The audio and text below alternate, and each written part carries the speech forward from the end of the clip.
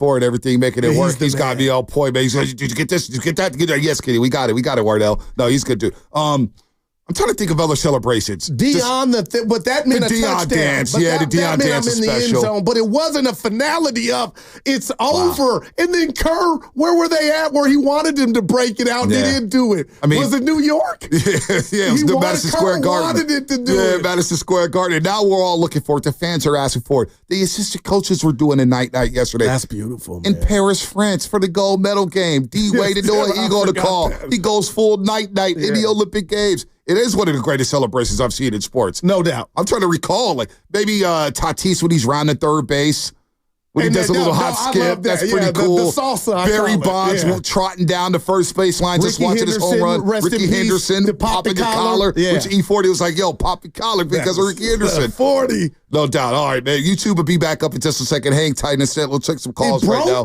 Yeah, we broke the internet. Shameless plug. We broke the internet, Carter. We broke the internet. Pete and Sarah Ramon, what's happening? You're on with Steiny and Guru, but I'm Bonte, and I almost said the roast. I'm still trying to get the kinks out there. Trying to work the kinks out. You caught that? Pete, what's up? Hey, guys. Nice to talk to you, Bonte. Good to hear from you, Pete. I got a couple quick hits. Hey, Guru. Hey. Free throws. Don't worry about it. I once had the opportunity to shoot free throws in the practice court, and I'm like you. I was perfect. I hit the rim 3 times. Oh, man. All right. Now I hear you, baby. And Quentin Post, look out next year when he does a little bit of muscle adding on those arms and it really has even more bulk to push around. He's going to be fine. And speaking of big face swagger with Jimmy, anybody that can charge his teammates $20 for a cup of coffee has got a bunch of swagger. And the last thing, when I first called, I was thinking I wanted to recommend Steph for most improved player this season. But I think it's most rejuvenated right now. Wow. And that's what I got. You guys have a great weekend. Good stuff, man. Who knew what one trade would reinvigorate the entire season? We're trying to find one that there's a comp in season. Bonte, I just NBA Clyde Drexler with the Rockets. Yeah, that works, but I don't know if it is to this. On this level, like, man, they won a championship, but that team actually played like 500 basketball the rest of the regular season after they traded for him. It was really weird. It was weird, and they won the championship as a 6th seed. Man, remember they beat Utah? It was best of 5 in the first round. They won in Salt Lake City in Game 5. They came back against the Suns, the Kiss of Death series. Mario Elliott, Game 7. So that was against the Valley the of the Sun. And then that was the second one. That was against Orlando. Okay, gotcha. Second so that wasn't the OJ one. No, it wasn't. No, that was the year before, 94. Shout out to the Chiefs. Oh, man. Yeah, we know about that one. I'm going to leave that one alone. White Bronco. The Knicks Rockets. I'm not going to lie. For ceremony for us, like, we going to get you in a Bronco. It's like, oh, man, make sure it's black and not white, man. No, this is one of the great. And Luka with the Lakers. I mean, it's taking the Lakers from. Yeah. They're right there with I got you. They're in the conversation for championship. Okay. I really believe that. They are. So the Luka and Jimmy Butler trade, a lot of action there. But this Jimmy Butler trade has definitely reinvigorated this Warriors team. And now you're thinking about how you could build around Steph and Butler, how they're playing off of each other. How does Kuminga fit? Pods all of a sudden was my goodness. Point of attack defense. Yeah. Shut down Jalen Green. Kyrie made it difficult. He made it difficult on Kyrie at Chase Center. No doubt about that. Dallas, Kyrie was cooking with 42 at high crease. Hopefully Kyrie gets right because he was playing some really good basketball. So this trade, is this one of the great in-season trades in NBA history? 888-957-9570. Let's go to Telmo real quick. Oh, man. Telmo, what's up, Telmo? Long time no talk. What's up, fellas? How you guys doing? All right. On cloud 9, Telmo. On the Sallies, you guys, Steph's getting up there because I've seen football players and soccer players do it now, but you're forgetting the Cristiano Ronaldo CU. Yeah, that's good. That's good. That's probably the biggest celebration in the world. Night's probably a close second. But I wanted to touch on something real quick, and the previous caller kind of lightly mentioned on it. I think the Warriors might have found a diamond in the rough with QP, because here's the thing. He has that thing that Wiseman never showed to have yet, and he has that dog in him. Just the way he reacts to big plays, he barks, he gets hype. once they say big men really take 3-4 years to develop. Like the previous caller says, once he puts on more muscle, once he figures out, how to get inside, how to take those extra steps, how to use his body, he's already starting to show he's figuring it out. He's going to be able to play outside in, inside out, and I think they're going to have another gem found in the second round like they did with Draymond. And one quick thing real quick, with Kuminga and him coming back, I think the best way for Kuminga to get paid, is not for him to go out there and try to show that he can get all the buckets. It's for him to go out there and show the organization, I'm willing to listen. I'm willing to do whatever the coach and the GM and the rest of my team thinks it's the best thing for me to do for us to be a winning basketball team. If he goes out there and he can show that, because the athleticism is there and they know that. If he can go out there and prove that he's willing to listen and learn and improve and play the brand of basketball that they want to play as a team with Steph, with Jimmy Buckets and Draymond and everybody else, they will pay him, because athletes like that are few and far between. Good stuff, Telmo. Yeah, QP. Look, he's going to have a role on this team. Looney's going to have a role on this team. Keep going. It's an embarrassment of riches. You need these role players to really, there's different combinations you could plug and play with Jimmy and Stephen Curry. Look, by the way, we have a message for all the YouTubers, YouTubers out there. I want you to put the word out there that we back up. We back up. The Wire, man. Stringer Bell. We back up, YouTube. Bell. We're back up right now. Let them know we back up. Should have been James Bond, but anyway. But QP, we had this guy, Trevor Haas, on the Morning Roast last summer after he got picked. It was like, who the hell is Quentin Post, right? Okay. We don't watch Boston College basketball. I've been watching the Flyers. Since the Walls brothers are out there. No, the Eagles. There you go. That's Providence. Yeah, Evan That's Providence. You're getting up there in age. It's all good. We all forget each other. We all forget some things time and time again. No, but Trevor Haas, he broke him down from the Boston Globe and told us who he was. This guy's going to be a pick-and-pop guy. He's going to be a pick-and-pop guy. He's too old. No, he's not old. Maybe for a rookie, but that's fine. He's a seasoned rookie. He's 24 years old.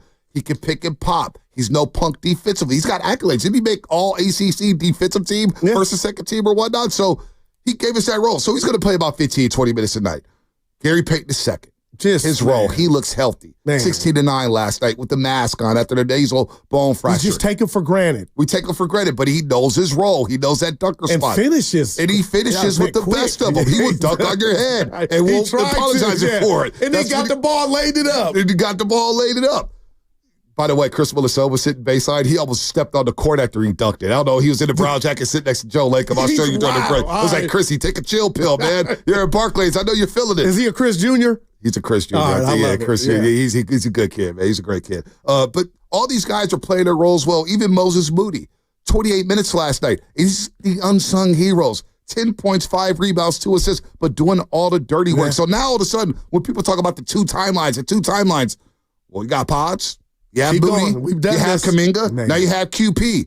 They're helping out the OGs and Draymond, Steph, and Jimmy Butler. And they're playing their roles well, which has me believing they can make some noise in the Western Conference playoffs. And Bonte is infectious. Everything you just said, and we're watching it, right? Everybody has a role. And the beautiful thing about sports and life, right? We wake up, we don't know what we're in for. We think we do, but things happen, i.e. the Jimmy Butler trade, him being available. But do you got a problem with me saying, and I mean this right now, strength in numbers is back? Oh, it is. Guys are going, like. Guy Santos, I didn't bring him up. You didn't bring it. Like, it's just amazing, man. So I'm going to say this to Telmo's point. If you look at Post's numbers in the Cruise, he was naturally putting up 30s. Like, he can score. He can put the ball in the hole. So I know it's early and, Goose, slow down. But I envision him being a starter here in the near future, Quentin Post. Like, that's not something that's not a ridiculous take. He keeps balling and does what Telmo was talking about, getting stronger. It's going to be his. Well, when we talk about lineup combinations, and the Warriors have had 33 different starting lineups this season. Damn. 6 more than they had last year, right? Already. But one thing that I think people have missed on Steve Kerr, he's not afraid to switch up the starting lineup. He did it in the 2015 NBA Finals. Andrew Bogut basically started all the season long, and he said, you know what, after game 3, we need to switch up. We need to change up. Let's go to Andre Iguodala. Man. I think it'll work. It'll space the floor out. Steve Kerr's not afraid. We see it every single season. JaMychal Green may start a game. Kevon Looney may start a game. Draymond may come off the bench. So but I don't think he's afraid. B. Those are luxuries, and Steve Kerr will do the same thing depending on the matchup. If I need a fast start, maybe it's QP tonight next to Draymond Green. You know what? Maybe I want to go small. I'll play Draymond at the small ball 5 and put Jimmy Butler at the 4. Hell, we don't know if JK is going to start with this roster. Moody may come out. Moody may stay in. Pods may stay in. He may come out. Who knows, depending on the matchup, because that's what great coaches do. They're not afraid to tinker with their lineup depending on the matchup. So that's why I trust Steve Kerr in this situation. He knows what to do. He knows when to pull the lever on QP, on Guy Santos, and the rest of this roster. So the combination of the three-headed monster, we talked about those Bulls teams. Yeah. Longley, Winnington, Will Purdue. Three-headed monster. No, it happened. And don't sleep on his gangster. I mean, Kerr's got his 4 rings, but he'll do what you just talked about. And I think that when he sat Bogut down was the birth of the death lineup, you know, when he brought Iggy in. But I love that you describe Kerr as basically using his basketball team as a Rubik's Cube in regard to it all boils down to also, Bonte, trust. Trust. Now, he can put you on the show. Well, you, me, and Steiny had a show. That was trust. Yep. Steiny and I had a show. You and Butch. That was trust, man. Yep. And he's been rewarded. So, again, I'm just happy because I'm one of those dudes that lives life. I'm not going to forget or fake that there were down times. And it was, shout out the old rapper, Memphis Bleak. Times were bleak. And now times are just, the sun is bright, man. We saw this in Orlando to start the road trip. Steve Kerr at halftime said, I need more spacing offensively, and I think it'll help our defense. So he starts Quentin Post in place of Moses Moody. And it was incredible, man. And next thing you know, Quentin Post scores 16 of his 18 points in that game. And then Chef scores 56, but the spacing he was allowed to operate in, knowing that Orlando was a bigger team with Paulo Banchero and Wendell Carter Jr. and Jonathan Isaac. I need spacing, so let's bring in QP. Steve Kerr makes these subtle adjustments all the time. That's why I don't get all the heat that he gets as a championship head coach. Some people still want Steve Kerr fired. Yeah. Are you out of your damn minds right now? I mean, it's unbelievable what's been going on with this team. But here's what Draymond Green had to say. This is scary. Steph said it on the postgame show. We're taking each game as a playoff game. Each one at a time. It's a playoff game. There's another level we can get to. And Draymond basically echoed those same sentiments. No, I mean, we're trying to win a championship, and we know how much that takes, how much better we have to get to do that. So I think we're playing good basketball, but we're still figuring a lot of stuff out, can get a lot better, will get a lot better. So I don't think we've hit any stride. So the Draymond confidence, what he said at the All-Star game, we're going to win the championship. What did you think then? What did you think then, Goo? And what do you think now about it?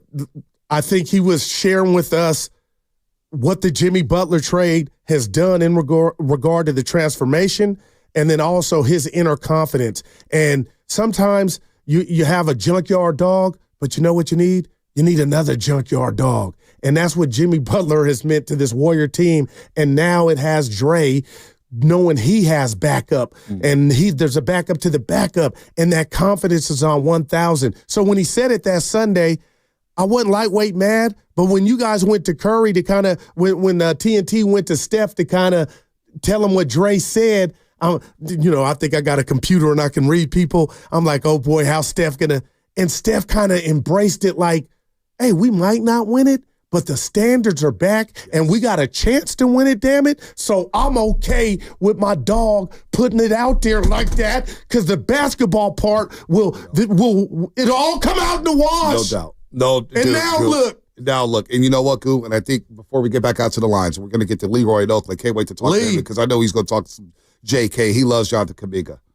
The mindset of Dub Nation now, it needs to be reset. And I think we've gotten lost in the sauce a little bit. When they went out and signed Kevin Durant, it was a new, to me, it was a dawn of a new day in the NBA. 4th of July. Happy KD Day 2016. Yeah. I'll never forget popping a bottle of Senorita wine from Marty Lurie.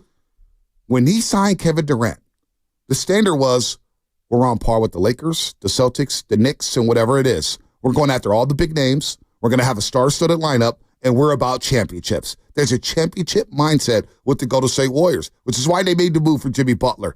Being a playing team or a first-round playoff team is no longer good enough, especially with Stephen Curry. There's a championship mindset with this organization. Man. That's why when Joe Lacob was getting all the heat and Mike Dunleavy was getting off the heat, and Steph said, put the Twitter fingers down, dude. Let us do what we do. We're going to figure it out. To me, put the Twitter fingers down. Because they've been trying to make big moves. The Paul George rumors. Yeah. Boy, did they dodge a bullet with that one. But they tried. They tried. Larry marketed. Yeah. They tried. Thank God. Trades are hard. I know we all laughing about it, but Play trades that are now. hard. Yeah. Trades are hard. And they stuck with it at the deadline, made a big move. So, yes, this organization, now these aren't the same old Warriors from the 90s. There's a championship mindset with this organization, and I think not everybody in Dub Nation has embraced that. Everything that they do, there's championship mentality baked into it. They're trying to win titles. Wow. Jerry Laker, when he had the press conference for the Celtics series, Jerry Buss went to 16 finals in 33 years. Why do you think he said that? Because he wants to do what Jerry Buss did and one-up him. So it's a championship mindset around these parts. Yeah, and we're going to give him his flowers, and deservingly so, Joe Laker. But what about what he said about Kuminga the other day when he was like, you know what? Or when he was on the Kawakami podcast, I'll go back in the red. Like the dude, do you think he gets the credit he deserves in regard to his spending and then also maintaining this and going out to get Butler? Because, Bonte, I'm going to be real with you. I came in here and Stein was like, oh, boy, you are down. He wasn't reveling in it, but I was down. And all that was plastered over the TVs in the studio, Bonte, was, and I'm going back to our single days, you being in the club and you want some company and the club closes at 2, it's 1:48 and it looks... You're by yourself. I've been there. But where the Warriors were like, Sham said it. They're calling everybody. And I told Steiny, I don't know if I like that. It reeks of desperation. But they got their pot of gold. You're in there at the club at 1:48, you're looking for that straggler, and you don't even care if it's a 10, 5, 3, or 9. Yeah. You don't care. You just try to have a happy ending that night. I get it. And then you're on the beauty bus by yourself, looking up stats like, damn, how did I go home empty-handed? What am I doing wrong? Right. Oh, man, by the way, I just got a text. This guy, Shell Renee Nameless. Okay. Actually, I'm going to shout him out. Kenny Wardell, our sales rep. K-Dub. You know how I always like to, shout out to the overnight workers because they work hard. Yeah. Overnight dancers. Everybody's trying to get a buck any way they can get it. The SF Standard just put out an article. The $5 strip club buffet, famous fried chicken, is back at the Gold Club. Yeah, I've never had fried chicken in it. But I can't eat in that venue. I'm not one of them. Yeah, Stephen A. You imagine eating mashed potatoes like that? Yeah, I can't do that either. Yeah. What about the lemon pepper wings from Magic City? Yeah, at home when I'm having dinner, I don't like to. Carter's shaking his head. Yes, he's a young buckaroonie. Yeah, I know he's missing. I've never done it before. Neither have I, B. I don't know how I feel about the fried. I don't like. I don't like any fried chicken. I gotta have my mama's fried chicken. No doubt. You know what I'm saying? Yeah, Mia's chicken. Boy, Mia's chicken. You know what I'm saying? Gotta come over, break bread, bring the baby. Yeah, no, unbelievable. But it's good to know that the buffet is back for everybody trying to save a buck. $5 buffet, man. Hey, dude, we're all balling on the budget these days, man. The prices are high, cost of living. New cars, you ain't on no budget. Evan, this guy in there trying to you're my man. More money, more problems, more bills. Dude, that's real. We got time for Leroy? Should we break? We got time for Leroy? Let's break. Leroy, hang tight. I want to get to you. Baby. We got full lines here. Coach of Vallejo. Wow, he's on the line. Nate Nessef. Flea, Asher, everybody's getting all the lines here. We were talking Dubs. We weren't going to get into the Niners. I don't know if we're going to get into the Niners. Power tonight. Power's back on Stars. Back? Tonight, what Power? Kanan. Raising Kanan's back? Yeah, tonight. Oh, my gosh. Yeah, I'll watch it tomorrow. So Look at it. God is good. Oh, wow. my God. Yeah, wow. We got Go Club buffets. We got Power back. Oh, my, the Warriors are rolling right now. And at some point, I will tell 49er fans to chill the hell out. Chill out. I knew this was Chill coming. out. Yeah. Chill out. And I'm talking to you too, Joe Shasky, the butcher out there. Chill out a little bit. This hasn't even started yet. Pro days haven't started. Everybody's freaking out over this and that. We don't know what's going on. Relax. All right. That's all coming up. Download the free Odyssey app. Check us out on YouTube. It's powered by First NorCal Credit Union. And I'm filling in for Steiny today. He'll be back on Monday. And it's brought to you by Ceremony 4, where I get my cars cleaned, and you should too. Ceremony 4, taking care of your boy, man. That Coke White Explorer, look good. Segment, I'll see you soon. This segment is also sponsored by Life Source Water Systems. Life Source Whole Home Water.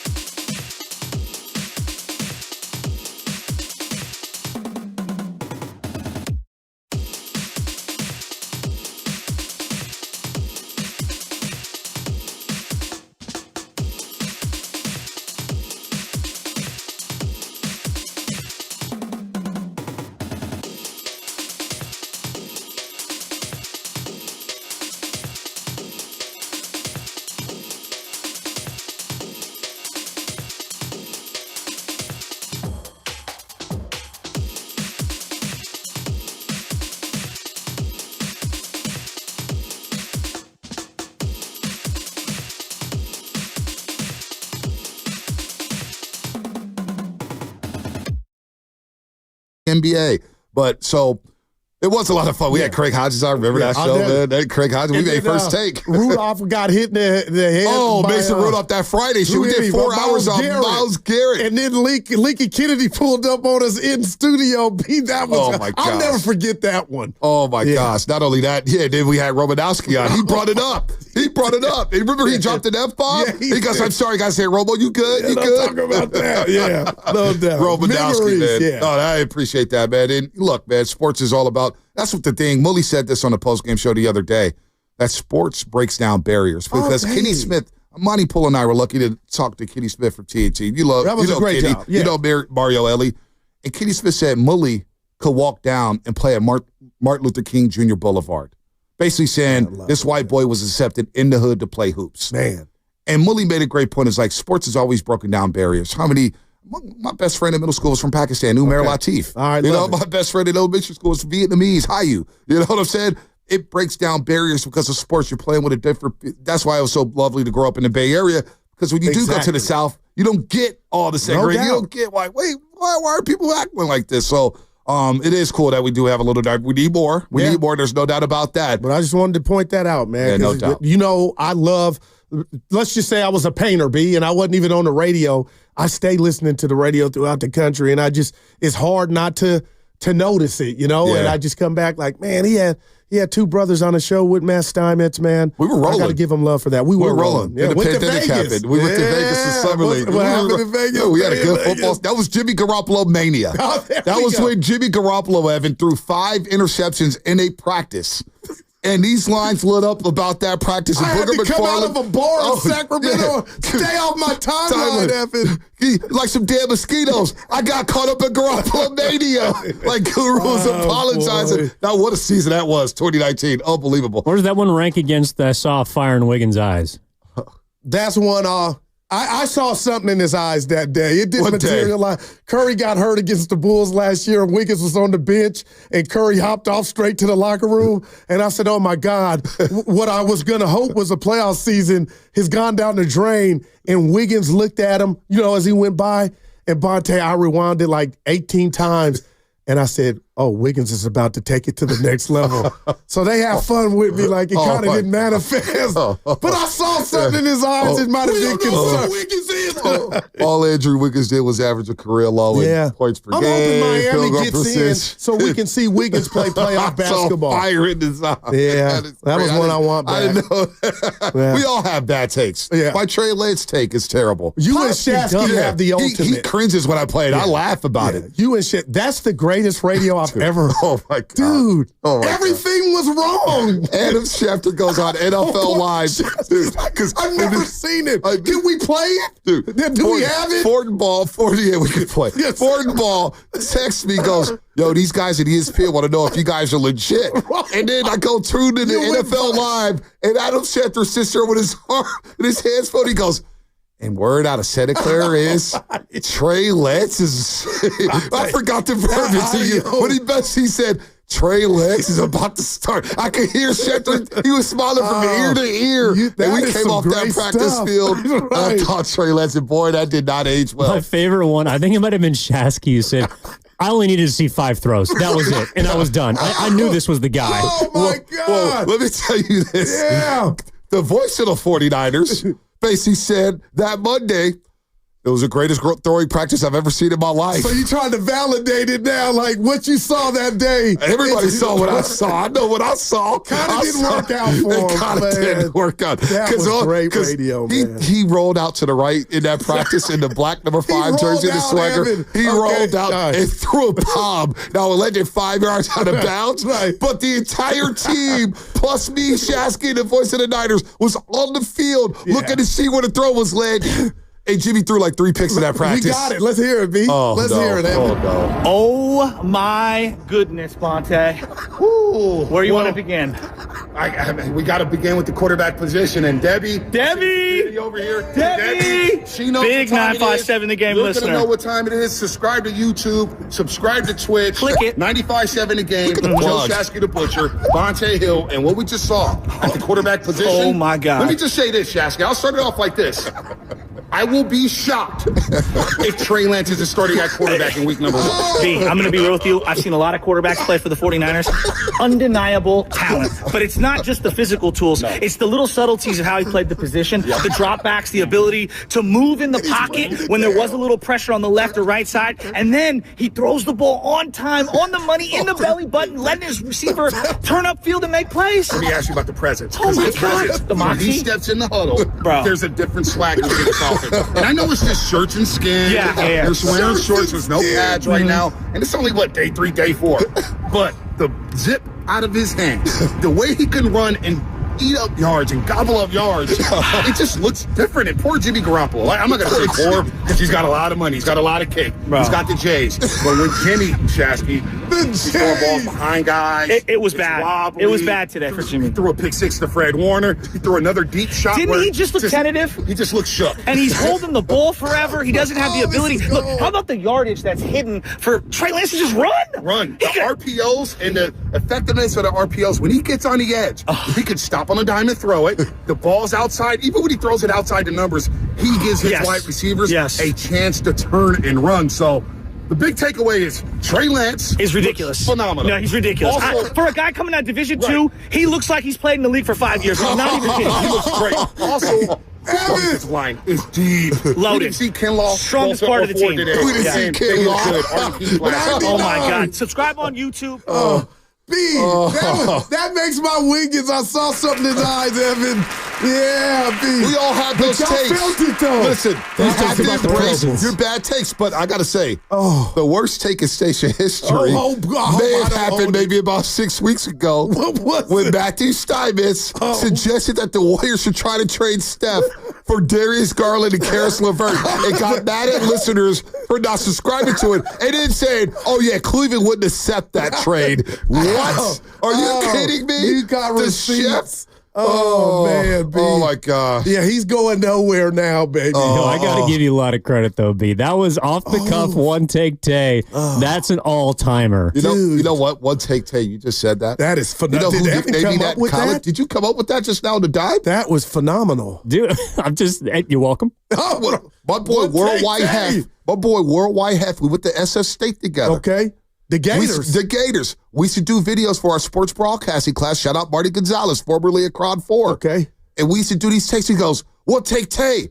One take Tay. You do one take and it's it. That's it. We got to hit. And so that's unbelievable, Evan. Worldwide Hef will be proud of you. Wow. Well, it fits, man. Again, that was one take of you guys getting in everything about Trey Lance in 2 minutes. In 2 minutes. That was wild. And I was like, Shasky, we need to do the video now because I knew the media was going into the press conference. So I said, let's just jump to the line real quick and get the tweet out. But the excitement, and you guys are walking on a journey of stardom is upon us here in the Bay. And it was crazy. Kind of didn't work out. It didn't work out. And it was crazy because at practice, they got the blouse speakers, they got the beats going on. And so the song came on, pardon me, da-da-da-da, pardon me. It's like a Future song. It's like 2 minutes. I'm like, And Jimmy got rattled, and then Trey got in there, and you can hear the beat. You know when you watch basketball without the value, and it's like jazz or something, it's like they're playing to a beat. It was like Trey Lance was throwing to a beat. I'm like, oh, my gosh, this is unbelievable. They got their franchise quarterback. That Bonte, that was phenomenal. Oh, man, we needed that laugh. Yeah, I also had the James Harden bad take. We all have bad takes. You said Jimmy had the J's, Evan. He's got the J's. He's got the J's. He doesn't have his job. He's got the fallback.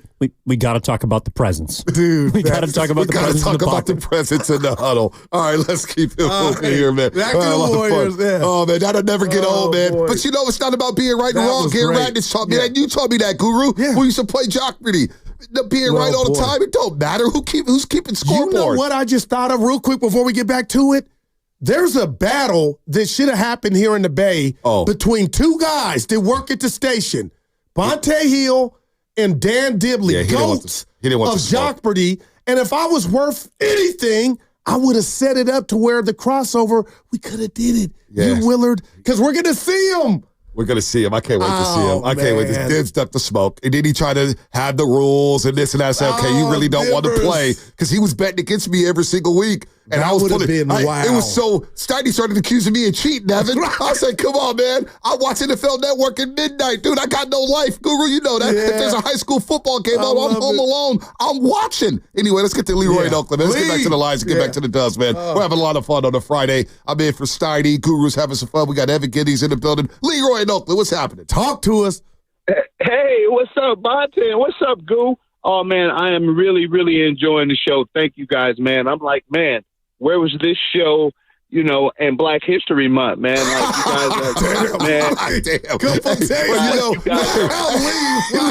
They said the NBA was down bad because they let a white guy win the slam dunk competition, Mac McClung. I heard Black History Month, man. It was unbelievable. Man. Keep trailblazing. Look, I know the lines is full, and I'm going to be brief, man. So, you mentioned a lot of sunshine, Goo, around the Warriors, and R.I.P. to Roy Ayers, who just died. Everybody loves the sunshine. That's all a classic. love. Well, man, we all love the sunshine, right? And you guys are a ray of sunshine on the line today. Let me get to it. Hey, Bonton, I really love the toughness that Jimmy Butler has brought to the team. Man, it is awesome. I mean, everybody are just becoming dogs like Draymond and Jimmy Butler, and that's the effect that I think he's had most on the team.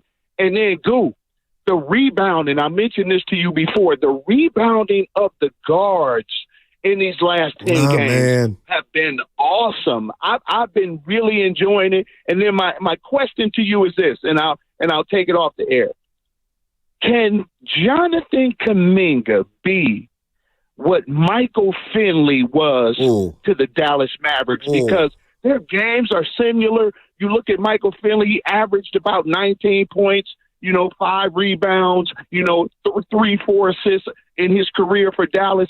Can Kuminga be that? Because if he can, look out. Oh, no doubt. God bless y'all, man. You guys are awesome. What do you think, Goo? Yeah, I'll let you get first back at it. It's easy. It's going to be there. Yeah. I'm not saying it's easy to accomplish, and I don't want to make this about me, but I will. I kind of took it one step further, and Steiny was like, but I went young Kawhi when the OGs in San Antonio when they won their last. I like that.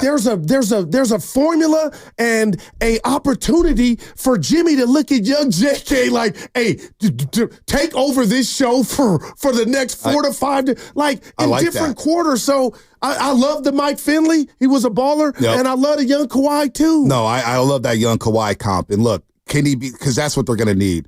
If you do get into the offs. You get into the offs and you're playing these teams. And we know Jimmy Butler's going to take one of these guys, whether it's Luka or LeBron, SGA, who else in the West? Jamal Murray. I'm thinking about him. I'm thinking about James Harden and Kawhi with the LA Clippers. Ja Morant in Memphis. Yeah. Desmond Bane. They're playing well. Jalen Green. I was Jalen Williams. Jalen Williams is saying that's who I was thinking about in OKC. Yeah. JK would have to be that Robin to Jimmy Butler's Batman on the defensive end of the floor. So KDB at the point of attack because Pods has improved his defense. If JK comes in just averaging 16 a game, what does it look like? Is he getting to the free throw line? Is he getting guys in foul trouble? Is he defending at a high level, getting wide open, fast break dunks? He can pick up 94 feet. I saw him do it to LeBron. I'm telling you guys out there listening, nobody else has a JK returner to their lineup. And there we go. And that's a dangerous, and I think JK's all the way bought in. JK was bought in when he started balling this season. I thought he should run into JK all the time, and his people, they just want a chance to play, and he wants to be great. And sometimes people they want to say arrogance because, I watched Kobe growing up. I got no problem with the player wanting to be great. I love that. It's half the battle. You want to be Kobe? Great. Be Kobe. There's not too many Kobes. There's only one Kobe. But the fact that he aspires to be that, I'm okay with that. So I think he's going to come in. He's going to get his 20 to 25, maybe 30 minutes, depending on what it looks like. He may be in the closing 5 lineup, depending on the matchup and the game flow. That's what really matters, right? And you taught me that. Like, who's finished? They want to start, no doubt about that. But who's in crunch time when everybody's watching at the edge of their seats in a 2-point game with 3 minutes left in the 4th game of a playoff series? Damn, man. JK is a secret weapon. If he comes back playing the way he was before the injury, the Warriors got a lot of action. Yeah. And let me ask you this, and we had some fun. I was wrong on seeing something in Wiggins' eye last year. But how can everything have went from the outhouse to the penthouse with the Warriors, the young guys feeling like they're going to battle with their big brother because there's a confidence in that, right, B? But the bottom line is I would bet and I'm close to it, my last dollar that the bottle's not going to stop spinning in regard to everything being better when JK comes back. Like, I think those OGs know. Butler knows what young Kuminga has on the line. It's the team on the front of the name on the front of the jersey first. But I think those OGs who know how to control the game, slow it down. Butler's shown us that. Yeah. He's going to make that seamless fit, that fit seamless. Like, I hear what you're saying. And he's going to be coaching Jay. Yeah, he's that good. And think about when Jimmy Butler gets that ball on the mid-post. He gets that ball on the mid-post, and JK is cutting. Oh, Bonte. He's in the dunker spot, or he's slashing to the rim, and Jimmy's just coaching him up like, hey, just need you there. Because Jimmy, even when he doesn't have the ball, he's pointing. You notice, I'm watching hey, Podge, you cut. Hey, Podge, you go to the corner. Hey, Moody, you stay right there. He slows it down. He's a conductor even on the floor. On a turnover, they're talking about it. Hey, Jimmy, that's the other thing with Jimmy he doesn't get enough credit for. He doesn't turn a damn ball over. And that's what we need. Holy smokes. He's getting the ball. He's getting the shot up, or he's getting fouled. He does not turn the ball over, so the turnovers are down. But when JK comes back, that combination with JK and Jimmy, I can't wait to see it because it's just about what Steph says, there's another level we could get to, and we hear from Draymond saying we haven't hit our stride yet. I think that's what he meant, right? Is that the missing element? It has to be. B. Is that it? But I just, again, and we got a surprise guest. I don't know who is it. It could be your neighbor. It could be a coach or a player.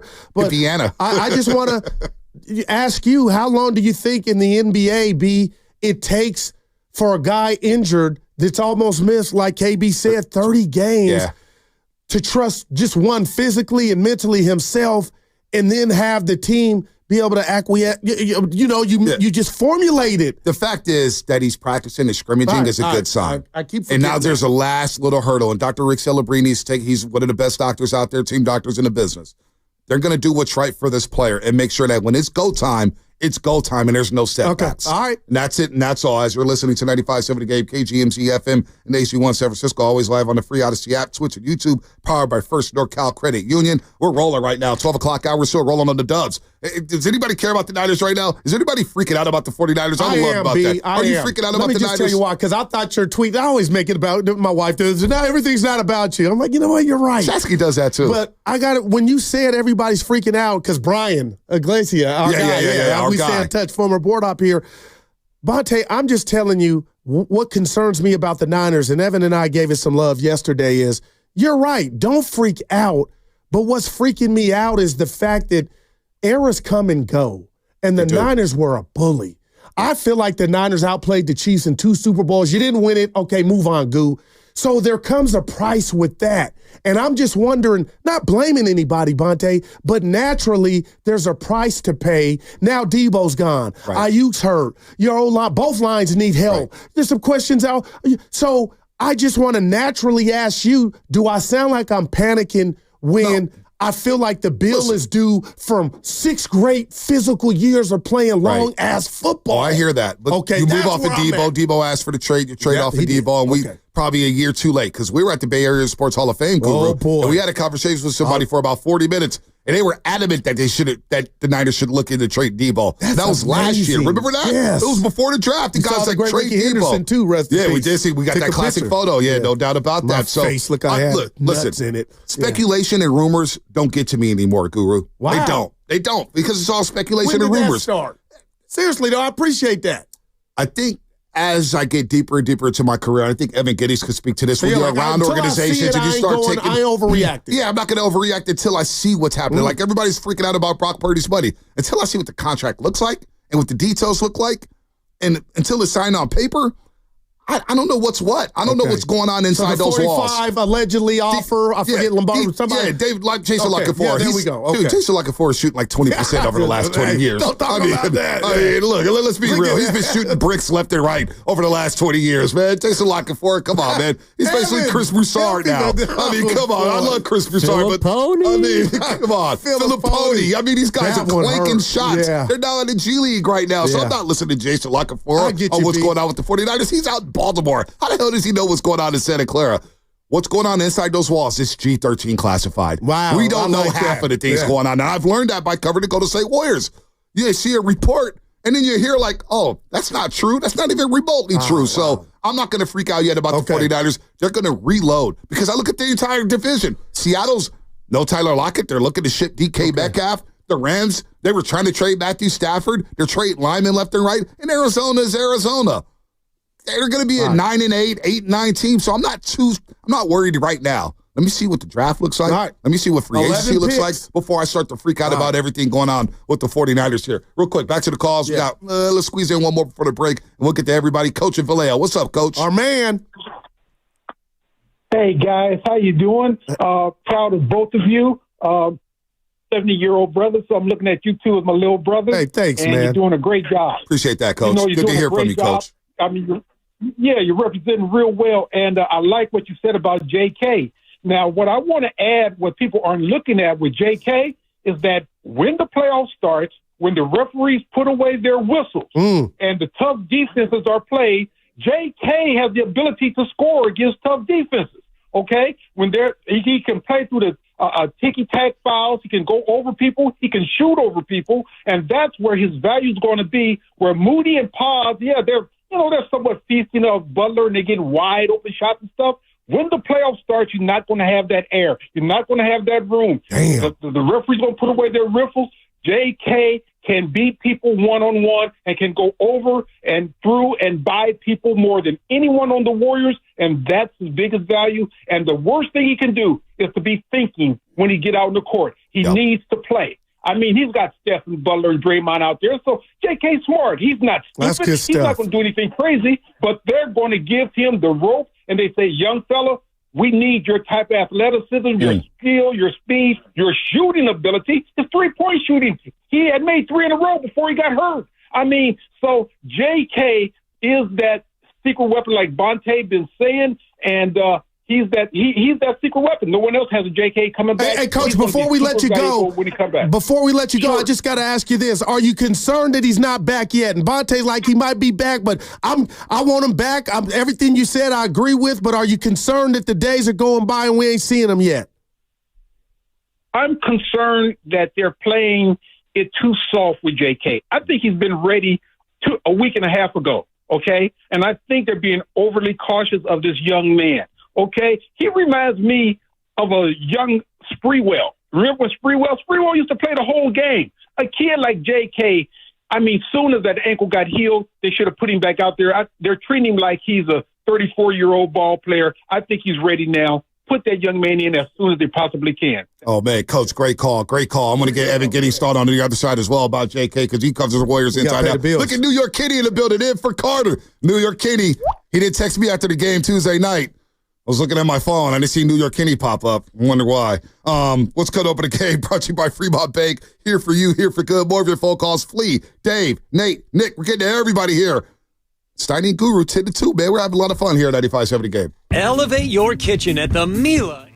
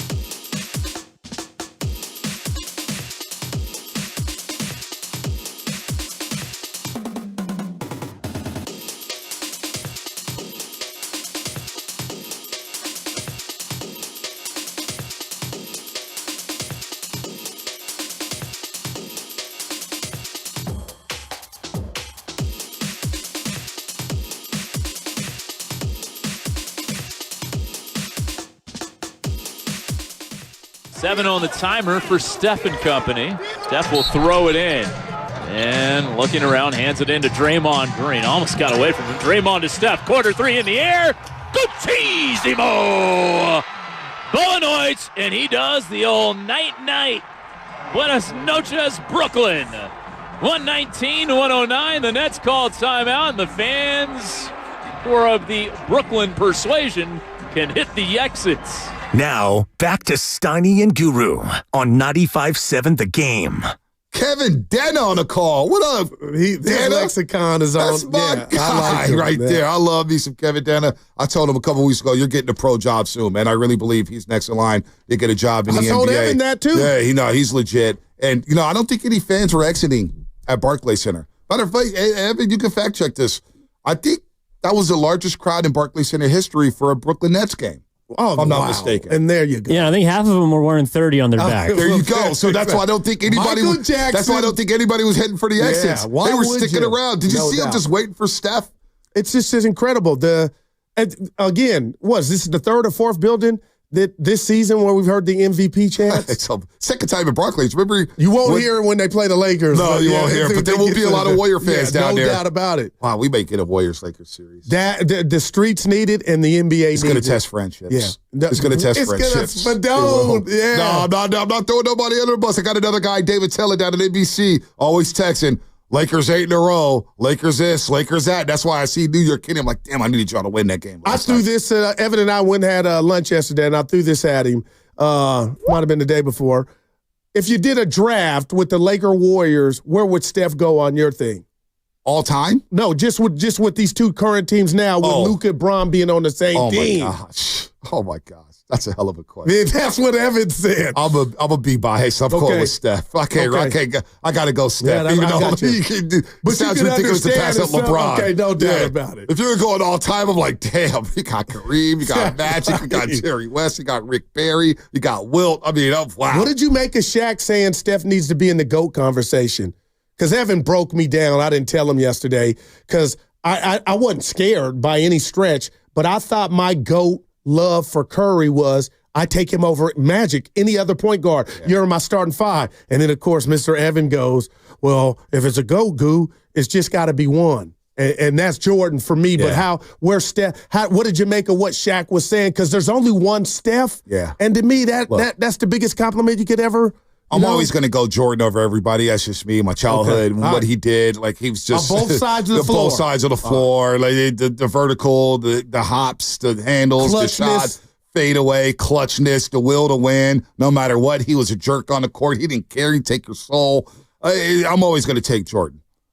But in terms of like the most skills, shoot, dribble, passing, shot making. Go ahead. Think about Curry. He's probably the best off the ball player we've ever seen. And I thought Reggie Miller was up there. No doubt. I thought Clay was up there, prime Clay. Nah, it's Steph. Steph has obliterated that. Yeah. And when you talk about the skills, and think about how teams game plan for him. I'll go back to the 2017 NBA Finals. Kevin Durant's on the Golden State Warriors. Kevin freaking Durant was the top 10 player of all time. You know who I am. You know who I am. I'm KD. I'm Kevin Durant. It's like he got at me on Instagram. Yeah, no, we all been down that road before. Guru what? He clapped at me before. We've all been down that train. Anthony Slater's like, oh, you finally got the KD treatment.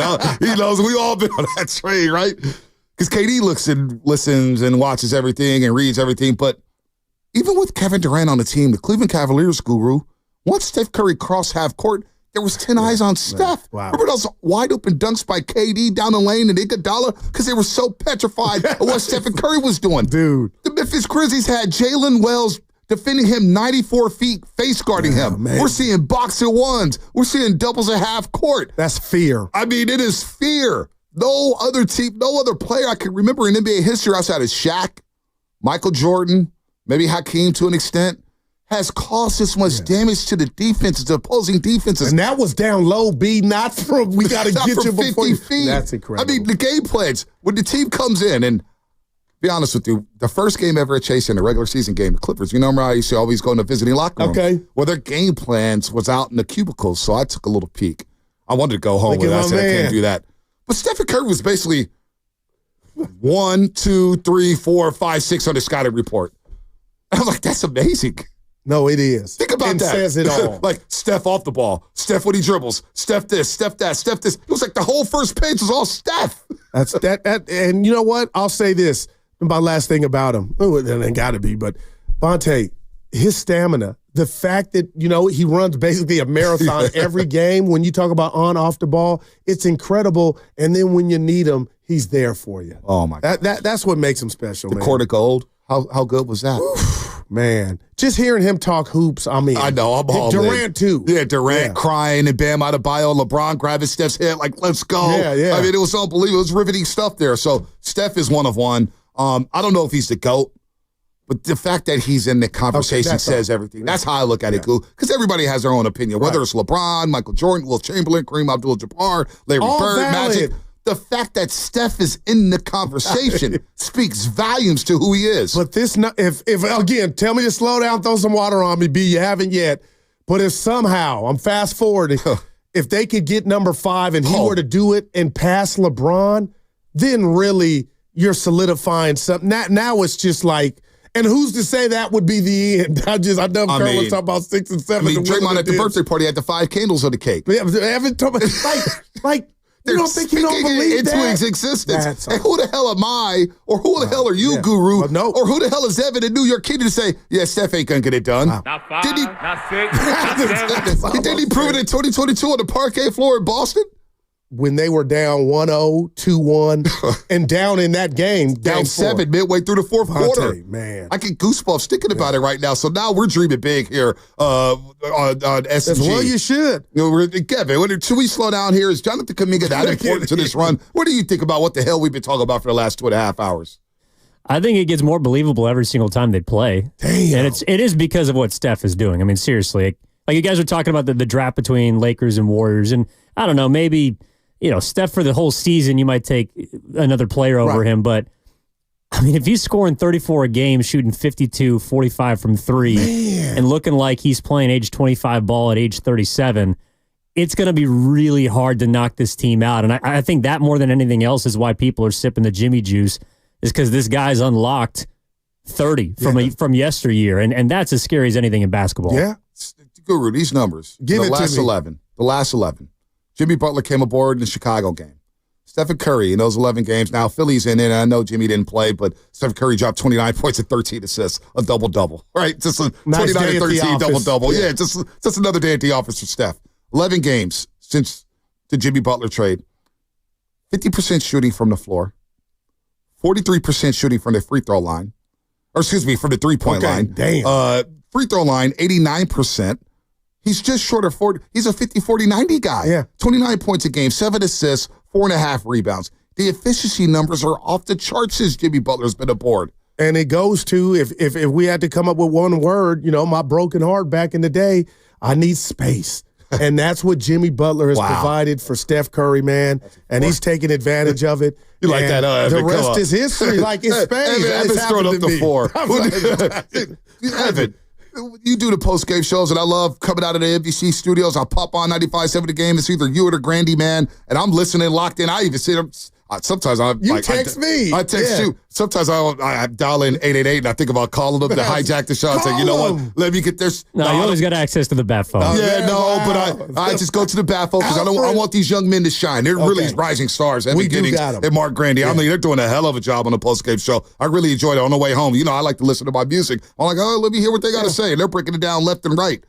Evan, what do you think about JK and how he returns and how impactful that could be for the Warriors down the line? Well, I look at it like gravy because before he was the guy that had to come in and basically stabilize things, but now I think he can kind of pick and choose his spot. And what you were talking about with Kareth earlier, 30 games that he's missed, that's a significant portion of the season. So the fact that the Warriors are playing good basketball, they're climbing the standings, I think it gives them a little more leeway to figure out really how to use this kid because they obviously need him to score. His ability to get to the rim is tops on their team, but maybe outside of Jimmy. But they have the luxury now of, I think, taking their time with him, whereas before they would have had to throw him right into the deep end, and that would have been, in my opinion, a bit unfair to the young man. Let me ask you this, Evan, and I did it to Bonte and the listeners. If somehow, and I'm not trying to turn the volume down or tell everybody to go home and lead a party, but if somehow, just somehow, he wasn't available on this homestand. Now we're talking about 12, 13 games. Does that concern you then going into the offs? Because game one of the offs, that's when it's real about him ramping up for just his physical and mentals and then gelling with the team. Well, I don't know how you guys feel about this, but I'm concerned about him along with the rest of the young guys because we talked about this. They haven't had much of a postseason role before. We don't know what they're going to play like in the playoffs. But, he has a skill set that no one else on that team possesses. So if they're going to reach their ceiling and reach their potential, whatever that is, I do think he needs to play a part. There's no doubt. That's a great point. I don't got them going deep without JK. Yeah, no. I think that was well said. It was well said. And he brought up something about not having that playoff experience. And I go back to Jordan Poole during the championship season. We had no idea what we were going to see from JP during that playoff. I still miss him. And he had some up and down games. Yeah. There's no doubt about it. But you look at the box score and you say, throughout the postseason, they averaged 17 a game. Well, you had Steph. You had Wiggins. You had Clay. And you got JP as a fourth wheel averaging 17 a game. Yeah. So all that is gravy, like Evan said. I think JK, by sitting on the bench during that postseason run, because he wanted to play it in. And then Moses Moody playing he had a little cup of coffee during the game 5, Finals against Dallas. Game 2. Okay. He was really good in that third quarter where they ran from a 22-point deficit. He's gotten a little cup of coffee. So I don't worry too much about the youngsters being stage fright when the lights get brighter and brighter because they know they got Steph. They know they have Jimmy, and they've got Draymond and Steve Kerr, the guru here, architecting everything, saying, hey, we got you, youngsters. You're going to make mistakes, but don't trip. We got your back. So JP came out like gangbusters. We're all having a pool party because I had no idea what I was going to see out of him. So I don't worry about that. I would worry about that if Steph wasn't on the team, but Steph's on the team. Okay. And Jimmy's on the team. And I watched Jimmy drag Duncan Robinson, Tyler Hero, Max Strus, Gabe Vincent to the NBA Finals. So I think these youngsters are going to be ready to go in the playoffs, Goo. So let's take some calls. We got Nate and SF. He's been on hold for way too long. Sorry about that, Nate. Then we'll get to Flea in Oakland. Nate, what's happening? B&G minus Steiny. I like that. That's good. That's good. First and foremost, Goo, you stole my words right out of my mouth, man. I got to respect Mr. Hill for a quick minute. Bonte, you and I are like the same age. We got the same birthday. And I just wanted to say, man, you set a great example for all the kids. Nah, I guess we're now men, if you want to call us that. You set an example for all of us, man. Put your family, your health first, man. I got to just give you mad respect for that. Appreciate that. Foremost. Appreciate that. And then, lastly, anybody who disagrees with Steve Kerr, obviously, about Curry being the most skilled player in history, just go watch that half-court, turn around, fade away Jay, and that's all she wrote. And I think, the callers earlier, there's a couple of them. I think Leroy is talking about the guards, the rebounding. I mean, that's the Butler effect. Yep. Post is going to be a handful next year. Everybody's got confidence. And so, yeah, man, you guys are doing a great job. Have a good rest of the show. Thank you, Nate. I know we share birthdays. Me, Nate, and Dan Marino. September 15th. Danny. Jimmy Butler born September the 14th. He's a Virgo as well. So that makes you Libra. No, I'm a Virgo. Oh, Virgo. Yeah. I'm a Taurus. Virgos. Virgos and Tauruses are compatible. Anna's a Taurus, and hopefully Anna's not listening. Is she May or June? She's April. Okay, April, May or June. June, you're a Gemini. April, May. But, before Anna, when I was single, it was like 3 straight Tauruses, and I was saying, it was like, why do I get all these Tauruses? And now my fiance is a Taurus, so go figure. There you go. Let's go to Flea in Oakland. Flea, what's happening? What up, Flea? What's going on, guys? What's up, Vontae and Goop? Hey, I want to ask you a serious question, Vontae. It's for you too, though, Goop. But Vontae, I know you be in the building with these guys. What you think of Buddy Hield and how he's really up and down? And then going into the playoffs, we did have somewhat of a bench. Like I'm talking about the year 2022 when we had Porter. We had guys coming off the bench was automatic because they was wide open. If we in the playoffs, I trust Post more than I trust, and Post is a rookie. I trust him more than Buddy Hield because Buddy Hield is like, come on, man. He missed shots where he just wide open. I'm like, bro, you in the NBA. Like, you missing wide, and it's consistently. If you leave Post open, he might miss the first one, but he's going to make that second one. Look, he's been a bit inconsistent. There's no doubt he went 0 for 8 last night against Brooklyn. But let's give him his flowers for the New York Knicks game. Scored 10 of his 15 in the second half. All right? Against the New York Knicks. Hit the big shot before the third quarter buzzer. Right. And we know the record with the Warriors. Entering that game, they were 1-22, win trailing after 3, 31-4, win leading after 3. Well, that was a big shot. Warriors get a 1-point lead going into the fourth. The Charlotte game, hits 3 threes during a critical 28-12 run. So huge. he's a streaky but shooter. I'm with Flea. He's up and down. He's and up you and talk about down. it now because Moody had it 10-0 when he was in the starting lineup. Yep. But what's that stat now with Buddy when he gets to a certain number? Oh, they're undefeated when he scores 19 or more. It's like 11-0. Well, that's the problem. And then Flea's like 18-0. 19. But they need him, just what we talked about, the spacing, man. He is your Klay Thompson. Like, it's imperative, and you got to ride or die with him. You got to ride or die with him. They'll know when to Flea's point, Kerr will know when to yank him. Like, no doubt. We can't afford to see if you're going to get it going. But I will say this, and what was the stat? And Fitz brought it up, and it's a real one. Because let's be honest, this is what I hate about fans, and I'm part of it. He could do no wrong early on. Yeah. And maybe that's why this spell or slump he's in hurts more, is because we've seen the good Buddy Hield. Well, but what did Fitz say? The most threes in the last 5 years, and I know Curry was injured. But the bottom line is he is one of ours, and you got to ride or die with him, B. Look, a lot of people were throwing smoke at Klay Thompson because Buddy was playing so well. He's a lifetime 39.7% shooter from the three-point line. He's going to make or miss. But one thing Buddy does, and one thing he gets in trouble with, just like Klay Thompson over the last couple of years, when he puts the ball on the floor, when they turn him into a playmaker, he gets himself in trouble. But when he's catching and shooting, he can catch and shoot with the best of them. And we saw that on the three-point contest. Exactly. Yeah. And teams will guard Buddy Hield now. They are petrified of leaving him open because they know he can get hot. So I don't worry about Buddy too much because he's coming off the bench in his role, and he's going to get wide open shots. If he's missing early, then Curry knows, look, it's not his night. But he'll still shoot late. That's what I love. And I'm not mad at that. Shoot or shoot. He's in shoot or shoot. So I wouldn't freak out too much about Buddy Hield. Look, he had 2 good solid games on the road trip against Charlotte and the Knicks. But those 3 against Orlando were huge, B. Huge. Let's go to let's hold off on 9. Let's go to what you got? Oh, you know what? I haven't heard from this guy in a long time. Uh-oh. Priest and Palo Alto. Oh, man, I love it. Priest and Palo Alto. He never called the morning show. Yeah. I don't know why. Maybe he didn't get up before 10 o'clock. What's up, Priest? Hey, man. Thanks for taking my call. I'll be trying, Bonte, but it's all good. Hey, man, some late nights sometimes for the Priest, man. Priest works after hours. I get it.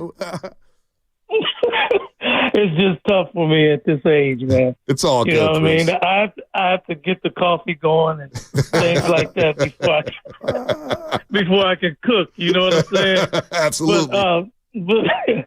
But listen, I have been, hesitant to comment on this trade and the effects of the team until I wanted to see more, and I still want to see more. But at the same time, I'm watching a kid, Jimmy Butler, who's well-schooled, who's actually coaching Kerr instead of Kerr coaching him. The effects he's had on this team have been monumental in that before he got here, things were so chaotic. Kerr couldn't figure out who he wanted to play and when he wanted to play him. That is so disruptive to young players who need structure. They need to know what you want from them in a defined role. And if you don't give that to them, it destroys their confidence and their ability to show you what they have in their game, in their bag. So when this kid comes, he comes and says, listen, I'm going to play. They say, go ahead and play the way you want to play. And he does.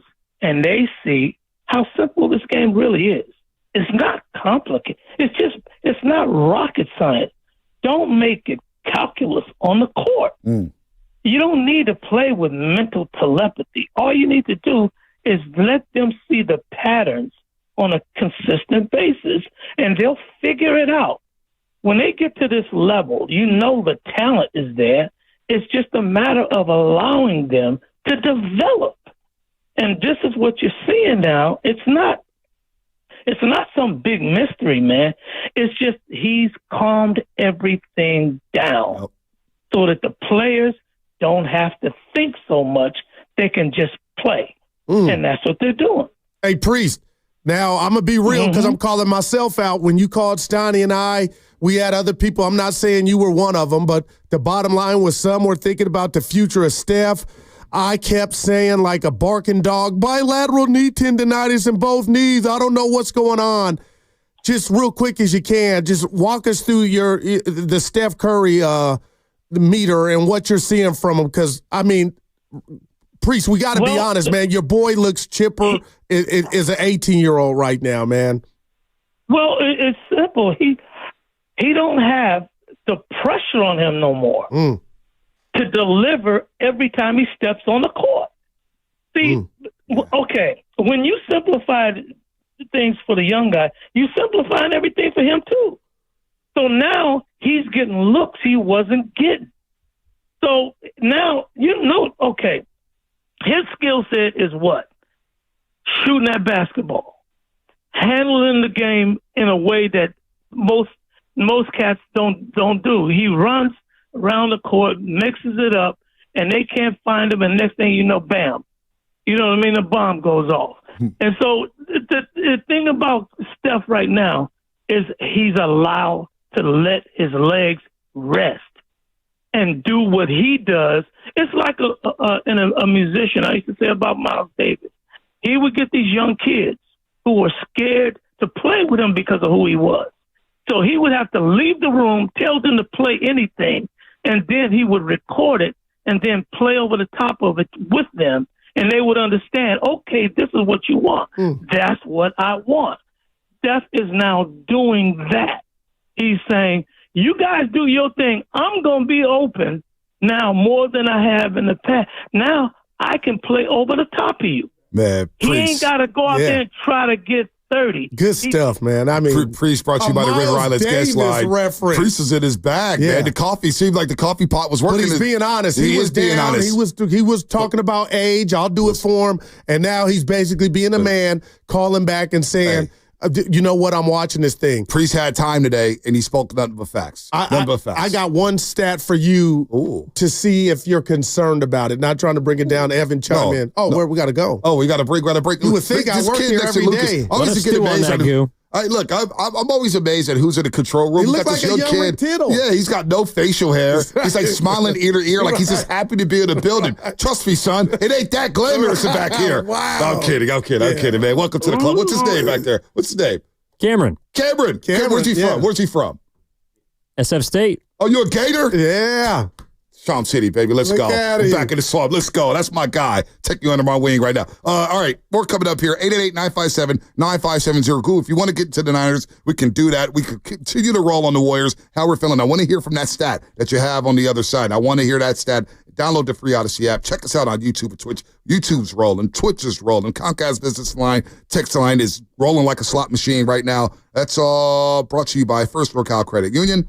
I'm Bonte Hill, filling in for Sunny Day, and it's brought to you by Ceremony Ford, where I get my cars, and you should too. Go see my boy Matt Schoen. Matt's Troublemakers. They'll take good care of you, get you in a nice Explorer, maybe a Bronco, maybe a F-150. Ford's got the deals at Ceremony Ford, no doubt about that, as the segment was also sponsored by the San Francisco International Airport. Traveling in 2025? Start your journey right at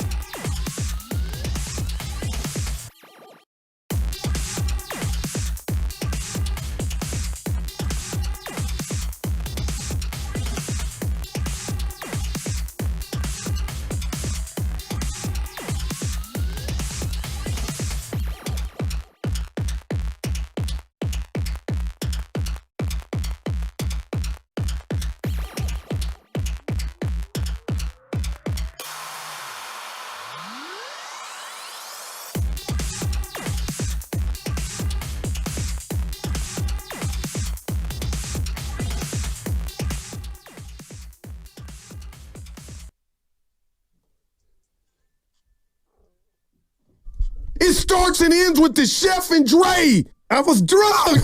Now, back to Steiny and Guru on 95.7 The Game. This is a lot of fun, man. The show's flying by. Yeah. You still got a crossover? Nah, this is what I used to do with Willard or Dibs. Okay. We used to do the crossover in the mornings. Dude, I was always Shasky would be like, all right, I got to get out of here early, so let's make the crossover quick. And Willard has this ability to continue to ask questions. He does it to Steiny. And Shasky takes the bait and starts to answer the questions. And then started to answer the questions. 30 minutes later. And then all of a sudden it's 10:27. I'm like, Shasky, I thought you needed to get out of here early. He's having the ball, B. No, I'm trying to get up to Sac to go see the Kings and return to going tonight? I'm going tonight, man. To smash it up there. It's going to be the Kings are good now in regard to the standings, I believe, Evan and Bonte, just because of what happened with Dallas. I think Dallas is done. Yeah. I feel bad for Clay. Do you feel bad for Clay? Absolutely. He signed up for something, and then Nico Harrison starts trading he traded quick I'm Grimes. down on him. Oh, my gosh. Yeah, what was it? Grimes. Yeah. Let's get to Nick and Berkeley real quick, Evan. Nick and Berkeley real quick, and then we got a special guest maybe on the line coming up. Oh. Nick and Berkeley, what's happening? Dog time, no, Nick. I haven't seen you since Doobie Awards. Nick, you still there? Going once, going twice. Nick, I got to tell you something about the Doobie Awards. Streets are talking, B. What happened? We didn't get invites. You did get an invite. I had a job. I had to be here. I didn't get an invite to the Doobies. I'm feeling some type of way, Lucas. I'm going to let it out now. I tried to set you up to do a show down there. Laughing Monk Brewing. Shout out to Laughing Monk Brewing. My guy, Sam, Mondo, Leo. I don't know what happened. Well, maybe Steiny didn't want to make the drive. That's probably what happened. You know, Steiny gets a little cranky. Hey, I didn't know about it. He talks to the boss before I get in. Maybe didn't have enough Splenda. Maybe didn't have enough Splenda in his coffee. He gets a little sour or whatnot. So anyway, we got a special guest on the River Islands guest line, man. And Guru, you may have heard of this person. You may have heard of him. So good afternoon. Good afternoon to the guest, the mystery guest on the line. Oh, the mystery guest. Guru, what's up, man? Wake up, Guru. Hey. Can we tell people, let's just pull the curtain back, Mully, because you're my guy, and you and Mario Ellie were on the same high school team. He tells me stories all the time.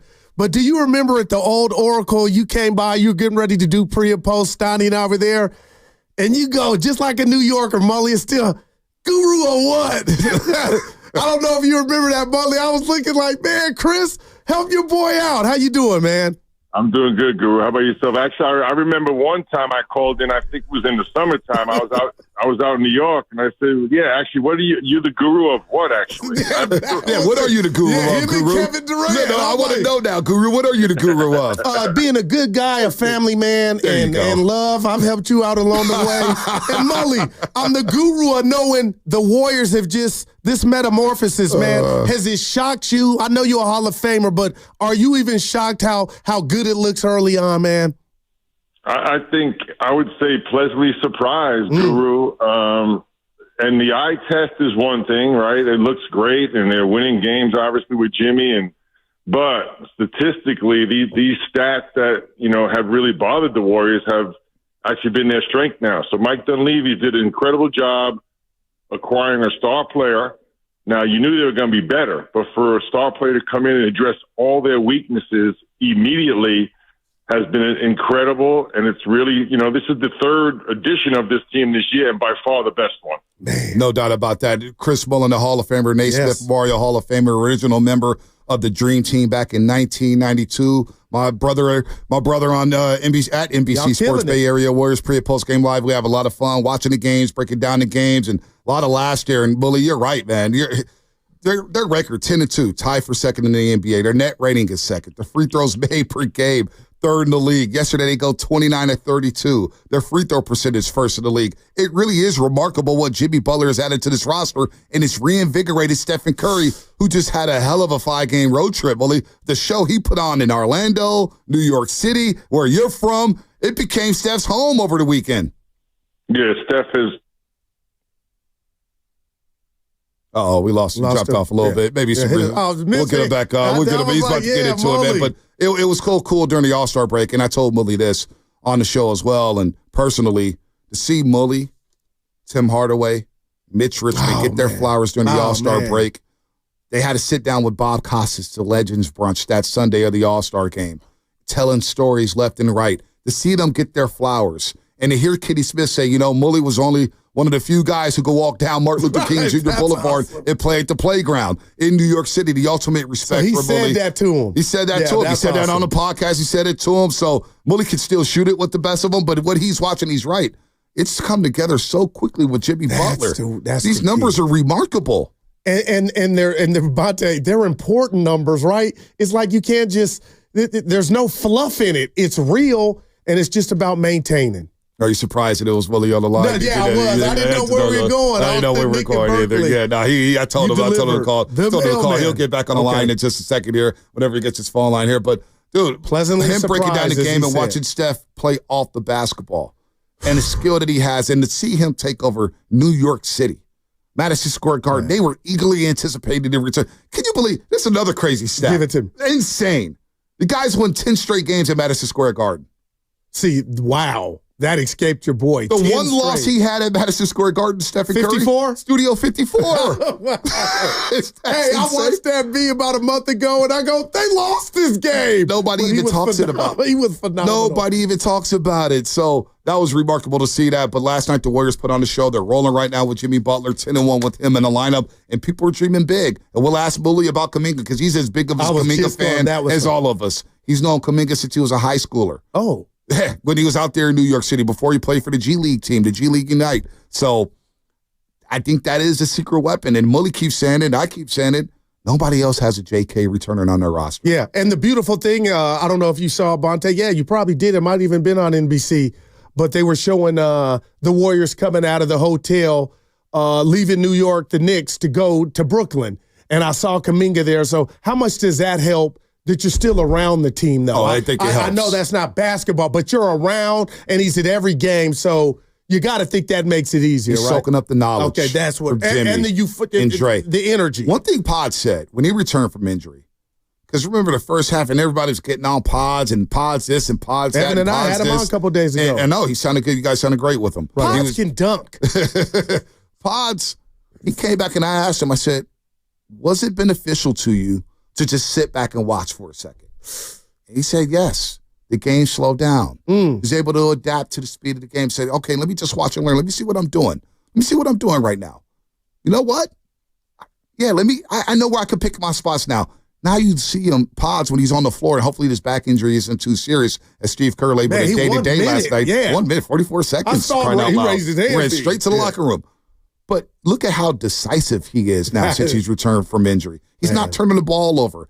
Draymond said it the other night. We just need Pods to play 0.5 basketball and don't be too hard on yourself. Because sometimes he does. A young kid, do it. Right? Don't think. It's like when we first started doing shows, you flub a word and you make a mistake and you're like, oh, man, you wear it for 2 weeks. Wow. Well, Pods is doing that. Now, since he's returned from injury, he's just playing ball. He's not thinking. Up and down, 0.5 basketball, rebounding, steals, point of attack defense, taking charges, making shots. Even if he's 2 for 9 from the three-point line, I don't really care about that right now because he's being decisive. You have to take those shots that are presented to you. So he's being aggressive offensively. And so I think that's the same thing. That same thing will apply to Jonathan Kuminga. Sitting back and watching, learning, letting the game slow down. It's been a long time. It's been a long time. And, you know, we call ourselves the League Pass boys, and the one thing we do is lab work, right? When you watch these games, if you're bored and you watch them again. But imagine, Bonte, we're not players. I hate to break it to you. So imagine young Kuminga doing that on the fly in real time to find a way back in when that day does come. He's coming back. I know I'm getting fixated on it, but I am wondering, man, I hope it's ASAP. You know what I mean? Dude, he was looking great in practice last week. Buzz around that's Chase a good. Center Okay, that's half was the looking battle. great. I know it's just practice because we just played the Trey Lance video and practice. You talking about practice, but that's all we have to go by. And he was looking good. And what Pre said, there was a lot of validity to what he said. I was just a lot of validity to what he said. When it comes down to grown man basketball in the playoffs, the whistle. They swallow the whistle. He can play through it. They let you play like I'm listening to Kyle Draper right now in my head. We're just like, the NBA's got a problem. We got that Kyle Draper job where he's like, it's too physical. We had Tim Kipton off for the Pistons to play with the bad boys Pistons. That was classic. Like, Draper, calm down. Calm down a little bit. This is grown man basketball. This is what we want. Mully said call him back. The call dropped off, so give him another ring before we get him back on and let him finish the conversation before we break here and get to the crossover and all that good stuff. But the game, grown man basketball, you're going to need JK and Jimmy Butler. That physicality against Luka and against LeBron and against Jamal Murray. I'm thinking about all the HGA shit. Heck, Anthony Edwards are coming there a half game behind to go to St. Warriors. They're going to need that brute strength. Man, that's big. I keep omitting Minnesota and talking about their flaws. I think we got Mully back, B. All right, we got Mully back. Go ahead. We dropped off for a second, Mully. We got you back there. We're just talking about Steph and JK. We'll get to Jonathan Kuminga because we keep saying, and you keep saying this, Mully, that nobody in this league has a JK returning to the roster. But just watching Steph on this road trip, Mully, the admiration from the opposing fans, all the 30 jerseys. We saw Grandma Kitty last night, the 56 in Orlando. It's just amazing to watch at this age of his career. He's 36 years old, and he's playing like he's 26. Yeah, it's the ultimate compliment and respect and admiration, not only for the way Steph performs on the floor, the show he puts on, and the incredible efficiency and all those things he does with his shot making and incredible basketball skill, but the way he does it, the awareness of what's going on around him, what the fans want and need, and his ability really to maintain that passion and love and remaining grateful because he just loves performing. And like you said, Bonte, this 16th year in the league, to be playing at this high level and also to be putting on a show. So that we talked about last night. Obviously you want to get the highest seeds you can, but with this team, playing on the road is not a problem because wherever Steph Curry goes, it's a home game for them. So it's amazing to watch, but it's well deserved. Steph Curry's been the ultimate pro on and off the floor, and that's been recognized globally. And then we're fortunate to watch this guy every night. It's just a pleasure to watch this guy perform. Man, Mully, you're on fire, and again, your jumper was as pure as they come, right? And the beautiful thing about, watching team sports is you got the top tier guys and then the youngsters. Everybody's in it to win it. But what do you make of QP3's jumper, that form? Because to me, it's pure. And just share with us his ceiling to you, because I think the future's bright for him, man. You talking about Big Quentin Post? Yes, sir. Yeah, he's a 40% shooter minimum in the NBA because he's going to pick and pop. He's going to get wide open looks. He's going to knock them down. So I think for his career, he'll be a 40% 3-point shooter. But Guru, he's much more than that. He's a pretty tough kid. He's a 24-year-old rookie. So he spends time in college. I watched him at Boston College. He's a good passer. You see several times he gets that short roll around the dotted lines. He's real comfortable spraying out to open corner threes. Last night he had some finishes in the paint. We saw him play some good post defense one-on-one, and I think he's getting a good feel for pick and roll defense. So he's more than just a 3-point shooter, but that's a big time weapon for the Warriors because obviously you want to space that floor, and Steve Kerr's talked so much about having a stretch five. Well, he got him right there in Quentin Post. No doubt about that. Talking to the great Chris Mullen, the Hall of Famer, original member of the Dream Team, and I was just saying, Malik, was so cool to see you get your flowers over the All-Star break. You, Mitch, Tim, it's always fun when you guys are all together here. But my boy, Evan Giddies has a question for you. Does the Warriors pre- and post-game here on 95.7 The Game? Yeah, Molly, I'm curious, to go back to Steph, and B just talked about the kind of talent that you used to play with. It looks like he has a second wind. And as someone that maybe it was when you went from Golden State to Indiana, knowing that you have a chance to play what Steph is calling meaningful basketball, to compete for a championship, is there something real to that second win, that extra energy that we're seeing from a player that at his age is doing things that a lot of people felt like he could not do anymore? What's it like at that stage of your career to kind of find that second win? Well, Steph Curry's at a level of his own. He's up there with the greats of all time. So I can't speak for him, but I can speak watching him.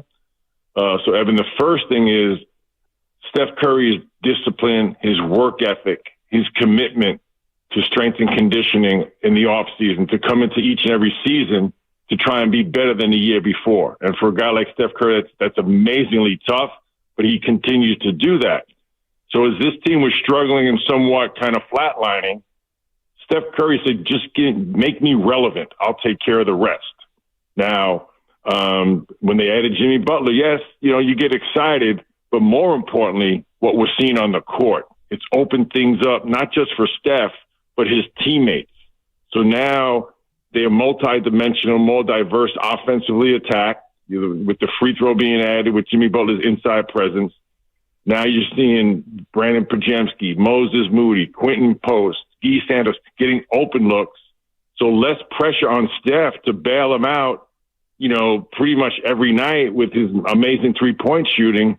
Last night, Steph goes to the line. He gets 9 for 9 from the free throw line. Jimmy Butler goes 10 for 10 on a night where the Nets, they made 4 more field goals and 3 more three-point shots. So that's a part of the game. All great scorers in the NBA historically get to the free throw line. Now that translates to great teams. You have to have that as a weapon on the nights where you're not shooting a three or, the other team's playing good defense. And that's the difference with Jimmy Butler. They don't have to rely on a three-point shot. They don't have to be Jimmy Butler's had several games where statistically not great, but he also had impact on winning. So that is a huge factor for me of why this team is so much better and is a huge threat against anybody in the Western Conference in a 7-game series. Molly, we keep talking about that, and Draymond said last night they haven't hit their stride yet. Steph told us yesterday on the postgame show there's another level they could get to, and all I keep thinking about is Jonathan Kuminga. Is that level they could get to? Is that the difference maker? Because we all agree they're a dangerous team in a 7-game series when you have Steph rolling like this and Jimmy Butler getting to the free throw line. But it does feel like Jonathan Kuminga can help take this team to another level, Molly. Yeah, we talked about that last night, Bonte. Obviously the Warriors at the trade deadline get Jimmy Butler. The Lakers get Luka. The trade deadline was very active. A lot of teams got better at the trade deadline. But trade deadline's over. Nobody in the league is adding a Jonathan Kuminga to their roster for the latter part of the season and into the playoffs. And not only Jonathan's individual skill, talent, athleticism, but I think with Jimmy Butler now, I think it's going to be a much easier transition for Jonathan and the decision-making process on those half-court possessions where when Jimmy's in the mid-post, I think it's going to be much more obvious that he should be a spacer, a cutter, or a screener because Jimmy's going to align that. When he catches that ball in the mid-post, when you're spread out around the three-point line, you're watching the whole play develop, so that extra playmaker is a huge difference to me. You think about it in the past when it was without Jimmy Butler, most possessions ended up with Draymond at the top of the floor and Steph running off screens. Now that's a good option, no question. But when it's your only option, steady diet, the defense adjusts and can take that away. Now with Jimmy Butler, the defense is in a tremendous bind each and every possession in the half court, and that's freeing guys up. It's at a whole nother dimension to the offensive attack. And in turn, it's also made their defense much better. So you add Jonathan Kuminga to this mix. We all know what he can do individually, but I think he's coming back to a team much better situated for him to succeed. Hey, Molly, before you hang up, because I want to do a doubleheader, I want 2 questions. I want to know what you think about St. John's because it's tournament time, and I think they got action. I want to see what you think of them. But this last road trip, 4-1, I told Bonte and Evan, I'm all in. Like, I'm dreaming, right? I'm a fan. I'm dreaming. But this last road trip, they were outscored by 30 in 5 of the first halves on the trip. Do I sound like a hater when I bring that up, or is that just a new team with a new guy working itself out? Yeah, first St. John's is on a roll, Guru. They're going to be dangerous in the tournament. There you go. Rick Pitino's done a phenomenal job. Now, this guy, I've known Rick Pitino since I was 18 years old. This guy is one of the greatest coaches at any level of all time. He's done it at every level. And similar to Steph, he has incredible passion for the game of basketball. He loves teaching. He loves being in the gym. So they're a big-time threat. And it's a very different team for Rick Pitino. When Rick Pitino, early in his career at Providence, he was the first guy to really start shooting a lot of threes. So he's a big proponent of the three-point shot. This team doesn't shoot threes. They play really hard. They're athletic. They press. They play D. But they don't really shoot the ball that well. So, look, every year, why we love March Madness, it's always a crapshoot. Yeah. And now more than ever with the NIL and the transfer portal, even more so. So, once March Madness gets here, it's going to be incredible. But St. John's got a good shot. They've obviously proven themselves. They've, won the Big East Conference outright for the first time in 40 years. Big East tournament will get going next week. But it should be an incredible March Madness tournament. Now, as far as the first halves, Guru, no, that's legit.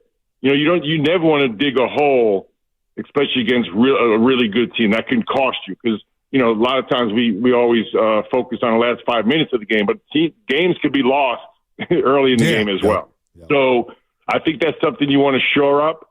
The other thing we didn't talk about with Jonathan, we talked about Quentin Post providing a pick and pop guy with spacing, Jimmy Butler's impact, Steph and Draymond playing great basketball. The one thing, and we've noticed this, and Quentin Grimes goes for 44. Right. Those straight line quick guards that Wiggins used to guard, that's going to be Jonathan's responsibility. He's more than capable of doing that.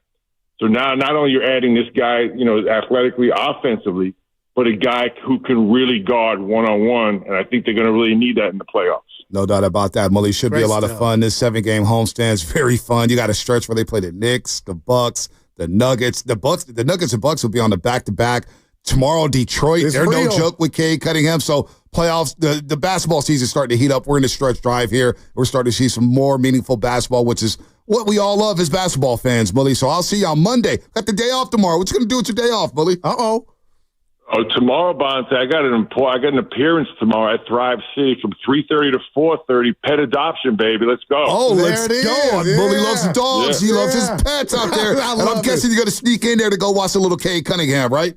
Absolutely. I love Cade Cunningham. More importantly, we're going to see the Warriors on the first game on their 7-game homestand. Hey, you know what? I don't want to embarrass Bonte and the show, but Steiny and I, before you go, Mully, I was emotional about this. So if we ever break bread in the future, this is going to be the topic of conversation. I think Patrick Ewing, before Georgetown, him coaching, should have had a coaching job in the NBA, Mully. And Steiny and I went 15 rounds, and he wasn't saying he wasn't deserving, but that doesn't sit well with me, and I would love one day to get your thoughts on that, man, because I feel like he paid his dues. No doubt he 100% deserves that, and that may happen. And Guru, if you want, Patrick's going to be in next week with the Knicks. So if you want to, you guys want to come, conversate face to face. Okay, let's do it. He just made his day, Bully. Let's do it. He's smiling ear to ear, Bully. Man, I've been holding on to that. I appreciate that, Bully. Yeah. We'll be down on the floor to get a pregame warm-up. So come on and bring it. There it is. There it is. Bully. He's still trying to play hoops, by the way. 3-3. Hey, the knockout tournament, Bully. He got knocked out first for the second consecutive year, and he's been wearing it. He said Bob Myers hit him up and told him, "Hey, just pick your head up. It's all good. Yeah. Everybody's going to miss a free throw here. Even if Stephen Curry doesn't shoot 100%. Yeah. Guru. What's up? It's all about preparation, the proper repetition, and then becomes muscle memory. So you just can't show up once in a while and start thinking you're going to be a shooter. I got you. You got to do it every day, brother. There it is. There it is, Bully. Bully, love you, bro, man. I'll talk to you tomorrow, man. See you guys. All right, Bully. Appreciate it, man. Chris Bull, the Hall of Famer here on the River Islands guest line. As you are listening to 95.7 The Game. KGMZ FM and AC1 San Francisco, always live on the Free Odyssey app, Twitch, and YouTube. Powered by First NorCal Credit Union. This homestand is going to be a lot of fun. I can't wait, man. It starts tomorrow. It starts tomorrow. It doesn't slow down, man. It does not slow down. And you just went down the other games. Yeah, but Devin will be on the other games. I mean, Portland, you can't sleep on them. No, they active. Kamar can defend. You see that Joker defend on both ends of the floor? Shaden Sharp. Scoot's playing well off the bench. Simon's going to go. But that is a legit concern. Quentin Grimes, 44. Dame Dollar went crazy for 38. Yeah. Kyrie Irving for 42. Kobe White. Kobe White got in the paint. You know I got a man crush on Kobe White. He got into the paint all day long. He got into the paint out in Chicago. They were up 24. They're up 24. So those guards at the point of attack, it is a concern out west when you get the guards like SGA, Jamal Murray. And the slow starts. And the slow starts is a thing. That's legit right now. That is legit. All right, more coming up. We got one more segment, then the crossover, right? Yeah, crossover you coming ready? up to the floor. What's bugging me? I told you before the show, nothing's bugging me. I'm feeling good here at 95.7 Game. Well, Niner fans are bugging you because they're panicking. Use that one, We'll get to Lawrence, and then we'll get to the 49ers because there's a lot of smoke out there. Eric Brents from the Chronicle is reporting that the Niners are after a couple D linemen. Oh, wow. I hear things are percolating. Things are percolating down to Santa Clara. All right, that's coming up in the game. Brought to you by Fremont Bank. Here for you, here for good. Bonte Hill filling in for Steiny, and it's brought to you by Ceremony Ford, where I get my cars, and you should too. Guys, I am smiling, and I'm telling Bonte.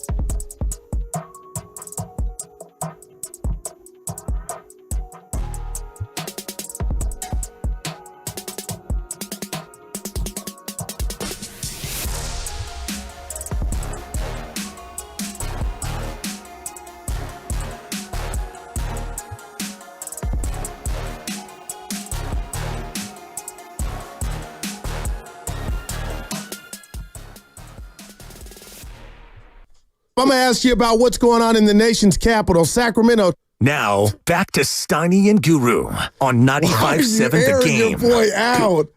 Dude, can I hear it? Can you play that and he again? wants to hear it again. I'm going to ask you about what's going on in the nation's capital, Sacramento. I feel like you do that stuff on purpose.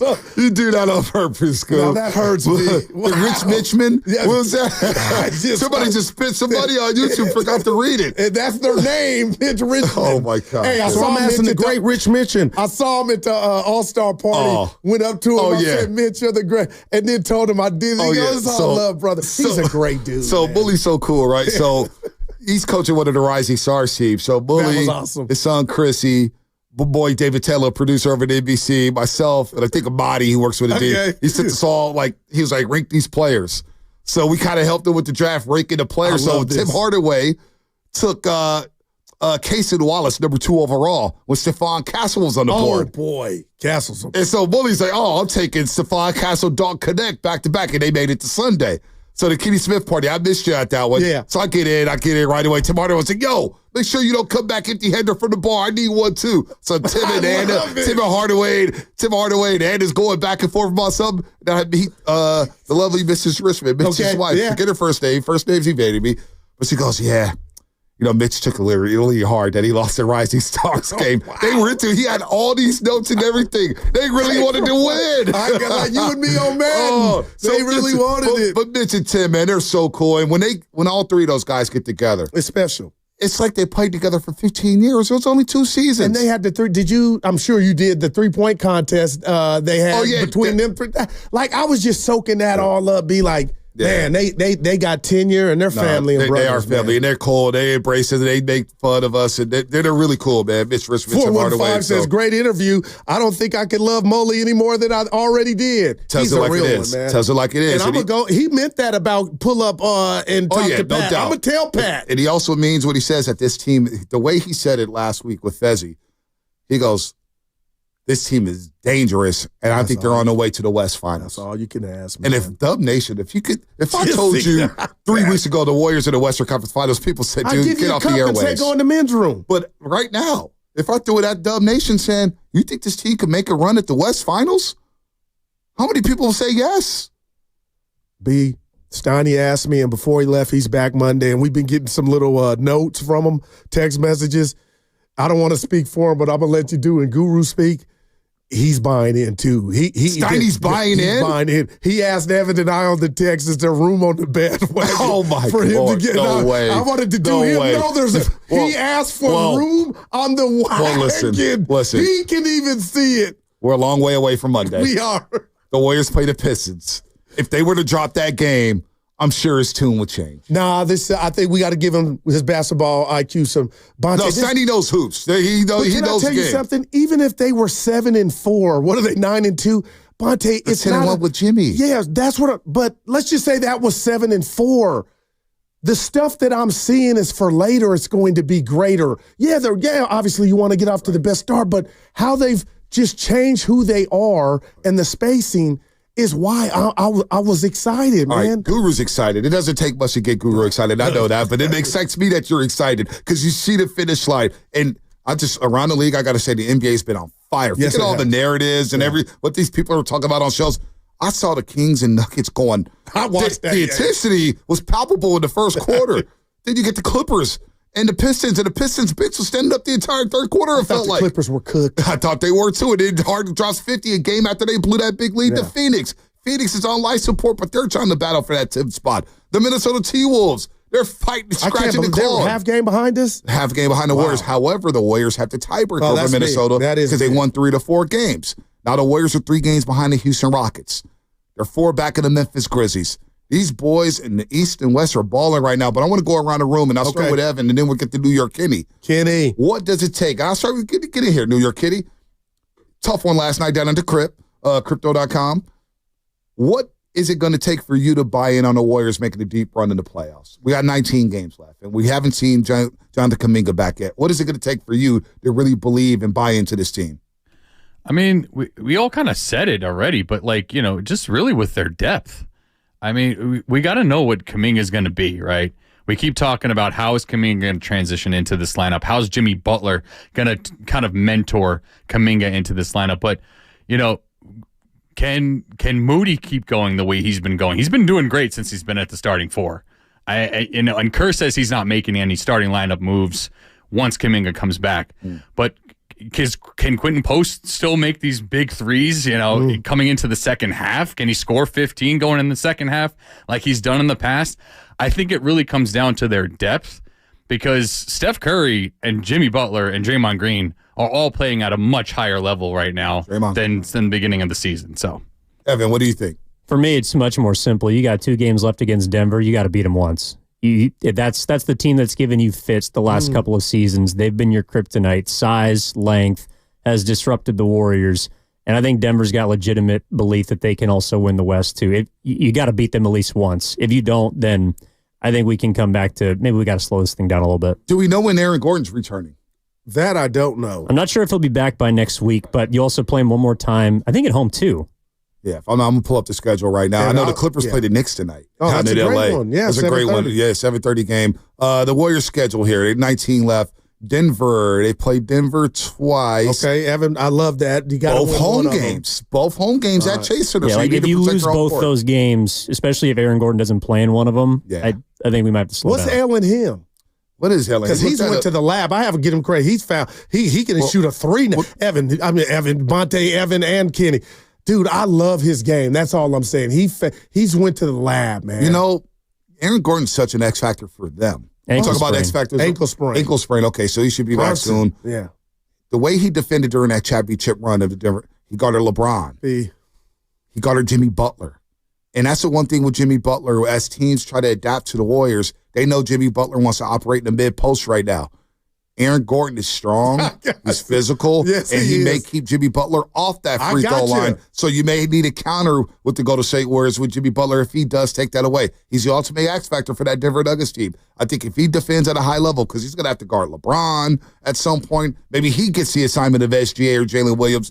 Aaron Gordon's a vital piece of the Denver Nuggets. And he'll take you down on that block and give you some that Rihanna, some work. No doubt about that. No doubt about that. Let's get to the calls here. Lawrence in Berkeley, Guru, says he wants to put a red caution warning on the Warriors. Oh, yeah. Hello there? Yeah. All right, Lawrence, give it to me.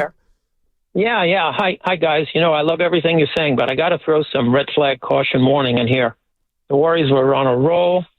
Jimmy gets back spasms. He goes out, and they totally revert and lose to one of the worst teams in the NBA.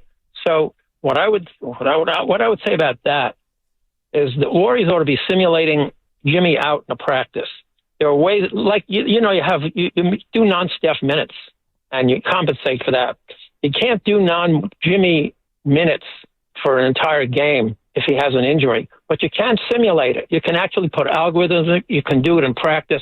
This is a real Achilles heel. They were that same team they were before they got the trade against one of the worst teams in the NBA. Bang. Well, Lawrence, let me push back a little bit, because you're right. Philly had lost 9 in a row. Go ahead. They were 1-10 in the month of February.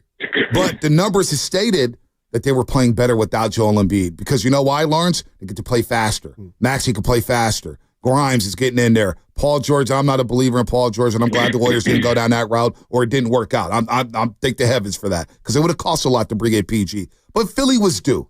They were due. There's no doubt. And you missed 14 layups in that game. Quentin Grimes really going to score 44 on you again? I don't know. I feel like, Lawrence, that was a one-off. Yeah, but Jimmy was out. He was Jimmy out. was out. It's the old team, not the same team. Yeah, not the same team. No, Lawrence, you need Jimmy healthy. No, Lawrence, I'll give you this, Lawrence. You make a point, and you got that game to back you up. But, Lawrence, look at Jalen Brunson last night. He's not 40 years old. My point is, injuries can happen to any and everybody. If SGA goes down, just like you're saying, Jimmy, that changes their fortune. So, it can happen to any and everybody regardless of age. But I do hear you. But the whole thing is looking at this team with the glass half full that Jimmy will be healthy. But if somebody went down, Bonte, on the LeBron, Luka, come on, across the board, you're done. You're done. Look at Dallas. No doubt. Look at Dallas. Lord, if Jimmy's not playing, the Warriors, their championship hopes and dreams, they die. Yeah, but the question is, do you try to take some proactive simulation in practice, some strategy in the event that happens, because it could happen. And, we're doing it with Steph, because Steph is playing non-Steph minutes. But if Jimmy goes out for a whole game, what is your strategy? I mean, you can practice that, right? It seems to me you can. You got to make an adjustment. There's no doubt about that. You're going to have to switch a lot of things around. But you can coming back. Kuminga coming back. It definitely helps. But you could say that about every team with injuries. There we go. Are the Denver Nuggets going to simulate things without Nikola Jokic? No. There's no replacement for Jokic. There's no replacement for Jimmy Butler. There's no replacement for Steph Curry or LeBron James. Or, heck, even Jamal Murray with Denver. SGA, you take SGA away from OKC. What type of team are they? So, Lawrence, you could say that about any star player in this league. That's why they're stars. Yeah, I guess you're right. And Lawrence, if you're a homeowner and you got fire insurance, there's no way to utilize it until there's a fire, right? You got coverage, but you can't use it until you need it. So that's what I go. Like, Howard, hey, Bonte, sit out practice just in case you get hurt. We're going to practice like you're not there. That's all I'm saying. These teams and these players don't think about playing through injuries. You don't do that. You don't practice like that, saying, oh, my God, if we get injured, we got to do this. You're playing as if you can't play scared. You can't play scared. No doubt about that. Let's go to Richie in Queens. Richie in Queens. Richie. Long time no talk. Richie. Man. Why you don't come around no more? Hey. Well, every time I get on, the guy tells me you guys ain't talking baseball, so I usually jump off. But I was at the game the other night. And how was it? And, Curry, look, I'm a Knicks fan, but Curry's been one of my favorite dudes ever, 55 years watching the NBA. Really, it's great how they turned it around. They've got some talent. And, you talked about Butler. Yeah, Brunson got hurt. I hope it's not long-term. He's such a cog, and he's one of the most underrated players we've ever signed. I don't know where that came from. He was not considered to be the elite player he's turned out to be. I think with Jimmy, who I've always liked, I know you're saying you don't play because somebody can get hurt, but you kind of have to limit his minutes a little bit. Because you need him in the playoffs. He did take a step back last year with Miami. I thought he wasn't the same player, but he does add a little dynamics to the teams. There's no doubt. He's got a good pedigree. He's aggressive. He's just a winning player, and it's good to see them playing well. So, look, I go back to the NBA. So many. I don't want to sound like the guy in the balcony, but I kind of am. And a lot of my friends are no longer, NBA fans. It's not the same. They don't play. They rest their players. But, when you get to the playoffs, it's a different game. But, again, back to Curry, there's certain guys that just look at, even when they don't have the ball. When he's not part of it, he just has that ability to come up big. So, that's just, I just enjoy talent. I've never booed anybody that comes into our play, especially people that are elite players, and he's been an elite player. Hey, Richie, before you go, can I ask you a quick question? Sure. I'm a Karl Anthony Towns fan, and I'm mad last night. Should I be mad at Cat for not coming to get the ball and just standing around in a close game? Or should I be mad at the coach Tibbs for not calling a timeout and drawing something up to change the fortune of his team and get the ball in his hands? You can be mad at Tibbs. I'm not a big Tibbs fan. I think Tibbs is.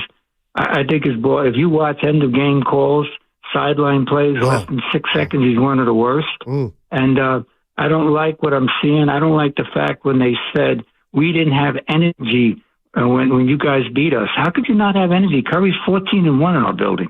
How could you not come out and not have energy? So that is crazy. When I hear things like that, that's depressing in any sport. But no doubt. Always good talking, guys. Right. Real quick with the Giants.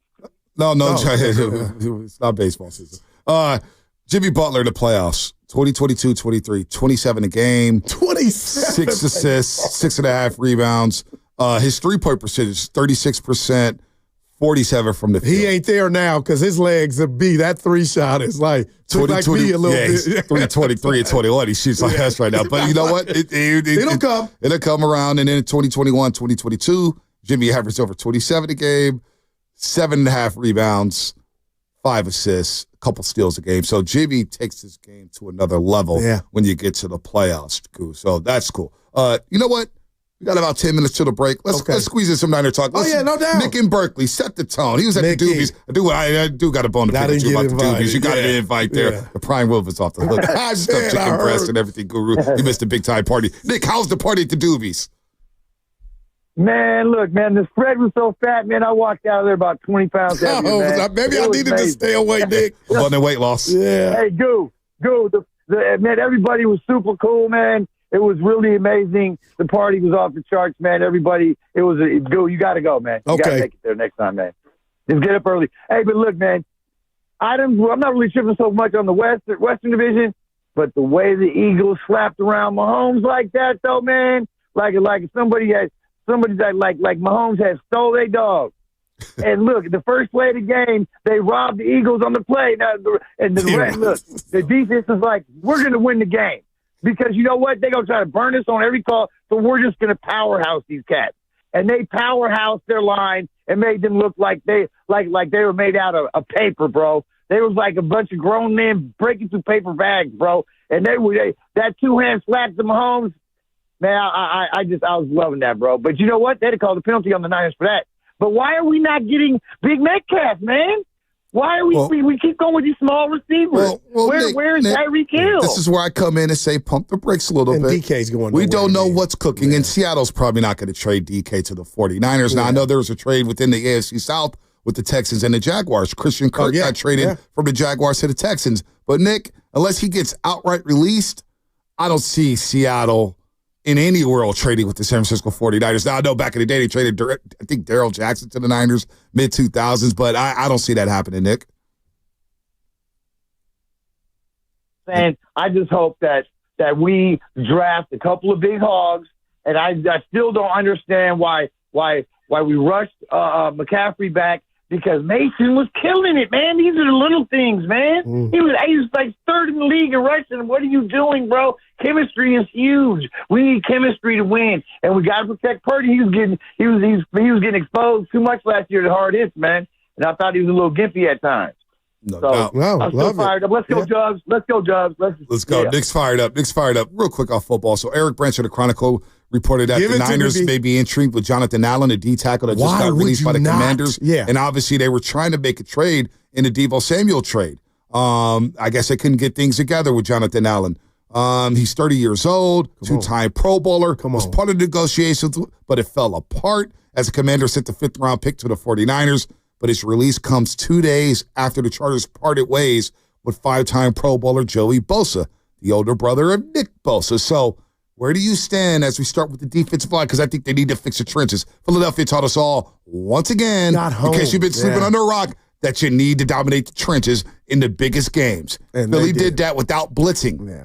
So where do you stand with Joey Bosa? Where do you stand with Jonathan Allen? You've seen a lot of them in the NFC East. And Evan and I talked about it yesterday. Now, if Bosa is talking about, I want to play with my brother so much to the point to where I'll take some chicken off of the price tag, I'm okay with that. And what does Stephen A. say? The best ability is availability. And he played 14 games last year, but Allen would be my target. But again, B, at what cost? If you're sitting here, and Evan had a great point yesterday, and I'll recite it. You know, how are you asking for help when you're the help? And that goes to Bosa. Yeah. But we talk about all these great lines throughout time. They've been the New York Giants when they beat the Patriots. There was more than just Strahan. Yep. But I think the Niners right now today, Bosa needs help. And you've been taking flyers with Randy Gregory, Chase Young. Yeah. You've been going, low budget for a minute. If somehow sometimes you got to spend something to get it, B. And right now that Niner front is not it for me. And that used to be their staple. And Armstead, the Buckners are gone. So why wouldn't the Niners be willing to, I guess the Warriors did it in a way with Butler, take a chance for a guy that on a good day can get to the Pro Bowl twice. Why wouldn't you try to bring him in if it wasn't going to, and Evan was saying it, and I keep bringing up Evan, but he was talking about the Niners they're being physically, financially responsible, but to what cost? Yeah, the point with Bosa real quick, because Baldy, I remember he joins the Rose. He was on the other day, B. It wasn't a lot of was he excited? Positivity. No, it wasn't. I got to go back and listen. Yeah. The streets told me Baldy was off, and I've been noticing, but I'm going to send him a text. He's been sending a lot of clips about the Philadelphia Eagles. Honest. All right, Baldy, I get it. You love your Eagles. You love Lane Johnson, but enough is enough, Baldy, and I love you. But V, he was it was cryptic a little bit. He wasn't, you know what I mean? Like, there's some to-do list out here. There is, but, when I think about Nick Bosa, Baldy said this during the season. Late in the season, he said, even when Bosa's playing against backup tackles, He doesn't dominate like he should. Damn. And that's a problem when you're your highest paid defensive player. I don't want to hear about help when you're getting 34 a year or whatever you held out and got the $120 million guaranteed and stuck the Niners for about $20 extra million by holding out. We gave you a pass. You threw Steve Wilkes under the bus. You said about this. You complained about experimenting. And then last season, again, you're not dominating backup tackles in the game. And teams, they feel too comfortable running right at number 97. And Bonte, 9 sacks. Drew Brees on the year last year. Now, I'm going to go to our resident, Evan Giddings. Those are Chargers inside and out. And Evan, I think I sent you this the other day. You tell me how much Joey Bosa has left, because when I look at it, the last 3 regular seasons, Bosa's missed 23 games, and he's produced only 14 sacks, 27 quarterback hits, and four forced fumbles in 28 games. What is that a byproduct of? Because that, to me, the production is just not there for what he was getting paid. Yeah, I think that's why they cut him. I mean, they freed like $25 million in cap space. When he's on the field, he's still a good player. Like, he's had an impactful playoff game against the Texans, though they lost. I believe he had a sack, 2 tackles. He's a good player when he's on the field. But I don't know if the Niners I don't know if that's someone you want to rely on. Like, it's not as if you're asking him to come in and be, a rotation piece or someone that's getting 50, 60% of snaps. Like, the Niners need a bona fide edge, or they need a defensive tackle. Yep. And so if you're bringing in Joey Bosa, well, I still think he can play. One of the reasons they were so bad last year is they lost one guy, and then their line or linebacking core or secondary fell apart. They were too top-heavy, in my opinion. And so that's why Joey Bosa, to me, would be an unwise allocation of resources for the 49ers. Yeah, I'm kind of down on him, too, because I look at the production I see every time I watch the Chargers game, he's not suited up. And so the businessmen in the Bosas, they're about their chicken. They like to get their money.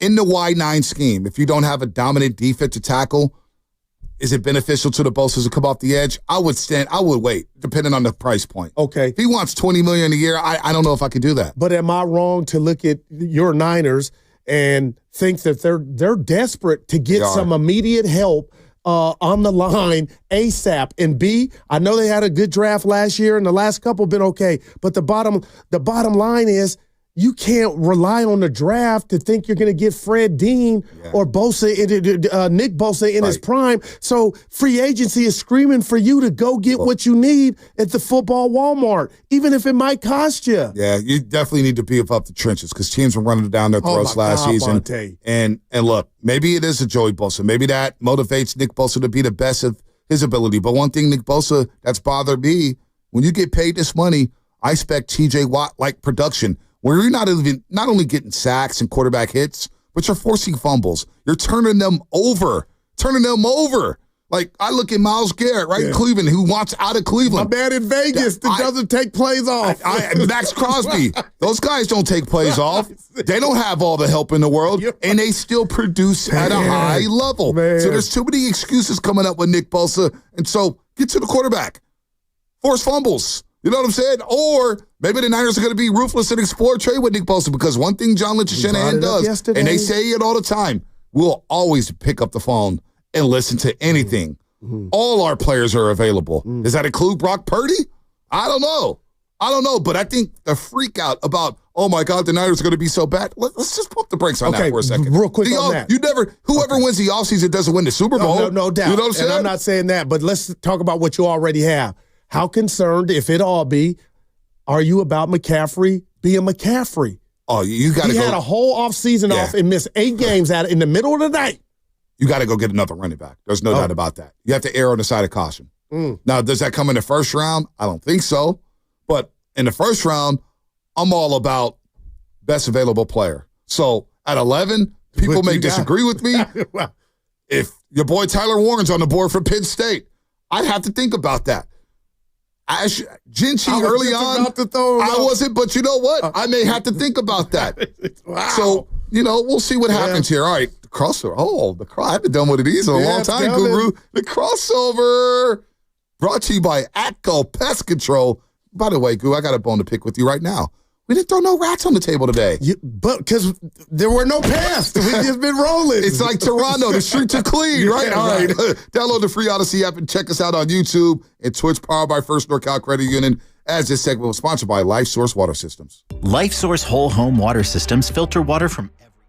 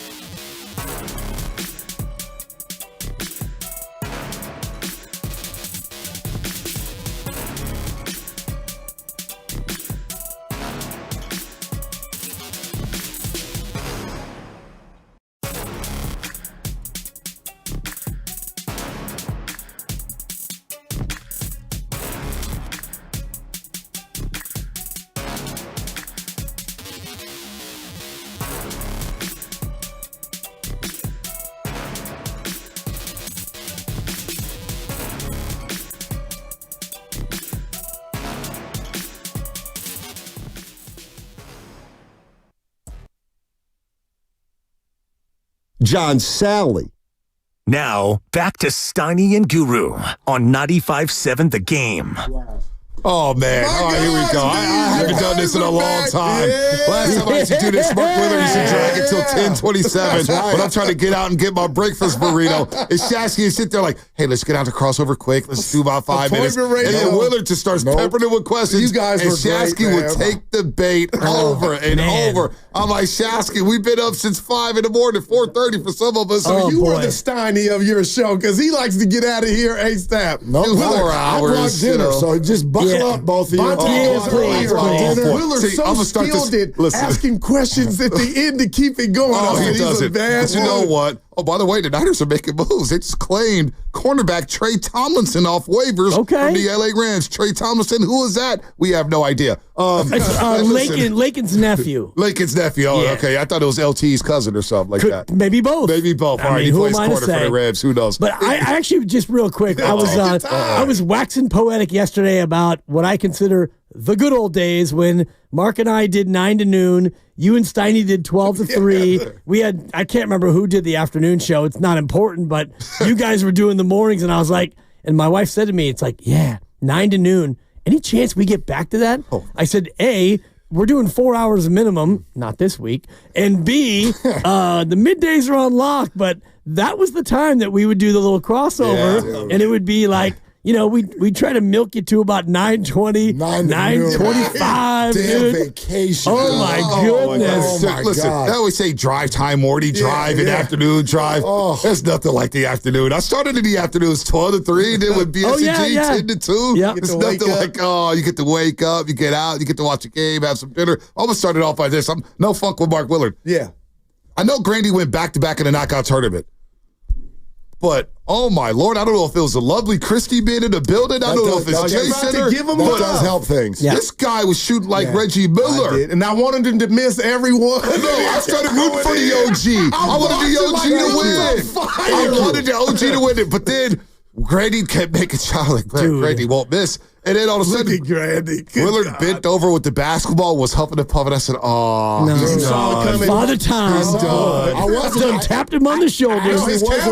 Yeah, my calf was howling. He got a KD. It was howling at me. And I'm like, I'm not tapping out. Dude, we're not tapping out. But Grandy has not had a 30th birthday yet. And the dude is moving with intensity. I'm like, chill. We could have milked this thing. Yeah. We could have built up the drama a little bit. But Bonte, I got a dirty little secret about knockout. Grandy was like 30 of 31 all day. And so was our other guy, Carter, and Kid was making some. Yeah, that's true. I'm a hater. I'm upstairs wanting everybody to miss. And Willard with Larry Bird. He went Larry Bird. Hey, man, I told you. Grandy didn't get another trophy?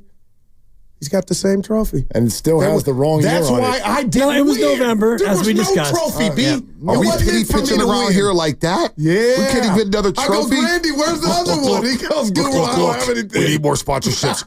Look. He was not in charge of the event, and I aired my grievances already, so I'm going to go ahead and lay out. Because there were 9 things that I thought could have been better. I laid 2 of them out. But look wasn't part of me. He didn't. It was a Lucas Alexander production. Don't even blame me. Well, you know what? There's no trophy. You know what? I got a bone to pick before we get to what's bugging. I do have a bone to pick because I was listening yesterday. I still keep my ears to the streets. And the streets also tap in with me and tell me what's going on. How did you not participate, Dan Dibley? Here we go. Because I didn't want to. Oh, see, that's a problem. Why is it a problem? Last year, Shasky didn't even show up. I'm like, Shasky, you're right. Come on, man. Like, you didn't even show up. And now you go up there, I get the announcing, and you got your Marv Albert on or whatnot. Well, I got 8 minutes because Guru couldn't survive longer than that. I am taking strays like, boy. My volunteerism was I was going to show up and broadcast so that Daryl could do what he wanted to do and play, and Steiny's on apparently a long, protracted, prolonged, allegedly, vacation. So I thought, you know what? I'm going to step in with Evan and broadcast. I don't need to be out there I don't really want to be out there. See, they're not a team player. Come on, it was just for fun. This is where I take offense. The streets needed you, Dibs. You know what? You're that extra element. You're one of the OGs of 95-70 game. You're on the Mount Dibmore, about Rushmore of 95-70 game. And for you to not shoot at least one free, you were part of the disgrace and chase. And we rooted you on against Low Deal. We were in the green room watching, saying, "Come on, Dibbers, come on." Dibbers came up short that day. And you want to talk about injuries? I had a exercise-related bronchitis the next day. Your boy almost passed away. Hey, that's neither here nor there. You did it for the betterment of the station. Related bronchitis? I've never heard of anything like that. That's a new one. ERB. Yeah. These are facts. And I mean, you're 50 now, and so you pulled a calf shooting free throws. I didn't pull a calf. We can joke around about. I already went for a run again today. Bonte to give you that to say that you didn't think that I was a team player. If I was not a team player, I would have either been on vacation or not show up, or showed up at 1:45. Everybody needs some time off. They got to give Sidey some love for that. I showed up early to broadcast and to talk to listeners. Okay, hold up. I showed up, but I'm not even full time here anymore. Yeah, because you're hungry. Stop acting like that's charity. I love that you called it volunteerism. You sought people out 3 months ago to make sure that you were on the broadcast because you knew you wanted to get ahead of it so that nobody even asked you to play in this event. Wow. You brought it up before anybody even came to you. Right. I was in the room. I don't have to play. No, you don't. I wanted to do what I could to help the overall product. And for me, I don't want to go out there and shoot free throws. I want to do what I can to help the overall presentation, which is what I tried to do. That's fine. Yeah, it's not fine because I heard from you, and now I'm hearing from him, and you're trying to dogpile as well.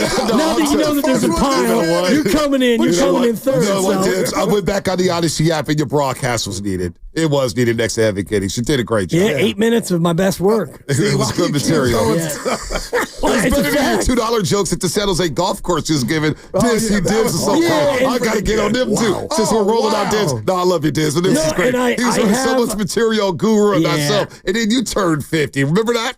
That was your 50th birthday party. That was my 50th birthday. Look at my man with the knowledge. And I did subsequently apologize for that because I was running material and I was looking for somebody to pick on. And at that time, I didn't know then what I know now. The dude's the king. So no. You was getting no Guru. You were getting on Guru more than myself. You weren't giving me some heat, so I was like, damn. I was giving everybody heat, but I was kind of laughing. I was like, damn, he's kind of giving it. Had I known then that you'd become this, I would have been kissing that royal highness. I like that he asked you if you remembered your 50th birthday. That was 6 years ago. That was wow. Do you remember your 50th birthday? It was our golf tournament. Messy, man. Jerry Rice, right? Messy. I feel bad now. We had Jerry Rice there, and who else was out there? It was Jerry. Was that the one out there? Jerry was there. Was that the one out in Oakley, or was that the one after San that? Jose. Yeah, okay. We had Low Neal. Jerry was out there. He had to be there. He's working with us. Well, the one in Oakley, we had the listener who almost died, and Low Neal saved her life. The other host on that morning show, the other host on the morning show just left right after the show. It was like, yo, we got a golf tournament. Yeah. People, you can call him out. You can name check him. Fadenball, Joe Fadenball. Yeah. We call him Joe Fadenball. We call him Joe Fattenball these days. I call TV Joe. Cheeks are getting a little chunky. Hey. Somebody told me a long time, you see my cheeks? I love food and food loves me. You know what I'm saying? It's because you got that good smile. I try. What's going on, boys? What's cooking? The Warriors are cooking, man. The Warriors are cooking. And I mean, look, how about this? Let me run this at you because after what Shaq said on TNT the other night, I feel like everybody sort of took like this campy reaction to it. Like, it's very Steph Curry-esque because everybody loves Steph. So it's like, Steph should be in that conversation. Nobody felt it in their core. Hold on a second. What if he won this one? Willard. What if he won this one? And tell me, because usually we think about, like, LeBron's done it in multiple jerseys, and so-and-so's done it over multiple decades, or Jordan had the three-peats. Wouldn't Steph become the greatest all time in terms of the number of Robins have been with his Batman? That means Clay. All right. And I know some would argue Kevin Durant. Some would argue For was me, Batman. I'm sorry. I get it, but Durant. Yep. Andrew damn Wiggins? Yeah. No doubt. And then if he does it with Jimmy Butler when both of them have already had their 35th birthday, why is it offensive if I did say, if he were to actually win this one, this is the greatest career of any NBA player I've ever seen in my life. Why can't we go there? The dirty little secret for me is I'm already there. And with Steph. And the best compliment, and I told B, is he's one of one. Okay, he got a ring without Durant, allowed Durant to come, and got him too. I believe that. Okay, Durant would be ringless. But where I'm going is, if defense does count, I understand if we're all just being real. Okay, that's where Curry would be lacking when you talk about Bron and Jordan. But here's where I'm going. He beat LeBron James 3 times, and he's the GOAT, apparently, with a losing record in the finals, but he got there so many times. So which way do you want it?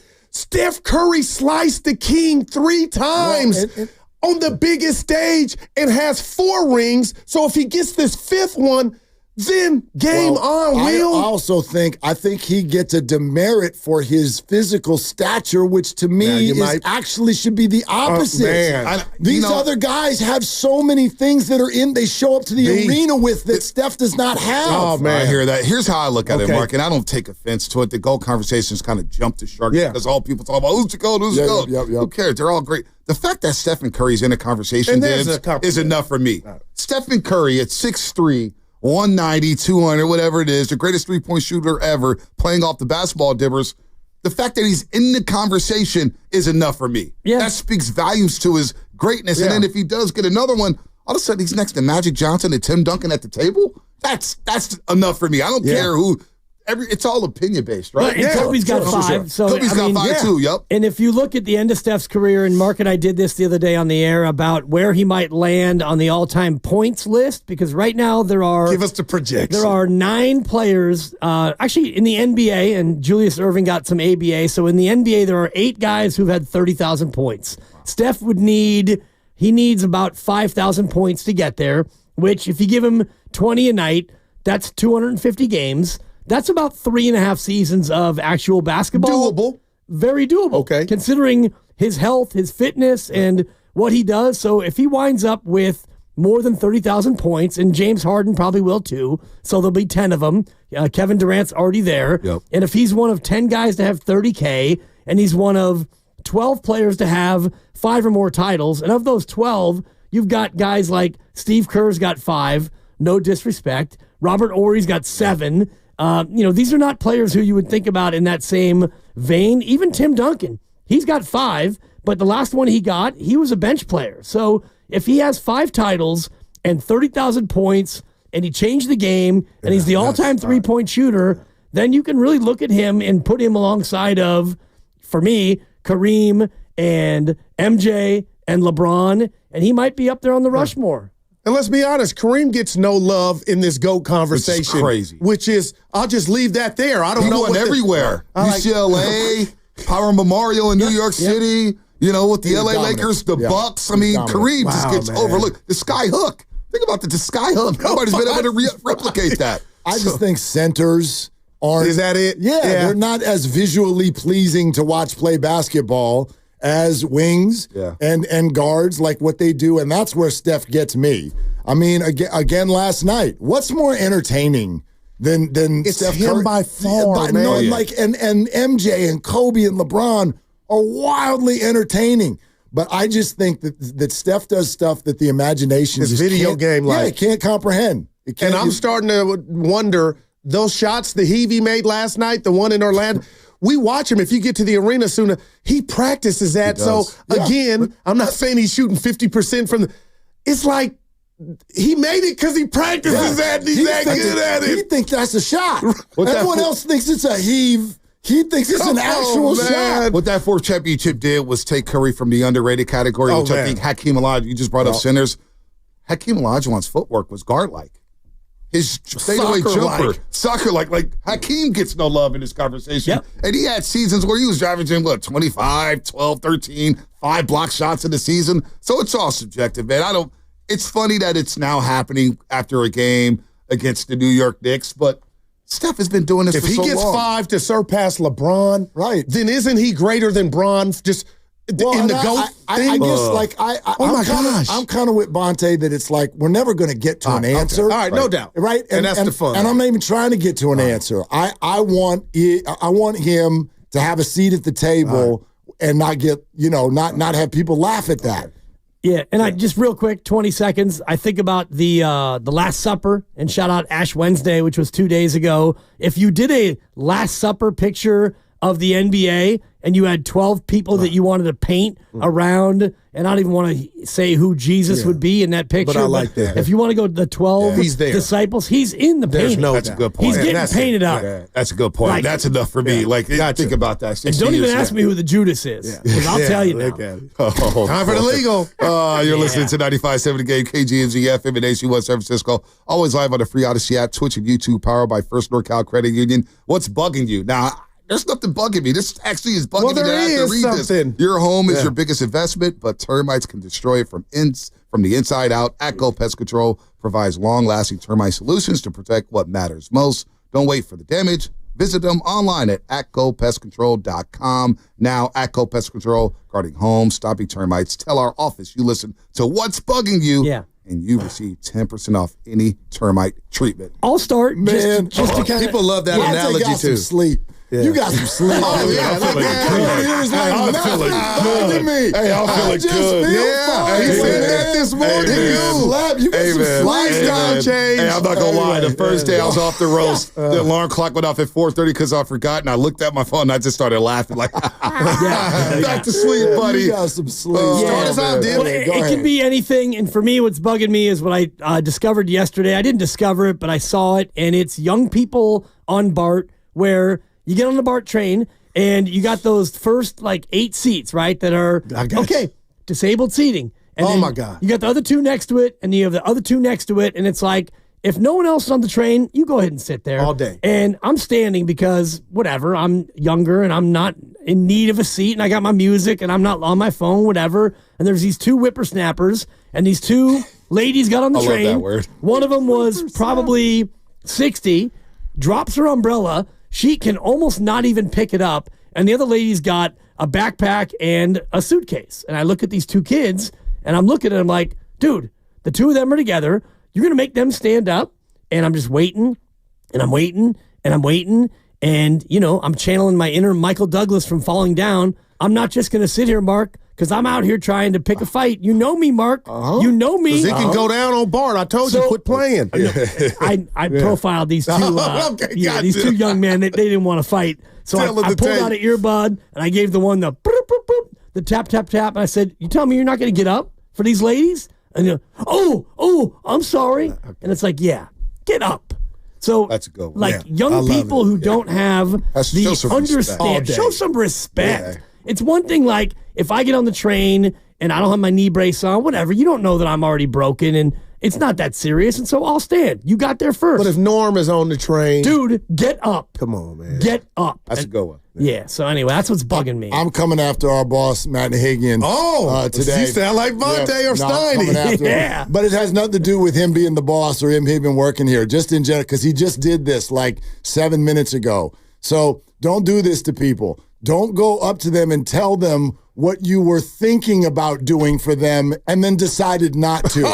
Matt just cruised through the hallway and he's telling multiple people, hey, I was going to get pizza, but then I found out the price and it's a little hot, so we're not going to do it. So the point, that's why no trophy. The point he's trying to make is sort of like, can you believe the price of pizza these days? Which I'm like, yes, now I'm hungry. Brother, no, but I'm with you. Why are you trying to charge $50 for a pizza? I'm with you. But don't do it in a way where you're like, so I was going to buy you pizza. That's the worst. I decided not to because now my mouth is watering And it didn't need to be. Now I'm hungry. I brought food. I'm fine. Well, I can't. I'm Bunde Live. Just walk in the room, right? Just walk in the room and be like, great, can by you the way. believe the price of pizza these days? And then we would have had a laugh and moved on with our life. Now I'm upset that I don't get the pizza. That would tick me off. Yeah. You know, he did that to me. I was debating. I was like, hey, can I just do this hit with the morning road? Nick Friedel was in. I was like, you know, I do it from home, 9 to 10, a little tired, all-star break, whatever.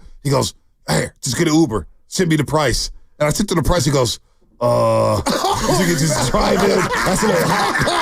He goes, it looks like it's surging. It looks like it's surging. I was like, this guy. And I knew when I sent it to him, I go, Hannah, look at the price here. There's no way that he gets paid for this. People just got laid off in Philadelphia. Look. Like $40 for like 3.5 miles. Look. The sport sponsorship hasn't kicked in yet. We're still waiting on the check. That is great, man. That's all I'm with you, Mark. I can't believe I'm agreeing with Mark again. Yeah, no doubt. Guru, what's up? What happened to you? What happened, man? I got sleep, Mark. You got sleep to the bottom of it. You was just tired. Yeah. Oh, my God. I can't shake what I'm feeling now. And again, only God can judge. Shout out Tupac. So we all know how I got into business. I won a contest, but I never made a call to a station or a host thinking I wanted their job. I just was so enamored with the medium that was to share my opinion. So now I'm in the business. I'm no Stephen A. Smith. I'm no Michael Wilbon, but I'm in the media business. We are with my guys. So I got an opinion and I got a place to share my opinion. But where I'm going is what I'm watching, and I don't want to make this racial, and I'm not, but the black on black crime in the media between guys that I looked up to is just, it's tacky. I think it's embarrassing to show the youngsters of all ethnic backgrounds what stewards in the media business are doing in regard to Barkley and Kendrick Perkins, who took out basically, I'm going to get my strap and come basically use my gat on you with Barkley, and Barkley calling his soon-to-be co-worker an idiot and talking about the other station. And then I got Shaq and the great Ernie Johnson in the back cackling as if that's funny. It's not funny. Fix yourself. And frankly, I'm embarrassed that these guys at their age are going at it and basically being infants, but also I'm looking at Kendrick Perkins and what he wrote, it was a threat. And I've been in the corporate world like, dude, you might could get ousted. Yeah, and then crazy to see LeBron James roll up on Stephen A. while the game still was going and leave the huddle and basically look at him like it's on after we get outside of the cafeteria, Dibs. It breaks my heart. But you know what? It looked like Twitter, if Twitter was a person. And I don't know if social media it has everybody to where they're ready to risk it all. But when I saw both of those instances, I was embarrassed. I like to joke with the best of them, but guys, I just thought that was tacky all the way around. Do you take it at full face value? In other words, what and I'm not saying I don't, but let's be real, it works. See, works, and that may be the problem.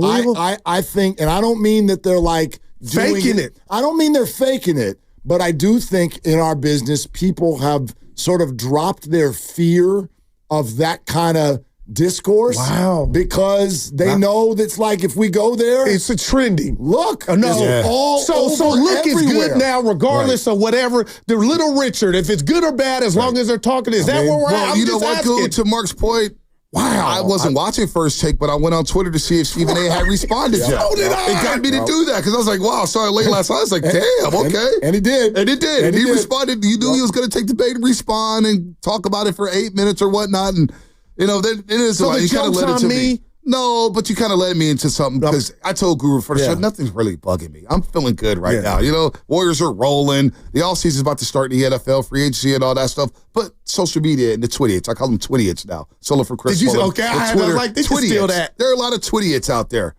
And haven't we learned anything? That Super Bowls aren't won in March. Division titles aren't won or clinched in May.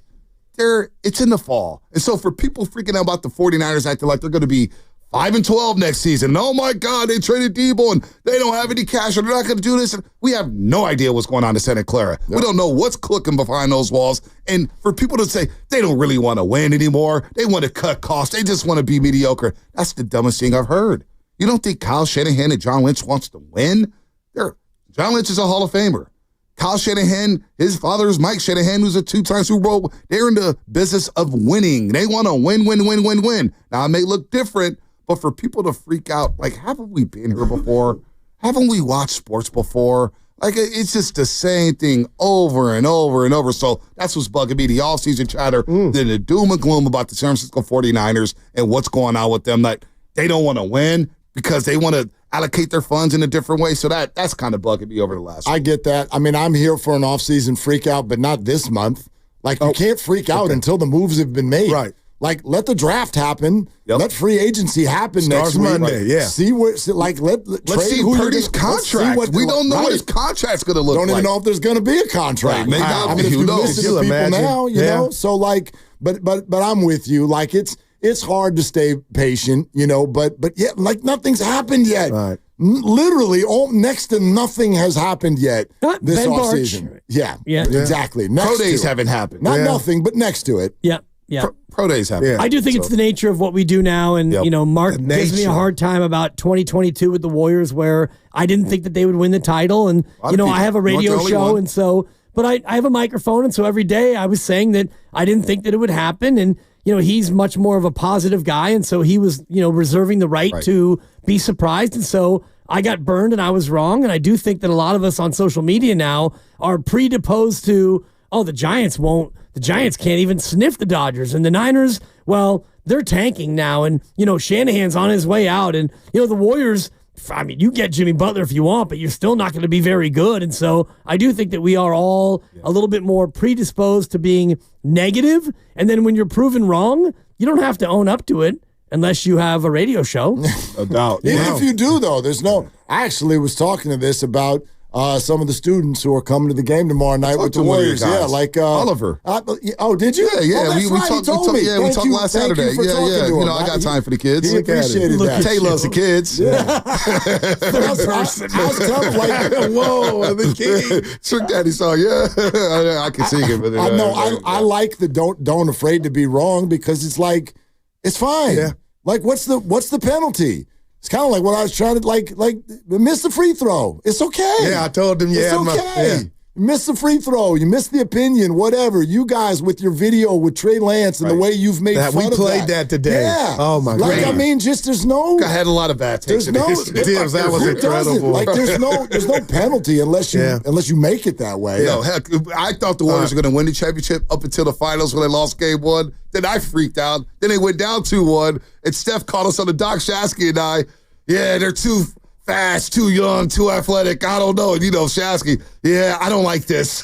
Yep. And then they won game 4, and the rest is history. So we all live in the moment, man. We're always wrong. And Stephen A. is a great example of, was he wrong to call out LeBron the way he did? I want to hear this. He probably was, to call out his fatherhood. Like, I would never judge you or you on how you are as dads. And you got 3, you got 1, you got 3, I got 3. Like, we'll do what we can. To judge another man on how he is as a dad, to me, is out of bounds. Stephen A. did say he acted differently because Bron didn't come at him as Bron, and it hit me. He came at him as a parent for what he said about Bronny. Well, and I was like, that's heavy. Yeah. Educate me. What was the actual basis of this conversation? Because it's one thing if he's coming at LeBron about being a dad. To me, it's a completely different conversation if we're talking about rolling out the red carpet for your son to get guaranteed money and be a Laker when you're not talented enough. It was all that. It was all that. Those are two different subjects. We can play the sound. It goes back to January. Yeah, a few weeks ago right here. Here's the quote. I am pleading with LeBron James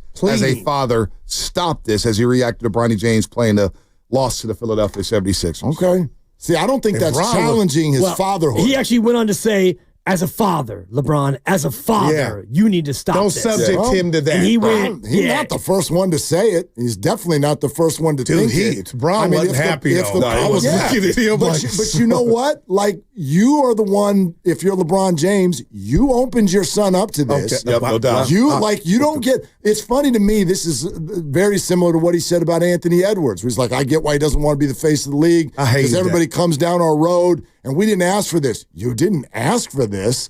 Holy crap, yes, you did. You've profited off this everywhere. You've called yourself the chosen one. You can't now suddenly not like it when there's attention. You cannot not like it, you billionaire, when there's attention on what you're doing, and you subjected your son to this. He's not a player. That's not anyone's fault. It's the tracks are there. He did this. There's no way the Lakers did this. I just can't get over Stephen A's lapel. His lapel on his suit covers his pocket square. I've never seen anything like that. With that said, we're headed to Sacramento. Tibbs, I love you. Where are you going? Weight loss. I got to go record something. He just got by here and said, get the hell out of here. We got to record something. Use it Butler. We stayed 3 minutes overtime, Tibbs. And we'll get some overtime around here. Probably not with the way the Hegan's pity pitches. I mean, 4 hours a month, you're a hero. The king is really digging deep. Stein would have been cleaning up the window glass next to his car by now. Sorry. All right, boys, man. Have a good show. Good to see you guys, man. Are they the smartest show in the Bay Area? You guys are an intellectual feast for the smart sports fan in the Bay Area. Wow. You're pretty much the smartest guys on the radio. I agree. Good Lord, how big is your ego? Are they the funniest show in the Bay Area? Give it a laugh. Come on. You're a funny guy. Come on. Give me a laugh. You are funny, dude. Hit that S again. Are they the coolest show in the Bay Area? No white boys. Hey, cool. That's what people are saying. You guys are phenomenal. This is one of the most perfect ways that I could end my day, getting the chance to talk to Mr. Mark and Dan, you know? We'll let you be the judge. Oh. All I know is it's a couple of Bay Area boys talking sports. I know nothing. Thanks. It's Willard and Dibs on 95.7 The Game. Yeah, let's go, Friday. Come on. Let's go do this. The Warriors, they did it, man. They did it. 4-1. And I had called it before the road trip a par. I just want to make sure that everybody understands a par is good, okay? That's like the U.S. Open. Yeah, pars can win. A par is good. I'm impressed, man. I'm impressed, and especially impressed by the fact that I don't know if you felt this way. Dude, I felt this started out as a triple bogey. Right, when they're down 27-5. Say that again. They're down 27-5. And Paz is in the locker room, and I'm looking at Jude. That's my son. He's 11 years old, and he does not miss a minute unless I send him to bed. But they're on the East Coast. He sent himself to bed yesterday. He's looking at this, and he even had like a wry grin. He's like, wow. He went guru on us. Wow. Totally. He's like, what's going on? And I kind of looked at it, and it was so early in the game still that I was like, no, I think we're okay still. They'll get this going. I am scared. They're not going to end the trip like this. That's annoying. It's annoying the way they were playing, and Brooklyn couldn't miss. 128-84, 27-5. Yeah, but tucked into that, isn't that something that we've arrived at this spot with the Golden State Warriors where you could fall down by 22, and Steph Curry just a few weeks ago said, "quote This team is not built to come back." They're down by 22, and I'm like, no, we're okay. They'll come back. They'll make a run, and hell, they were. In fact, I said to him, the second quarter starts. I go, Jude, 6 or less by halftime. That's the goal, 6 or less. And then Brooklyn goes up by 8, and there's our guy. There's our guy with a turnaround, half court, run off the court. My two guys. There's our guy, and I looked at him and I said, 6 or less, down by 5, and you knew the Warriors had it right then and there. They weren't going to lose that game in the second half, even though it was close for much of it. No doubt.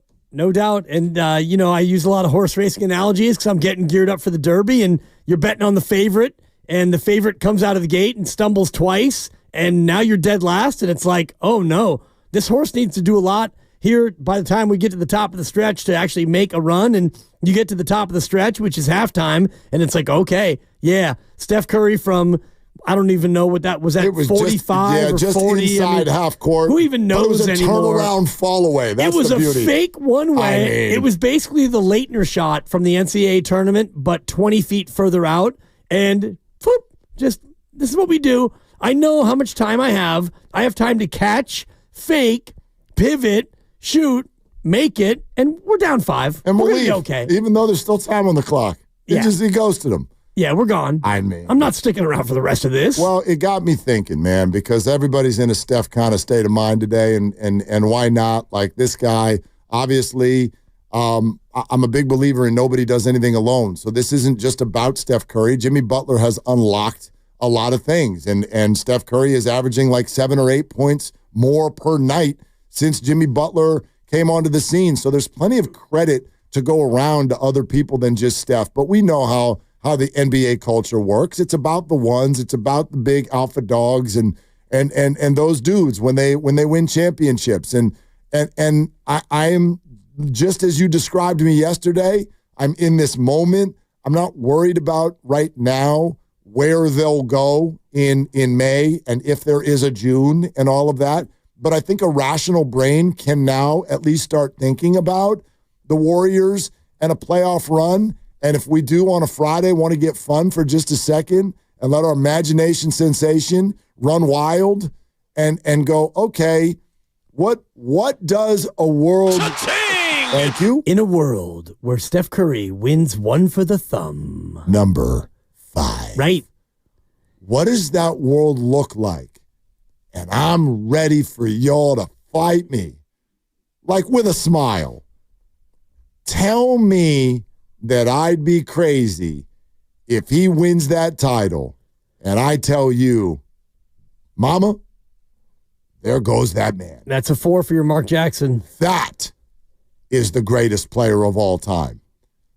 That's the greatest player of all time. That guy has 4 inches less height. That guy has 70 pounds less weight. That guy is easily the most entertaining player we've ever seen, and that guy will have won 5 championships, but 4 different, basically 1A players. The Robin to his Batman would be 4 different players spanning over a decade. Tell me that somebody else can claim that. Nobody can claim that. Well, hell, Michael Jordan had 1. He had 1 Robin. LeBron has had multiple, but Steph would be up to 4 Robins, and one of them's name is Andrew Wiggins.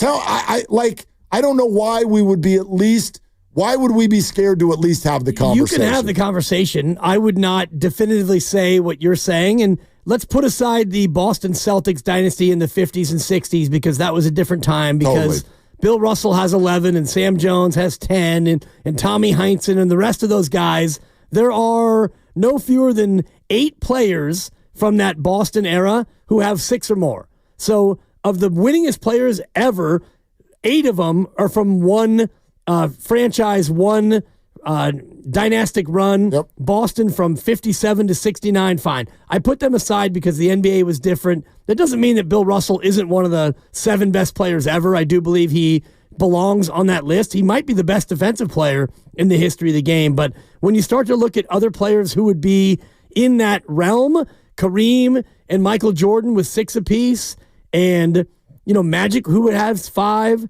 and you've got Kobe with 5, Tim Duncan with 5, Steph would have 5. Now you're putting yourself among those stars that have 5, and Rodman's got 5, but he is a guy who was not the alpha or the beta. He was the gamma on those teams. And, Tim Duncan, his 5th title, he was not quite the omega, but he was further down the Greek alphabet. He was not the alpha nor the beta. So we can pick through all the other resumes and look at it. The big point for me is he's in the conversation. Yeah, and the big point for me is every single name that you just mentioned is all 6'6" and above. All of them. To me, that doesn't matter. It does to me. Yeah. He's working with less.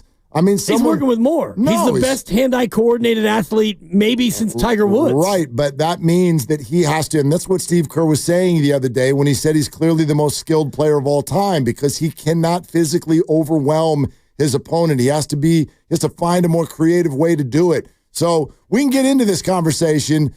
We've got some great names coming on the show real soon. Ian Eagles at 3:15. Frank Isola is going to be at 3:45.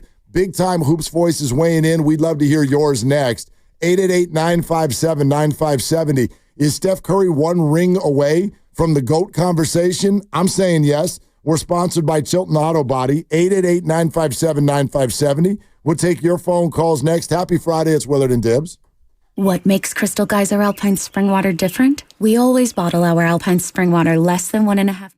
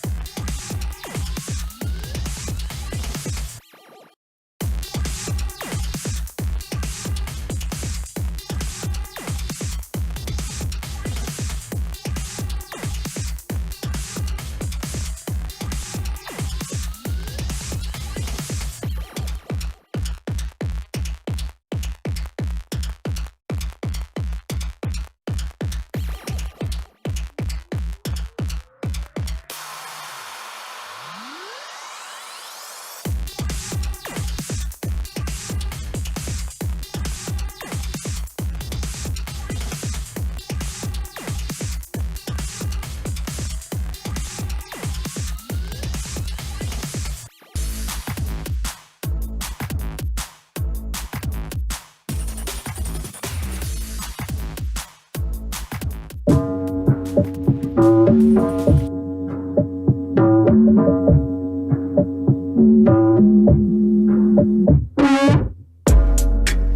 going to eat it. Now, back to Willard and Dibs on 95.7 The Game. Yeah, you're damn right. And by the way, boy, I thought that was interesting. We'll get to this later. I thought that was interesting that Guru, like his sort of spin and take on the Barkley versus Perk thing, and he especially like, you know, he wants black men to be kind of like treating each other a certain way. Everybody, for that matter, no matter the color of the skin. And I was like, man, I look at it pretty differently. I don't really think that there's any actual bad blood there. And for those who don't know, Charles Barkley took a shot at ESPN and singled out Kendrick Perkins and called him an idiot because all they do is talk about the Lakers and the Warriors. And instead said, man, we should be talking about the Cavs and Oklahoma City. And by the way, and I'm very sorry to say this out loud, it's kind of unfair in a moment where the organization is not doing great, but it sounded exactly the same to me when someone who happens to be a big hockey fan who lives here in the Bay comes up on you and goes, hey, how come you guys never talk about the Sharks? Well, why do y'all think we never talk about the Sharks? Because we'd lose our jobs. Well, because you, the audience, always, in all forms of content, you decide what gets talked about. So why don't the Cavs in Oklahoma City get talked about? Because the audience doesn't want them to. That's why.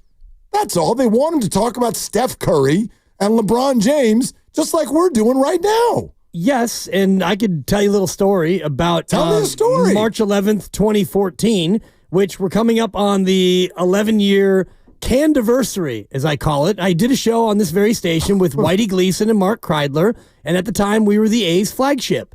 And during that time, we had a weekly with Bob Melvin. We had a weekly with Susan Slusser, at the time the A's #1 beat writer. We talked about the A's all the time. And what happened after 2.5 years is the audience ratings and the feedback from the larger audience was that your show's not being listened to very much because the A's, as we now know 11 years later, and by the way, A's, I hope somebody out there is listening, it's not us, it was you. Yeah, for sure. You tried to say it was us, not you. It turned out it was you, not us, but we couldn't survive. And we had the Raiders on our station similarly, and people weren't as interested in the Raiders. So what we've learned in this business more and more is you have to play the hits, win the big days. And so OKC and Cleveland in an NBA landscape, you're great stories, but until you actually do something of real significance, you're not going to get the same amount of talk. Right. And by the way, it's funny also because Kendrick Perkins literally just a week ago is like, OKC's winning the whole thing. He loves OKC. He played for OKC. Right. Like, anyway, I just don't, this stuff is less about people in back room boardrooms, like rubbing their hands together with an evil laugh. We're going to build up LeBron. No. The world loves LeBron and the world loves Steph. The world really loves Steph. So that's what people want to talk about. There's nobody in Brooklyn chanting Shai Gilgeous-Alexander's name, wearing chef hats and waiting for him halfway across the world from where he plays his home games. That doesn't happen. You can't fight stuff like that, man. You just can't. We're talking about true international superstardom with Steph and LeBron. You can't fight that. No, and I think about it in terms of Major League Baseball as well. Right now, if you were, you're a Giants fan, you're a diehard Giants fan, and if the Giants aren't playing and you have a hankering for baseball, then you're thinking about the Dodgers, even though you hate them. They've got stars. You think about the Yankees. You may hate them. They have stars. You're probably not going to, you know what? The Twins are playing the White Sox. Let me lock in on a Twins and White Sox game. Unless you have actual gambling money involved, you might want to look for Atlanta with young stars or other teams that have, some exciting talent. But more and more, the NBA, I think, is becoming much more like the MLB, where you are interested in your team, and then the big names outside of your team. Yeah, I mean, I just think that's the way a lot of this stuff works. We'll play the sound for you in a little bit and circle back to that. But conversation we got started on, and a good night for it after that road trip, after these performances. Steph had two of, I would say, probably his top 20 most memorable shots literally happened on this road trip. The three-quarter court shot in Orlando, the one at the buzzer of halftime last night, and the legend only continues to build. And it got me thinking, man, if this actually were to go somewhere special this summer and the Warriors were to win another ring and Steph Curry were to do it with his fourth different Robin in 5 rings and do it at age 37 and all of this, man, I would lose my hesitation completely. I'll walk into any barbershop in America and be like, Steph Curry is the greatest player of all time. And I think that you're never going to come to a consensus and an answer on that. But I think you can have that conversation now and not sound ridiculous at all. Let's go to Will in Marin. Will, thank you for calling. What's up?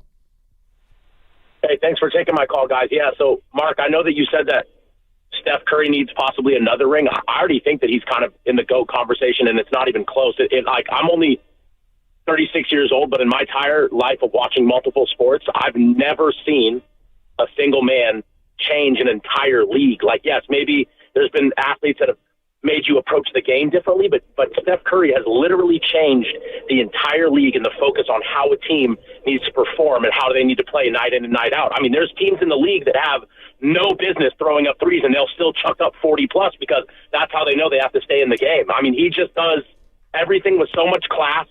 He does it with so much honor and respect. I mean, even when people are in his face and they bump his shoulder and they give him and they're trash talking him, he doesn't fall into all of that. He doesn't do any of that. He just goes to the 3-point line while they're in their face, sinks it, backs up, gives them a little shrug, and like he has that GOAT mentality. He's absolutely amazing, and I don't even think it's close. And then Gibbs, I got a question for you. I know you said that he's possibly the best hand-eye coordinated athlete since Tiger Woods. Wouldn't you say that Barry Bonds is probably pretty good in that category as well? I'll take all of your answers while you're still on the air. Yeah, appreciate that. Well, thanks. He would be absolutely in that same group, Barry Bonds, and the hand-eye coordination. And I guess since Tiger Woods, and you go back to like when Tiger actually was done, and Barry Bonds was done before Tiger was done, because Tiger won the Masters only like 5 years ago, I think. So it's a little bit of semantics. Sure, I mean, if it's you wanted golf. to do, it's different. It is golf, but if you talk about hand-eye coordinated athletes, it's Tiger, it's Barry Bonds, it's Steph Curry, and I don't even know who else you would go to, because football's not really the same, like hand-eye coordinated, because there's so much gross motor that goes into it. Even like Jerry Rice and Randy Moss, you got to be fast and strong and able to catch the ball, but the hand-eye coordination that Steph relies on, and you mentioned it before, 6'2", 6'3", $185, whatever he is, he's not LeBron, he's not all these other like behemoth, gigantic human beings. He's just an ordinary built human being. And I know some people actually, and I know they don't think of it as a demerit, but literally this came across, it was a number of minutes ago, so I apologize, I can't get the screen name who sent this, but one of our YouTubers went, Steph Curry the GOAT, LOL, he can't even dunk. Which, first of all, yeah, he can. But he just did this week. Yeah, he just did this week. But, you will look at that as a demerit. Oh, Steph Curry can't be the GOAT. He can't even dunk with any authority. And my response to that is, that's why he's the GOAT. That's precisely my point. Like, line all of these guys up and at a playground game, and he's the last one picked. Like you can't look at him and think that he'd have any chance whatsoever to compete at the same level as these other players, to have the effect on the game as these other players, because when those other players aren't at their best or whatever, they would just physically overwhelm people. LeBron does it all the time. If the three-pointer late in his career is working like it was in that awesome game, I don't know if you watched it last night, Laker-Knicks overtime, unbelievable watch. LeBron hit some big threes down the stretch. But if the three ball is not working, LeBron will just physically push his way into the paint and find a 5-footer and knock it down because he can physically do that. The fact that Steph Curry is a great finisher around the rim is one of the great mysteries in American theater. How the hell does he do it? How does he do it? So to me, when I hear that point, I go, that to me pushes me even further in the direction of greatness because he has so many fewer physical gifts than the players we're comparing him to. And I'm looking at the all-time NBA scoring list, and I'm going top to bottom, and I was trying to get to a point where I could find somebody ahead of him who is not a physical freak. And by freak, I mean somebody who's uniquely athletically talented. And there's a guy who's one spot ahead of him all-time in points, and he will pass him in probably 3 weeks. Jerry West, the logo. Interesting. 6'3", out of West Virginia. He is next up for Steph on the all-time points list. And 6'3"? That's what he's listed as. And I stood next to Jerry West, and I'm 5'8", so when you're 5'8", I'm 6'2", and I've been next to Jerry West was down there in LA all the time. He was up here a bunch too. I wouldn't say that he's 6'5". He might be 6'4", but anyway, but go ahead. And again, Jerry West in his time was not an athletic freak. No. Going up against Elgin Baylor and playing alongside and against Lou Alcindor, who became Kareem Abdul-Jabbar and all the rest of it. And so I'm just looking at other names on the list, and you've got a bunch of 7-footers. You've got KD. You've got Kobe and Michael. You've got Karl Malone, who was unguardable. Hakeem Olajuwon, a 7-footer. Oscar Robertson, who was a unique triple-double before it was actually even a thing. Dominique, Paul Pierce at 6'7". So all these guys, to your point, are bigger, stronger, more athletic vertically than Steph Curry, and yet here he is, 26th all-time in points. Yeah, for me, that's the number one thing I always look at with Steph Curry. I'm like, none of this makes any sense. The shot last night being the latest example, but with his size, it really does not make any sense that he would be able to dominate a basketball floor the way he does against the best in the world. Yeah, Grandy, what do you got? I saw this tweet earlier this week. Steph Curry has played 40,000 career minutes, and that happened on this road trip. And I saw this at the Twitter account at Automatic NBA. They're a good follow if you're an NBA fan. But this is most points scored by NBA players through their 40,000th career minute. And Steph has the 4th most points all time through their 40,000th career minute, trailing only Michael, Wilt, and Kevin Durant. Damn. Efficient? Damn. Yep. Damn. And I think the arrival of Jimmy Butler also changed this conversation in a little bit of a different way because, by the way, as recently as 4 weeks ago, I think that we had sort of just decided that we need to sit with the idea that Steph is now officially on a significant decline. And by the way, I'm not here to now suddenly say that he's not declining because everybody declines in some sort of a way, right? I mean, he is about to turn 37 years old, and he was only averaging 22 points a game. But all of a sudden, when the ingredients in the stew change, now you're getting a completely different Steph Curry, and watch him play over the last month and try to tell me that he's declining. In what area? Where does Steph Curry in the month of February appear to be declining? Even a little bit. Do you see it anywhere? Not of late. I don't. No, not since Jimmy's been here. Before that, you saw it because he didn't have the ability to have as much free space, and he didn't have the ability to, play a little bit less impactfully all the time. He's shooting the ball a little bit less than he did last year and less than he did the year before. His percentages, field goal, the same. 3-point, the same. Free throw, slightly better. And he's now averaging 24.4 a game, which his career is 24.7. So, yeah, his decline has been held off a lot by the fact that he has somebody else to now help him on the floor. I do hear this sort of response, and we just got one of these come in on the text line. So, appreciate that 650. My only comeback to the GOAT conversation is that Jordan could literally shut you down on defense. I think that's a fair response. I think LeBron and Kobe, those players can certainly make that argument as well. And so that's fair. Then again, I think the end-all, be-all usually in these conversations is what you do at the end of seasons, and how many rings do you amass, and what do you do when you get there, and all of those things. And for some reason, and I've always joked about this, when we look back on Michael Jordan, I think there are a lot of fans who think that he only went to the playoffs 6 times. That's it. And he won every single time, and it's not true.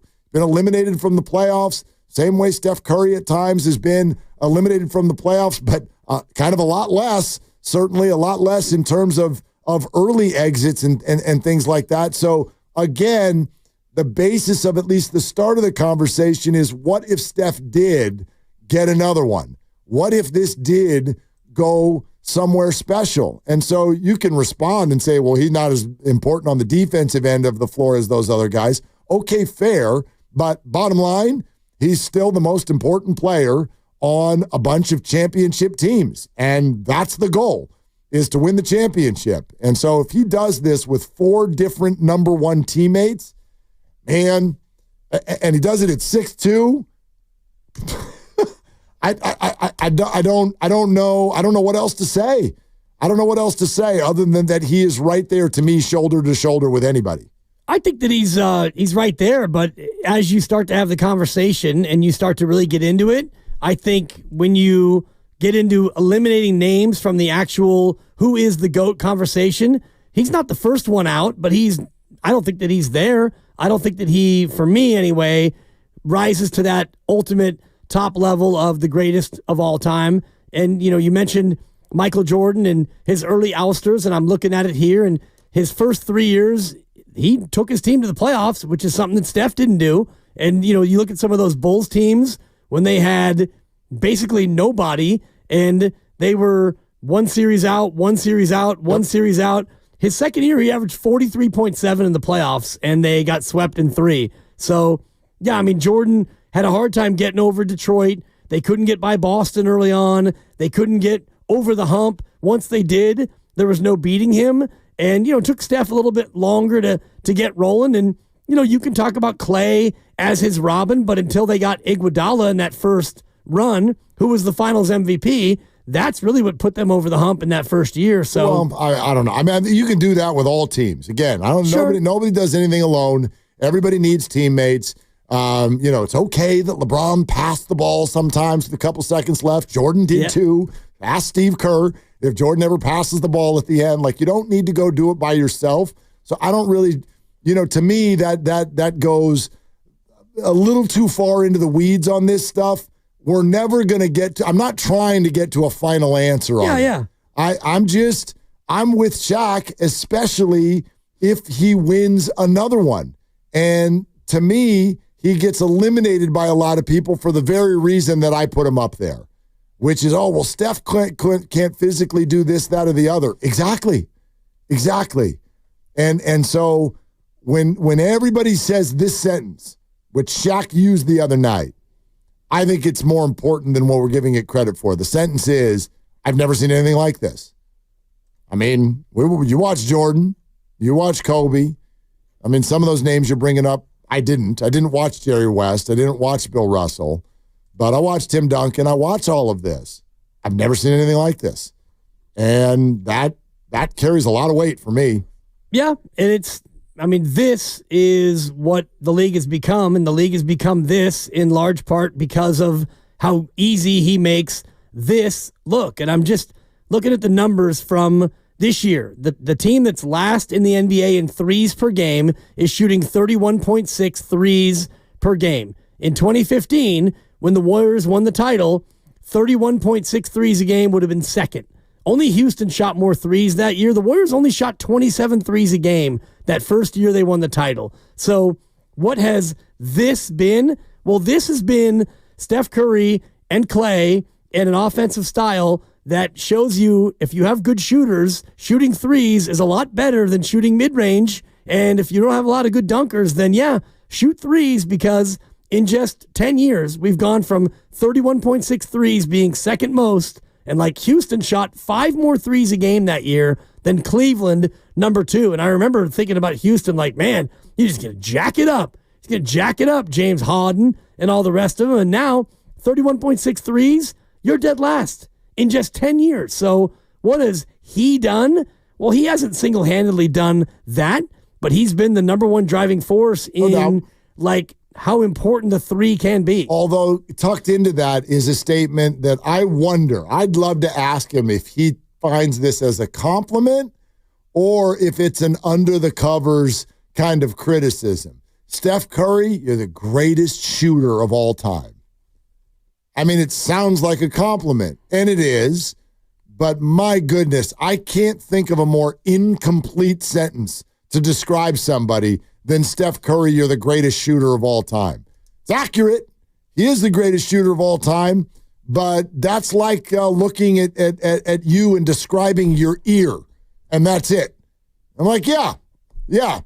Dan Dibley I got big ears. Well, he keeps his right, you don't know this, he keeps his right ear out of the headset when he does a radio show. I don't know how you do both ears covered. Yeah, I just do. Yeah. I like symmetry. No, I want the same thing going into both ears like over here. The sound. And that's fine. Yeah, the way I sound with both ears covered, I can't have that. But what if I just if someone's like, hey, what's Dibs like? Well, he keeps his right ear out of his headset. If you said I was the best one-ear broadcaster in history, I'd be like, that's cool. That's cool. And maybe it's accurate. I don't even know because I haven't met everybody and what they do with their headset. Yeah. But do you understand what I mean? That you're describing 1/80th of the story if you tell me that Steph Curry's the greatest shooter of all time. It's less than 1/80th, but yeah. Okay, fine. But he's flat out one of the greatest players who's ever put shoes on. Agreed. He's the GOAT. You had me, thank you, Rob Parker. You had me thinking about Mariano Rivera, the Yankees closer, who many people think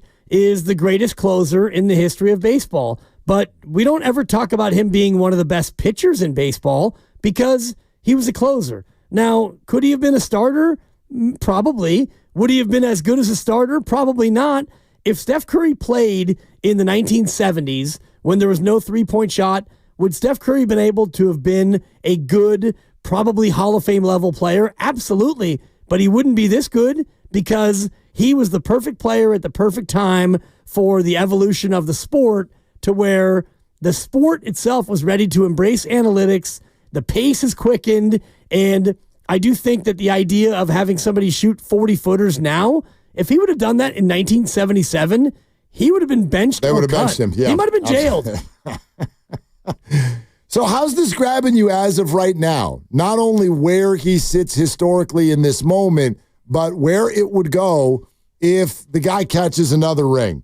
888-957-9570. We'll keep taking your calls. Ian Eagle is going to join us coming up in 20 minutes. One of the top broadcasters out there, did a couple Warrior games this week. So he'll join us around the corner. Frank Iasola, big NBA voice, New York and beyond, is coming up in less than an hour as well. We're brought to you by Fremont Bank. Here for you, here for good. It's Willard and Dibs. Meanwhile, at Xfinity. So, influencer life going well? Oh, yeah. I'm up to 30.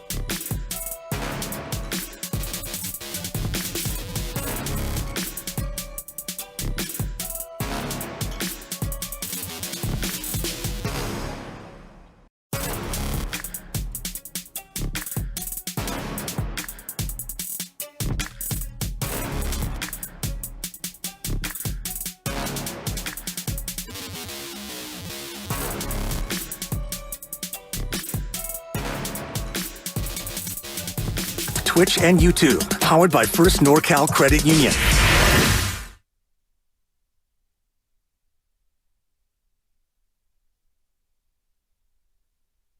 Eight seconds left, so the Warriors will go into the break down just single digits after being down 22. But can it be a two-possession game? A heat from 35. Oh, my, from Stephen Curry. Oh, he's going to run to the locker room. There's still 0.3 of a second, Steph. It won't matter. 60-55. Now back to Willard and Dibbs. Take it away, Mark. Okay, Goat. Yeah. No problem. I got you. That didn't trip you up at all? No. Okay. I mean, Kevin Dana's really good. I'm glad that you are already anointing him as the GOAT. That's right. I would never do that. A little aggressive. Yeah. Nope. I was actually just texting with our friend Tim Roy earlier today. Good. That remains, of course, the respected voice of the Warriors. No doubt. Kevin is here for a good time though. Whenever Tim needs time off. And I like the Kevin Dana chuckle when something like spectacular happens. Curry, there's still time on the clock. And he will hit you with a chuckle, which I do enjoy. The Kevin Dana chuckle. It's mid-call. pretty good. Yeah, he's got a good evil laugh. I'm in for it. So 888-957-9570. The Jimmy Butler thing just could not be going any better. I mean, every game that goes by, I do at least, you still scratch your head a little bit. You're like, this is not supposed to be this easy, is it? This is really going to be this easy? And again, now some really fun teams and some good teams are going to come here on this homestand. But we were all talking about it before the show, and I bet that a lot of you Warrior fans out there feel it as well. The experience of watching a game has completely changed. And I don't mean that just because they're winning. I think this is a good marker for all professional sports teams. We've done this with the Giants the last handful of years. When they couldn't hit, and that's, somewhat often the last handful of years, where they'd fall down 3-0 in the second inning. And you're like, well, that's the end of that game. Right. I guess we go do something else with our night. And for a while, that was certainly the case with the Warriors. If they went down by double digits and by 15 or certainly by 20, that last night they went down by 22. Here's Curry on why now suddenly they're more equipped to come from behind. There were probably, if I watch the film, there were probably 6 possessions that maintained or capitalized off of momentum that allowed the comeback to happen, where we either picked apart the defense, got an easy layup, or Jimmy got to the free throw line, or we used my chaos off the ball to get a good look. Those 6 possessions can dictate. Nobody might talk about them, but we feel them, where it's you either control momentum or you settle yourself down. We didn't have that early in the year, so we had some spirited efforts to get back, but you couldn't get over the hump, or losing a lead down the stretch because we just didn't have that right chemistry. So it's a little different right now, and we've been proving it. Yep, they definitely have. And so that's what I'm getting at. I think the experience for us fans is completely different, because I don't know where you were when they were down 27-5. I'm not going to say that my feet were up and I shrugged it off. You're like, this is kind of annoying.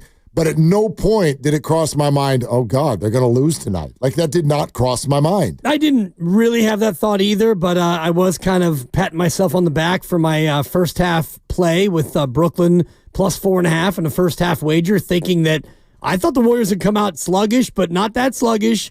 I didn't have them going down 27-5, and yesterday was a BART day for me, so you try to follow it on your phone, and you get in the Transbay Tube, and you get no reception, then you get into Oakland, you get no reception. So I was a little hit and miss until I got in the car, and then I heard, Kevin Dana right away, Curry with a 3-ball, and that's their first bucket to cut it to 17. Wait, what? Yep. And then 22-5, and or whatever the score was at that point. I was like, oh my God, what? And then you listen on your drive from BART back to the house, and it's like, I don't even know if I should put this on, but I will, because a month ago I wouldn't have. A month ago, it's like, all right, they're going to lose by 50. And, it's going to be a lot of Kevin Knox and, going to be a lot of Guy Santos late in this one. But with this new Warrior team, even though you're down 20-22, it's like, okay, just now we're ready to dig out, start making plays. Let's go to John in Hayward. Hi, John. Thanks for calling. Hey, thanks for taking my call, guys. So the word GOAT has a very detailed description behind it. There's levels and classes to this, and inside the levels, I mean, like A, to be GOAT, you have to put butts in seats, check box. You have to lead the league in viewership via NBA League Pass because that's how they control it, check box. And the MVP chance, the only other guy that was getting it in recent memory was Kobe. He owned all opposing arenas. And Steph is feared, coaches fear it, players, LeBron and these guys, KD, they're great. Don't get me wrong, but they're just not, feared as the same level as Curry. So he checks the box for all that, that's the, he definitely belongs in the conversation. And as far as winning the fifth ring, I think he can win it, but I'm just not too sure because their Achilles heel has always been turnovers, ill-advised shots. If they can hone that down, it just drives me crazy when they did get a defensive rebound and they hand the ball off to Buddy Hield. He just doesn't know how to dribble. I hate Draymond when he passes him the ball. He's the main ball handler behind Steph, and they can win it. They just got to limit the turnovers. They have a puncher's chance. It's like a bad poker player at the table.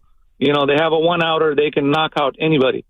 But they have to play their cards right. That's all. Thanks. Yeah, John, thank you. I mean, you must really love the arrival of Jimmy Butler because that's, for me, the number one thing that he's changed. And I don't just mean turnovers and the way that he spits them out and hates them so much, but it's also just the style of play that leads to them. Like what the Warriors in the Steph era have always needed, because did you hear him even refer to what he does off the ball as chaos? My chaos off of the ball. Well, everything about Steph Curry is chaos. His shots can be chaotic. His passes can be chaotic. The way he runs around the court can be chaotic. And when Steph Curry has had success in this league, it's also because there's a teammate out there who is a calming force. Calm everything down. That's what Andre Iguodala would do. Yep. Kevin Durant. Calm it down. Kevin Durant, calm it down. Here, Kevin, shoot that shot. Just here. Take Even the ball. Livingston, absolutely. Throw it to him in the block, the low block with the mouse in the house, and he's dribble, turn, and shoot. That's controllable, yeah. Totally. And that's what Jimmy Butler has done. He just and I think that's what we're feeling when we watch it. I don't know about you. When Steph gets subbed out, I have not felt this way in years, and certainly probably since Kevin Durant, where when he gets subbed out, I am totally at ease with what the Warriors are about to do offensively on the very next possession, because Jimmy Butler is there, and they can put the ball in his hands, and everything around him is just calm. He's like the eye of the storm, man. Yeah, and he'll get you to the foul line, which is a very calming thing in and of itself. And, the caller mentioned the turnovers, and they're averaging 12.8 turnovers a game since Jimmy Butler's been here over the course of 12 games, which is more than 2 turnovers fewer. They're now no longer last in the league in free throw percentage. They're now 4th to last. So they're moving up. Yep. They're moving up the table because you get a guy in Jimmy Butler to the foul line who can shoot it, and Steph is 93% on the year. So you have better free throw shooters. You're getting to the line more. The game is more in control. You turn it over less. And all those things, if you want to talk about coming back from a 22-point deficit, you need to not turn it over, and you need to get some freebies at the foul line, and they did last night.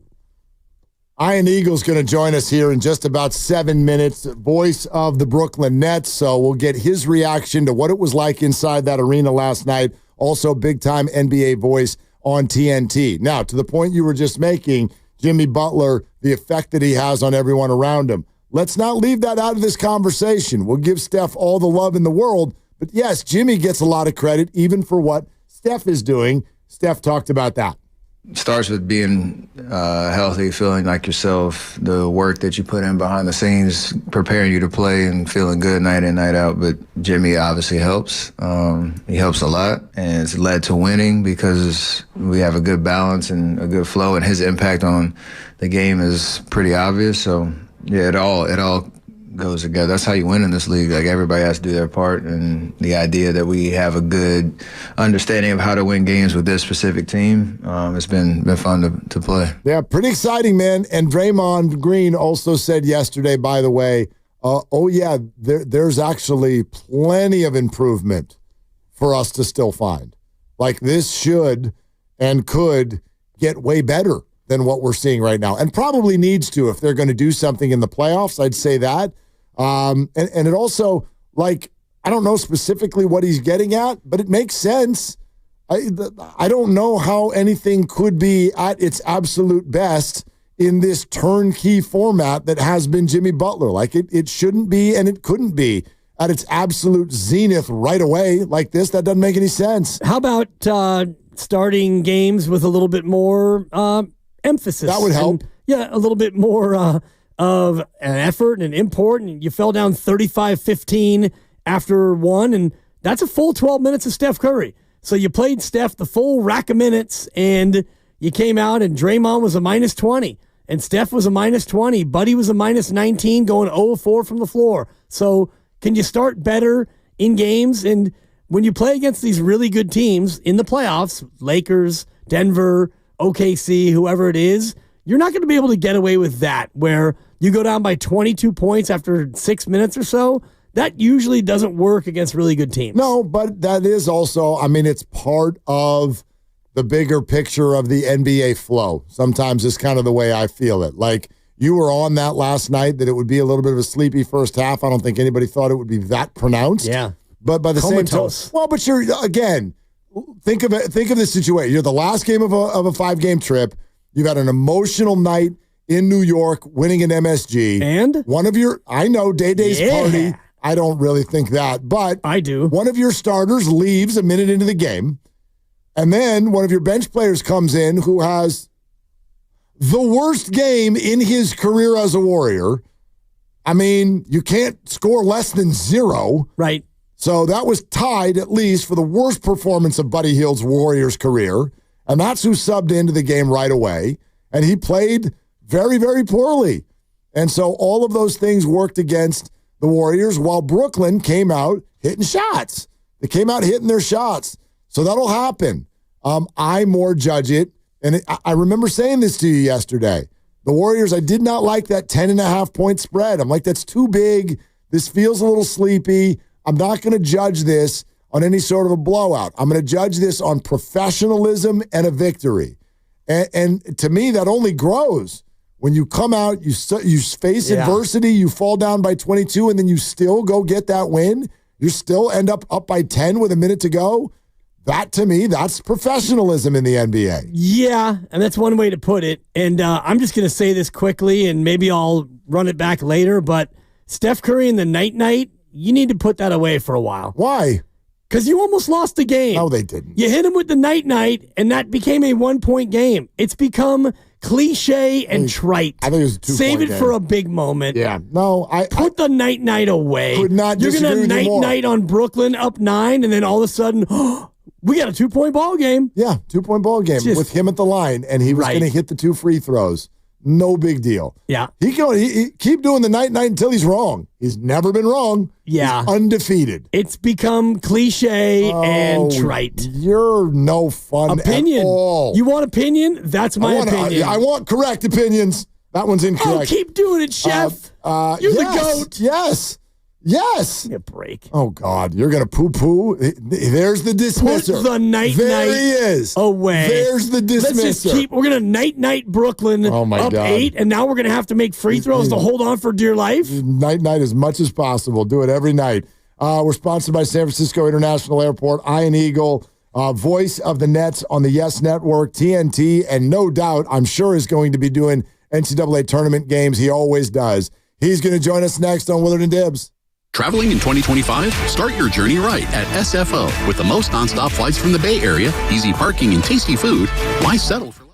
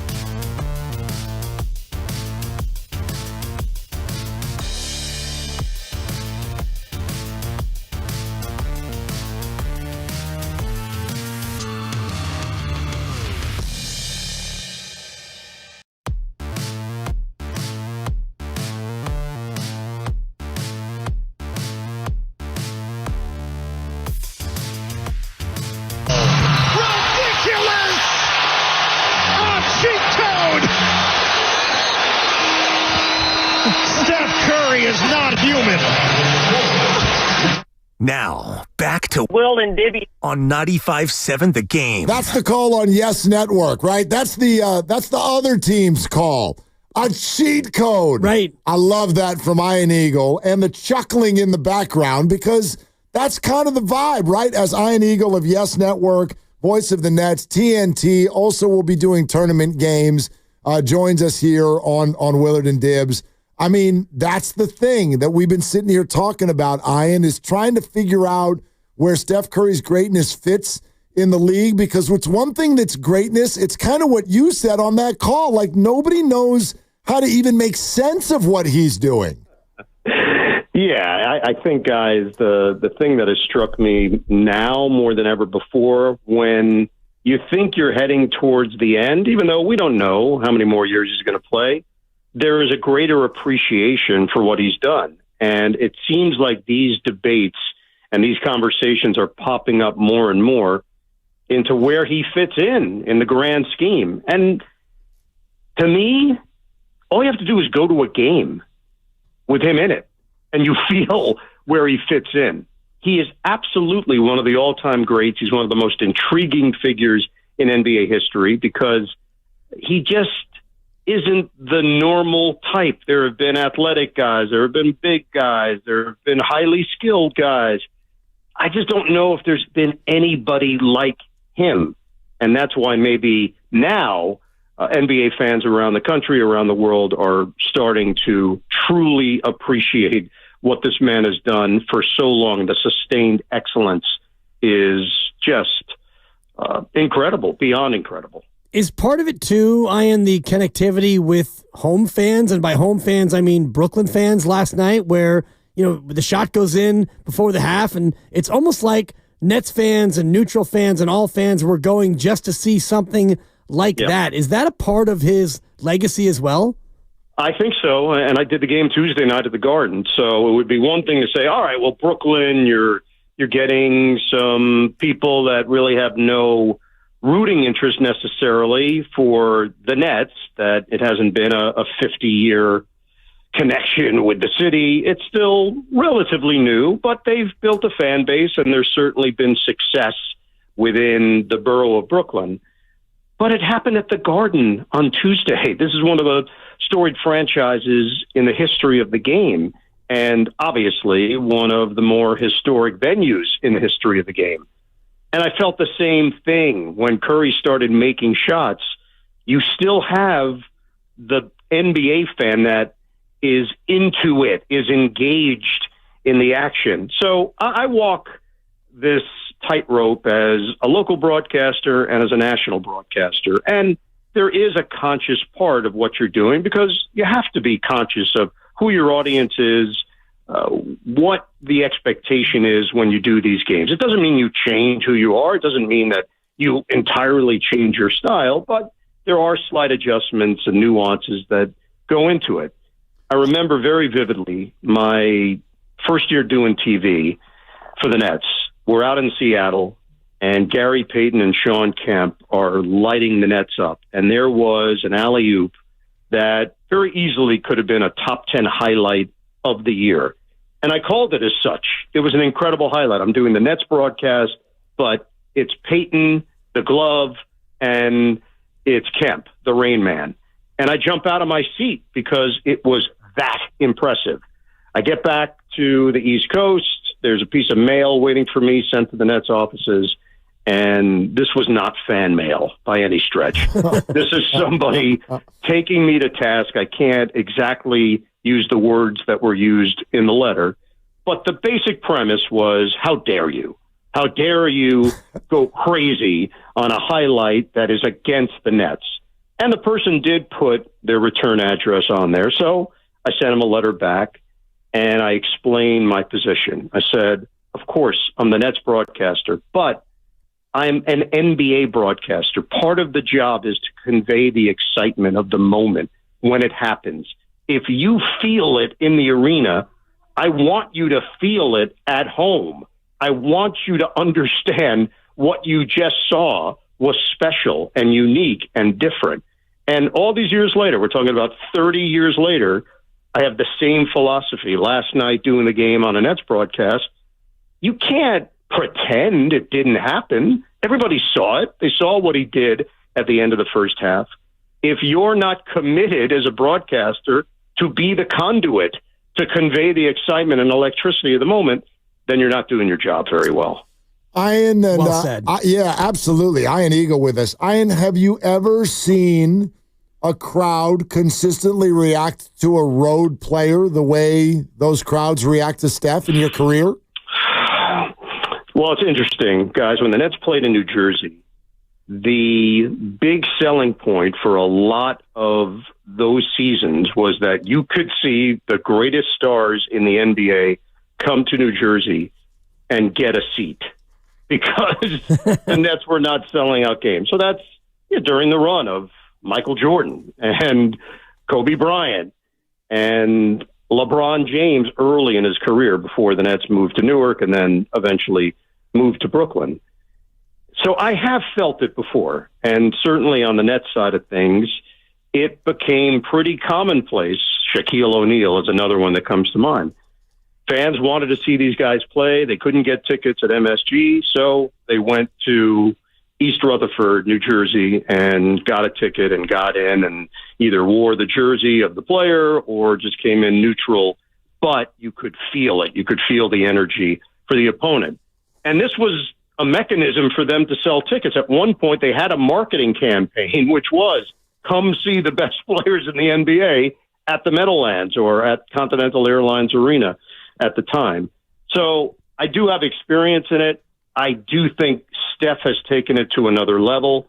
And the other part, which you guys already know, the practice routine prior is warm-up. It gets a lot of attention. When you're in an opposing arena, it is truly a novelty for these fans. They want to be there. Everybody's got their phone out. It's not, a couple hundred people pooled around. Thousands of people were on hand at 6:30 local time to watch this take place. That I do not see from other players around the NBA. That has become absolutely an event unto it itself.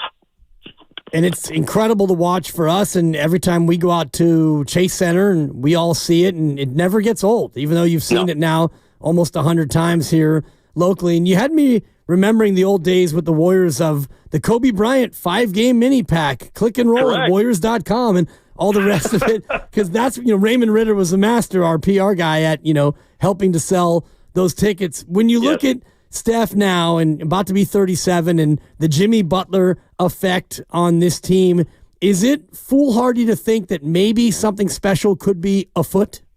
No, I don't think it's foolhardy at all. I think there is a legitimate case to be made that they're very much back in the mix, that they can play with anybody, that the competition that they are ready to take on must be concerned because they've been rejuvenated. And the other part, it's not just that Jimmy Butler is an excellent player and he's been a winner and he plays hard and he's versatile. All those things are true. That is check, all those boxes. His IQ level is so high, and you blend that with two guys with an incredibly high IQ level on the basketball court in Steph Curry and Draymond Green, and you can see it. The cutting, the movement, the anticipation. This is still a new relationship with Butler and Curry and Green, yet you feel like it's already incredibly comfortable and they have a sense of what the other one is going to do. So Butler has fit in, not just seamlessly, he's actually raised the level of other players. And because his drive is so strong, I think he will carry guys with him, and he's highly motivated, obviously, after everything that happened in Miami. And we could probably just do a full hour on that and where we stand with frontline NBA players and the power that they have. It's real. He did not want to play for the Heat anymore, and he was not going to play for the Heat anymore. I saw the same thing with James Harden and the Brooklyn Nets. He did not want to play for them anymore. He checked out mentally. He eventually checked out physically, and they had to make a move. And the beneficiary in this case is a Golden State team that I'm not even convinced he was their top choice. He probably wasn't, but it ends up being the right fit at the right time. They get him the money he was looking for, so he's very happy and content financially, the deal that was worked out. And now from a basketball standpoint, it has been exactly what Steve Kerr and this coaching staff needed to give this team a jolt. It is legit. Okay, Ian, with all that said, and you can only imagine what the honeymoon period is like right now. They've lost one time when he suits up. So everybody is just like, they're singing the exact same song that you just put out there. Is it sustainable, though? Like, is this honeymoon period, are we going to get the rug pulled out from underneath? I mean, these are not young guys, so that's the one aspect of this that you can never predict. You're talking about guys that have put in a lot of mileage playing in the NBA. All three have played well past the 82-game regular season in multiple years. Jimmy Butler's had a couple of runs at the NBA Finals, and obviously what Curry and Green have done throughout their Hall of Fame careers. But what I do like about what this team has begun to do is integrate the others. Responsibility added, yes, but not all of it on Podziemski's shoulders, on Moody's shoulders.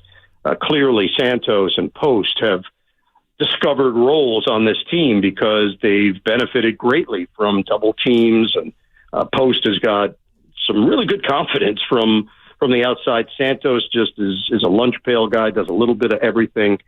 So what this team is now blending together gives me more of a confidence than what I would have said before the trade deadline, where there was a missing piece. There was a connector missing from this group. It was Green and it was Steph, but it didn't feel like any of the other guys were going to be able to take over that next role. Now they don't have to. Jimmy can't. And then with Kuminga coming back, to me, it just adds a whole other element. So to answer your question, from my perspective, obviously matchups determine so many things. We have no idea who they're going to play come postseason time. We didn't even know if they would be in the playoffs guaranteed until recently. And now it looks like the 6 seed and maybe even the 5 seed becomes a possibility. But this team has enough on their roster to make noise. Is the idea of championship pedigree mostly just hokum, or is that a real thing when we get into April and May that a team like the Warriors can rely upon? No, I think it's real. I still believe it's real. OKC is highly impressive. They have done it right from an organizational standpoint, from a coaching standpoint, how they have crafted this roster. Everything has been done correctly. If you were going to write a book, how to build an NBA team from scratch, OKC could be the model that you use, from infrastructure to development to making the right choices personnel-wise, personality-wise. They've done it all right. Even with that said, it guarantees you nothing. All it takes is one bad series, as we know in the NBA, and it sets you back because now you have to make more changes and you have to reassess what you've done, and now you have to question some of the guys that you paid. So there's going to be pressure on the Thunder. I think there's this misconception that, once you get to the postseason, the pressure is going to flip over to the Lakers because of the expectations of the Warriors. I think the pressure is going to be on OKC to show that they are legit and for real, and the regular season does matter. Last year was such a big jump by them. I think at that point, no matter what they did, the reaction was going to be nice building season for them. They lost to Dallas, as we know, in the conference semifinals. Mavericks end up going to the NBA Finals, and now to look at their roster is just hard to believe. But I think this year they're expected to deliver, and that's a different level of pressure and angst that a team has to deal with. Ian Eagle, Yes Network, and right off the top of this conversation, we played your great call of Steph's shot last night. You called it a cheat code. I wonder if maybe you'd compare it and contrast it, maybe a little critique, if you will, of another big-time Steph shot from not too long ago, just from a broadcasting standpoint. Can we do that, Ian? Can we play something for you? Sure. All right, sure. Okay, so what do you think of this one? Durant, back to Curry, dancing on Batum, over the double team. golden dagger. Night. Curry unconscious in the fourth. Okay, what did you think of that one, Ian? Give it a gold medal. Okay. 100% gold medal. I remember exactly where I was when that took place because obviously it was Team USA doing their thing with all of the pressure that came with that. I was pacing around the house. My wife was watching the game downstairs. I couldn't stay in one place. I walked upstairs. I started watching in my bedroom. And then the added layer of the fact that my son was calling the game, and I knew that it's going to go down one way or the other as a call that matched the moment, or people will forget the call forever because it didn't really resonate. So for him to come up with that in the moment and match it was really cool on so many levels. How old was he when he started answering the phone and people thought it was you? He did have a deep voice. Like you guys sound exactly alike. It's unbelievable. No, there are people that believe there might have been some kind of cloning in my basement. The government was looking into it, but I assure you that did not happen. This was real. This was an actual thing that happened. And how old was he when you could kind of see the gleam in his eye that he wanted to do what Daddy did? Yeah, he didn't really cop to it until probably 13, 14. Although I would say before that, I just noticed that he was paying attention and would ask really good questions about broadcasting and the approach, and not the normal ones. Questions about when you're doing a opening on camera with your partner, when do you look at your partner and when do you look at the camera? And he was 9. I was like, wow. He was really 9. Good question. All right. Go to your room, Noah. Yeah, please go to your. You're freaking me out. Go away. I wonder this though too, because Ian, I mean, you've been doing this for how long? How many years? I graduated in 1990, so I started at FAN after I graduated behind the scenes and then got on the air in 1991. Okay, so for well over 30 years you've been doing this, and then your snot-nosed kid gets the Olympics? Come on, man. Yeah. Like how'd that happen? No, that's great. Unlike some people, I actually take incredible amounts of pride, and I want him to do better than I did. So that's what I'm rooting for in life, for him to enjoy it. And the fact that he is having a blast doing it, all of the things that come with it, I'm thrilled for him. It's been beyond cool. He can do better, but maybe he could, slow down a little bit and let Dad have another 15 or 20 first? No, I'll go to a deserted island and get a drink with a nice straw in it and retire. I'm cool with it. Perfect. Hey, Ian, great job and great flavor of what's been going on the last couple of games for Steph Curry and the Warriors in New York. So we love having your perspective, and thank you so much. Yeah, it was awesome, guys, and just being around his orbit for a couple of games this week. You know, you go through your schedule, and I knew it was on there, but I'm so locked in and getting to the next city and getting to the next assignment and preparing. I don't think it was front of mind until I walked into the Garden on Tuesday, and I thought to myself, oh, yeah, it's Steph Curry, and it's the Warriors, and it's the Knicks. And, oh, by the way, 2 days later, it's Steph Curry again, and he did provide the highlights that he always does. The man is really special. When the Nets went up 22, were you thinking that they were going to win the game? No, I never got to that place, but I was shocked in how quickly they came out of the box and how flat the Warriors look. Now, they had been in New York now for an extended period of time. They knew it was the last part of the road trip. Everybody had been singing their praises. Steve Kerr, who I know you guys know well, he's just such a stand-up person. He's someone that is so direct, and his comportment, the way he handles that team, blows me away. He just has a really good understanding of people, of dynamics, and in the back of my mind, I thought to myself, he's probably going to figure it out. That's who he is. Yep. They'll problem solve in the moment, and they did. It was a fun game. It was highly entertaining. The crowd was into it from the opening tip. Love it. Ian, thank you so much. We look forward to talking to you again soon down the road. All the best, guys. See ya. Okay. Yep. See ya. Iron Eagle. Yes Network. With the Nets. TNT. And then also...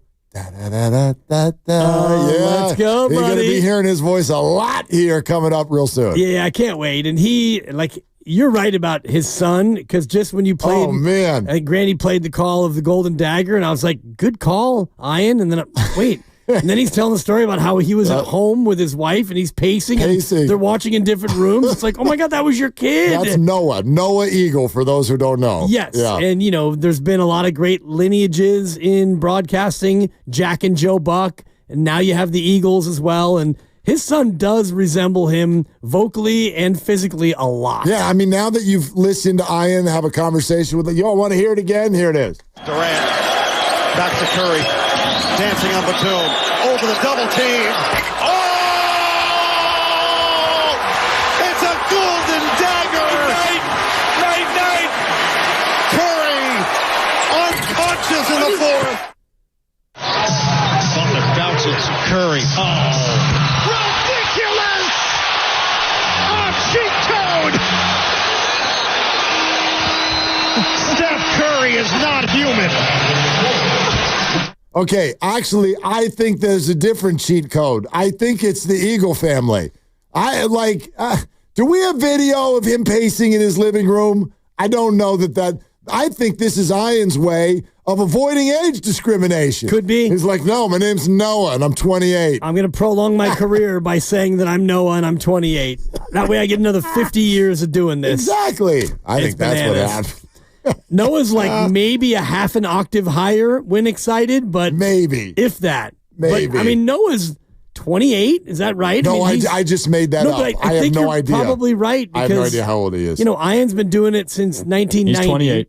Right. Really? I just pulled that out of my wahoo. No, you nailed it. Because if Ian graduated college in 1990, that would mean he's probably my age or a tick older, 57, 58, and Noah's 28. So, yeah, keep doing it, you Eagles. Damn. Go 28 crazy. years old, and this guy's already calling the Olympics. Right? Grandy, what have you done by 28? All you've done is won a couple of stupid knockout He's my trophies. age. This is embarrassing for me. Late bloomer. Incredible. Well, he might have had a couple of contacts there in the house. But anyway, okay. Glad you're with us. Brought to you by Fremont Bank. Here for you, here for good. 888-957-9570 as we bask in the glow of Steph, and also out another very big voice from Yes Network and also from ESPN, and works with the Nets and is a big-time hooper in New York. That's Frank Iasola. He's going to join us next on Willard and Dibs. All right, and it is Willard for Underdog Fantasy.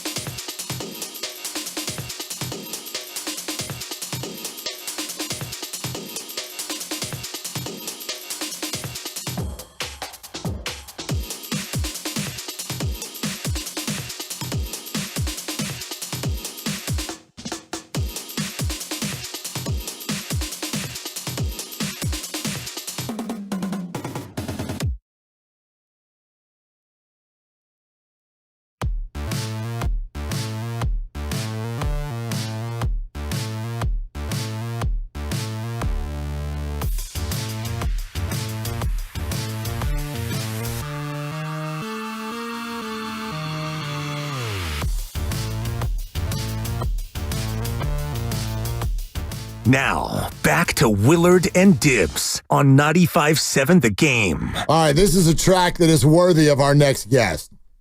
Big Pimpin'? Well, I mean, Big Frank Isola, big voice. Big things. Big presence in the NBA. Been doing it for a long, long time, and he joins us on the River Islands guest line as we're still talking out these new look Warriors, what Jimmy Butler has done for Steph Curry. Frank was in the building last night to watch the come-from-behind win over the Brooklyn Nets. Frank, thanks for coming on. How you doing? Good. I like that. So that's my walk-up music. People say when I walk with like a bit of a, like I'm tipping. So that song would actually go with kind of the way I walk. Yeah, exactly. It's not like a Stephen A. Smith white suit thing. It's a little more subtle, but it's still, you know what I mean? It still hits. Yeah, I think at one point I hurt like I think it was like a muscle in my leg, so it was exaggerated. And some like physical trainer of one of the teams saw me. He's like, you got like an issue with like your leg. And I was like, well, it has been killing me for about 2 years. And then he kind of corrected. So my tipping is more subtle than it used to be. It's funny because I'm about the same age as you, Frank, and it's a fine line between the pimp and the limp at our age. Well, I play soccer every Saturday morning. We have this like organized pickup game, full field. We play all winter long too. And a few, first of all, we play at 7:30 in the morning, so you can't go out drinking the night before, which is good. Yeah. And then by like 1 o'clock in that afternoon, I can't bend down anymore. I'm in such stiff and I'm in pain. Agony, no doubt. Well, if you're still playing, you're doing something right. And obviously, the team that you watched last night is doing a bunch of things right too. Would love just your general take, Frank, on where these new look Warriors now sit in the whole landscape of the NBA. You know, I thought it was interesting because Steph put on a show for the fans, as you guys know, before and during, even after the game, and he was a minus 17. So, you know, with him off the court, they actually did better. And I thought Jimmy Butler, you know, it's been a small sample size, but I'm sure that was one of his better games that he's had. And they started the second quarter with, you know, Jimmy Butler out there, along with the kid, Quentin Post, and then the lacrosse player, Pat Spencer, and their kind of energy got the team back into it. So I thought Jimmy Butler last night was really, really good. And, you know, the Warriors, you know, they're down 27-5. They're complaining to the refs. You guys have seen this before. You know, Draymond starting him with Billy Kennedy, you know, almost as soon as the game starts. Steph was upset. He knocked Keon Johnson to the floor because the Nets were picking him up full court. As soon as Golden State had the ball, Steve Kerr ends up getting a technical foul. But I thought that was a really good one. I do also think they were kind of inspired by the crowd. It was a pretty heavy Warriors crowd because they've been that way for over a decade now, mostly because of Steph and how great they are. And, you know, I kind of felt like they fed off the crowd last night, and that's a pretty good win. And look at it this way too. The game starts, they're already 4-1 on the road trip. Steph's struggling. He can't get open. The Nets are, you know, all over him. It's so easy for a guy of his age and everything that he's done to say, you know what, it's not going to happen tonight. We've had a successful road trip. Instead, what makes, you know, guys like him and the Warriors so great is that competitive fire that they have to battle through it. I know it's only the Brooklyn Nets, but the Nets have had some good results this year. They beat the Warriors in San Francisco. What was that, back in November?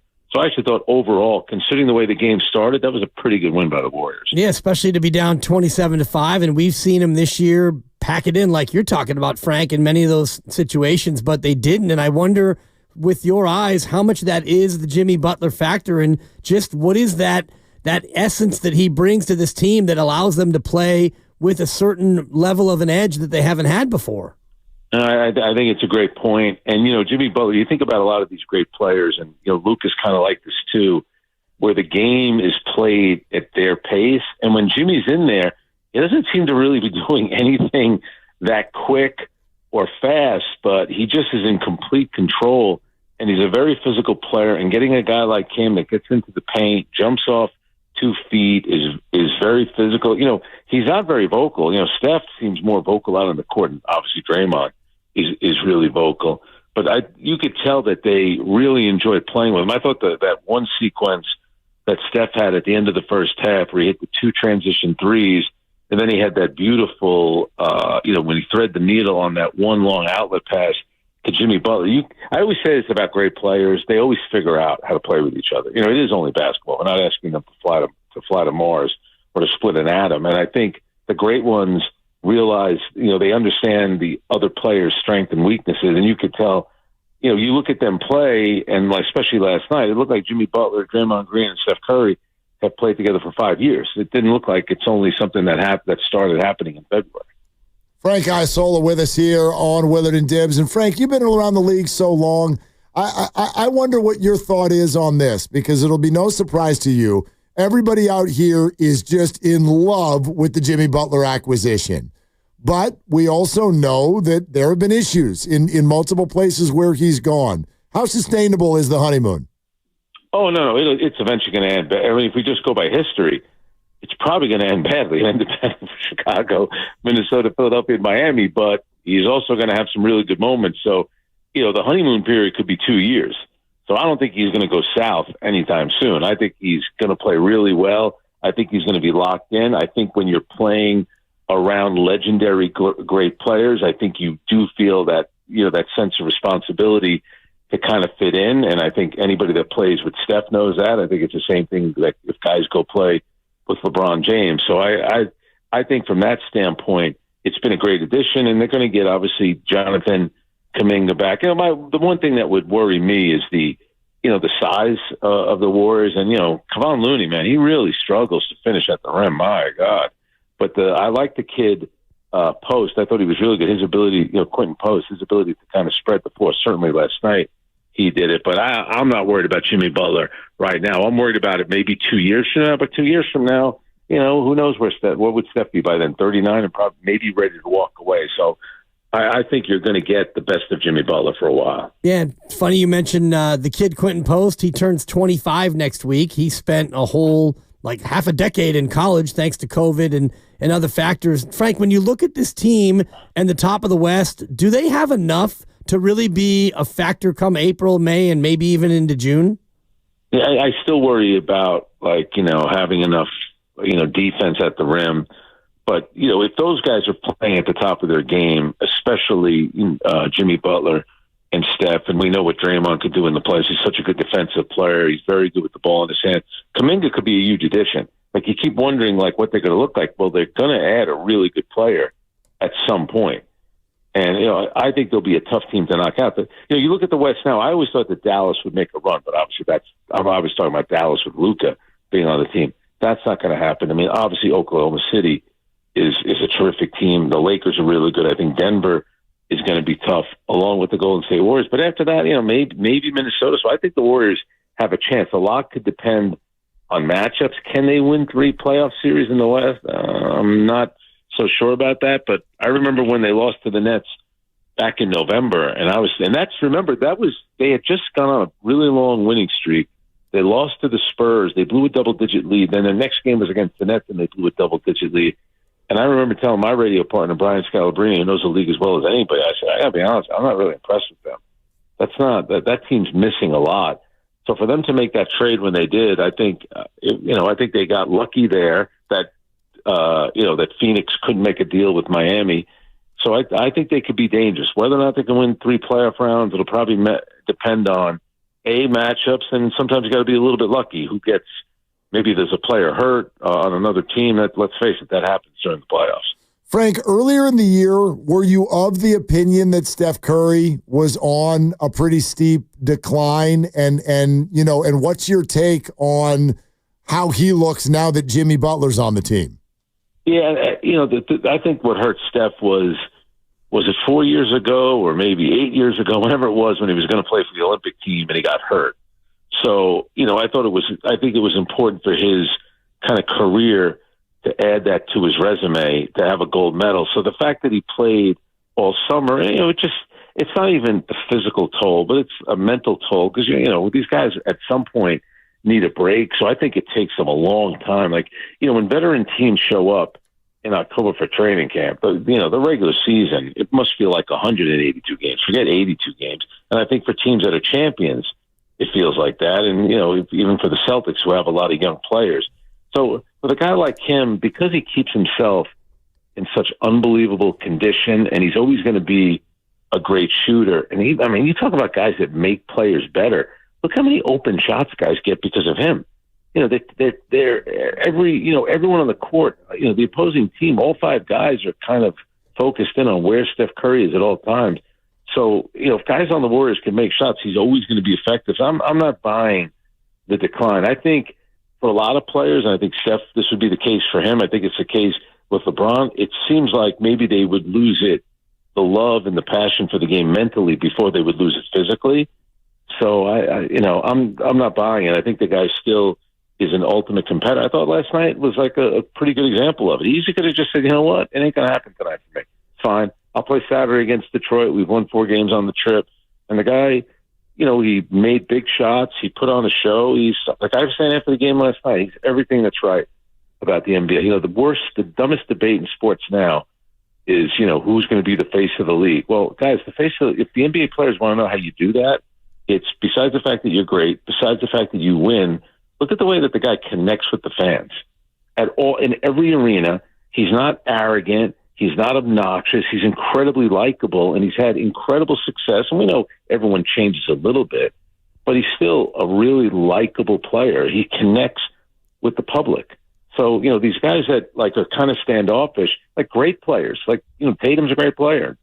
Kevin Durant is a great player. You don't have to be Steph Curry. Maybe you don't want to connect with the fans. That's fine. But don't complain when you're not that guy. Steph Curry puts a lot into it, and it's awesome. You guys are lucky. You're there. You get to see him play all the time. He comes to New York and he plays 2 games, and it's awesome to see him in the building. It's like it really makes you appreciate greatness. It makes you appreciate the sport, and it makes you appreciate the fact that this guy wants to put on a show. Like Joe DiMaggio, a famous guy from Northern California. I think he was the first guy to say it. I'm going to play today. I'm going to go out and perform because somebody might be seeing me in person for the first time. And I feel like Steph Curry lives by that motto as well. It's a great answer, Frank. Yeah, really good stuff. Thank you so much for hopping on for a few today. All right, gentlemen. Take care. Have a good weekend. Okay, you too. We'll do it again soon with Frank Iasola joining us. Yes Network, ESPN, and beyond. Willard and Dibbs. You're listening to 95.7 The Game. KGMZ FM and HD1 San Francisco and Odyssey Sports Station, always live on the free Odyssey app. Twitch and YouTube, powered by First NorCal Credit Union for a low-rate auto loan. Apply online or just ask for First NorCal financing at the dealer. 95.7 The Game, breaking news. And we immediately switch to the NFL for some very big breaking news. The Seattle Seahawks are trading quarterback Geno Smith to the Las Vegas Raiders, reuniting him with his former head coach, Pete Carroll, who is obviously now in charge with the Raiders. So, first big domino to drop as far as quarterbacks this offseason. Geno Smith takes over in Las Vegas, and now one of the division foes for the Niners is on the search for a QB. There you go, and many, many more little newslets and that sounder, the breaking news, and all the rest of it still yet to come. And that's one that is a little surprising to me, but when you take a step back and you think about where Pete is in his coaching career and in his life, he's probably not thinking about draft and develop. And if he likes Geno Smith, then bring in Geno. Geno Smith is probably the 17th best quarterback in football, or we could put a number to it, but he's a guy you can win with. Well, veteran is clearly what they were looking for. I think the Raiders were big time after Matt Stafford when they were unable to do that, and the Rams were able to keep him. This was their pivot. A 3rd-round pick will go from the Raiders to Seattle. But yeah, I mean, part of it might just be the situation that Pete Carroll is in, his age, what have you. But I think it's where the Raiders are, right? You watch what they did yesterday. They're re-signing Max Crosby. They're not going into full reboot mode. They need something that is at least legitimate at the quarterback position. And so this is it. Although I would imagine if I'm the Raiders, I'm doing this alongside trying to really find the, quote, QB of the future at the same time. So this is a little stopgappy because let's also think about what is reality for the Raiders. You're in a division with Patrick Mahomes. You're in a division with Justin Herbert. And it looks like the other team found their guy too, with Bo Nix going to the playoffs as a rookie. So this is going to be a tall assignment for them for, quite frankly, the next 7 to 10 years in that division. Geno Smith makes them a team better, but they're still definitely going to be predicted to be fourth, and they need to try to get more dynamic at that position at some point. Right. So their quarterback position went from fourth in the division to fourth in the division. Correct. And I mean, Bo Nix, I do think showed a good amount last year. He showed that he's not only capable, but he's a guy who can make plays. And so he's not going to be knocking on the door of Herbert or Mahomes just yet. But he, I think, is a guy you can pencil in for the next 3 years and think about a fifth-year option, and he might eventually be their guy. Geno Smith is stopgap, and if you're looking for a stopgap, why not go with the one that you already know that you can work with? Yeah, and somebody who, again, like is viable enough to move the ball up and down the field. Like I bet there are already fans thinking about, so where would you draft Brock Bowers in your fantasy league now? Like, he's good enough to where that offense is going to be able to move the ball a little bit better. But to me, for sure, the bigger news here for the 49ers is that one of the teams in the division just went quarterbackless. Like, and it's not the team that, quote, scared you. I think that's the Rams. But the Seahawks were a team. I mean, they came to Levi's and beat you last year. Right. Geno beat you. Yeah, what the hell are they doing at quarterback now?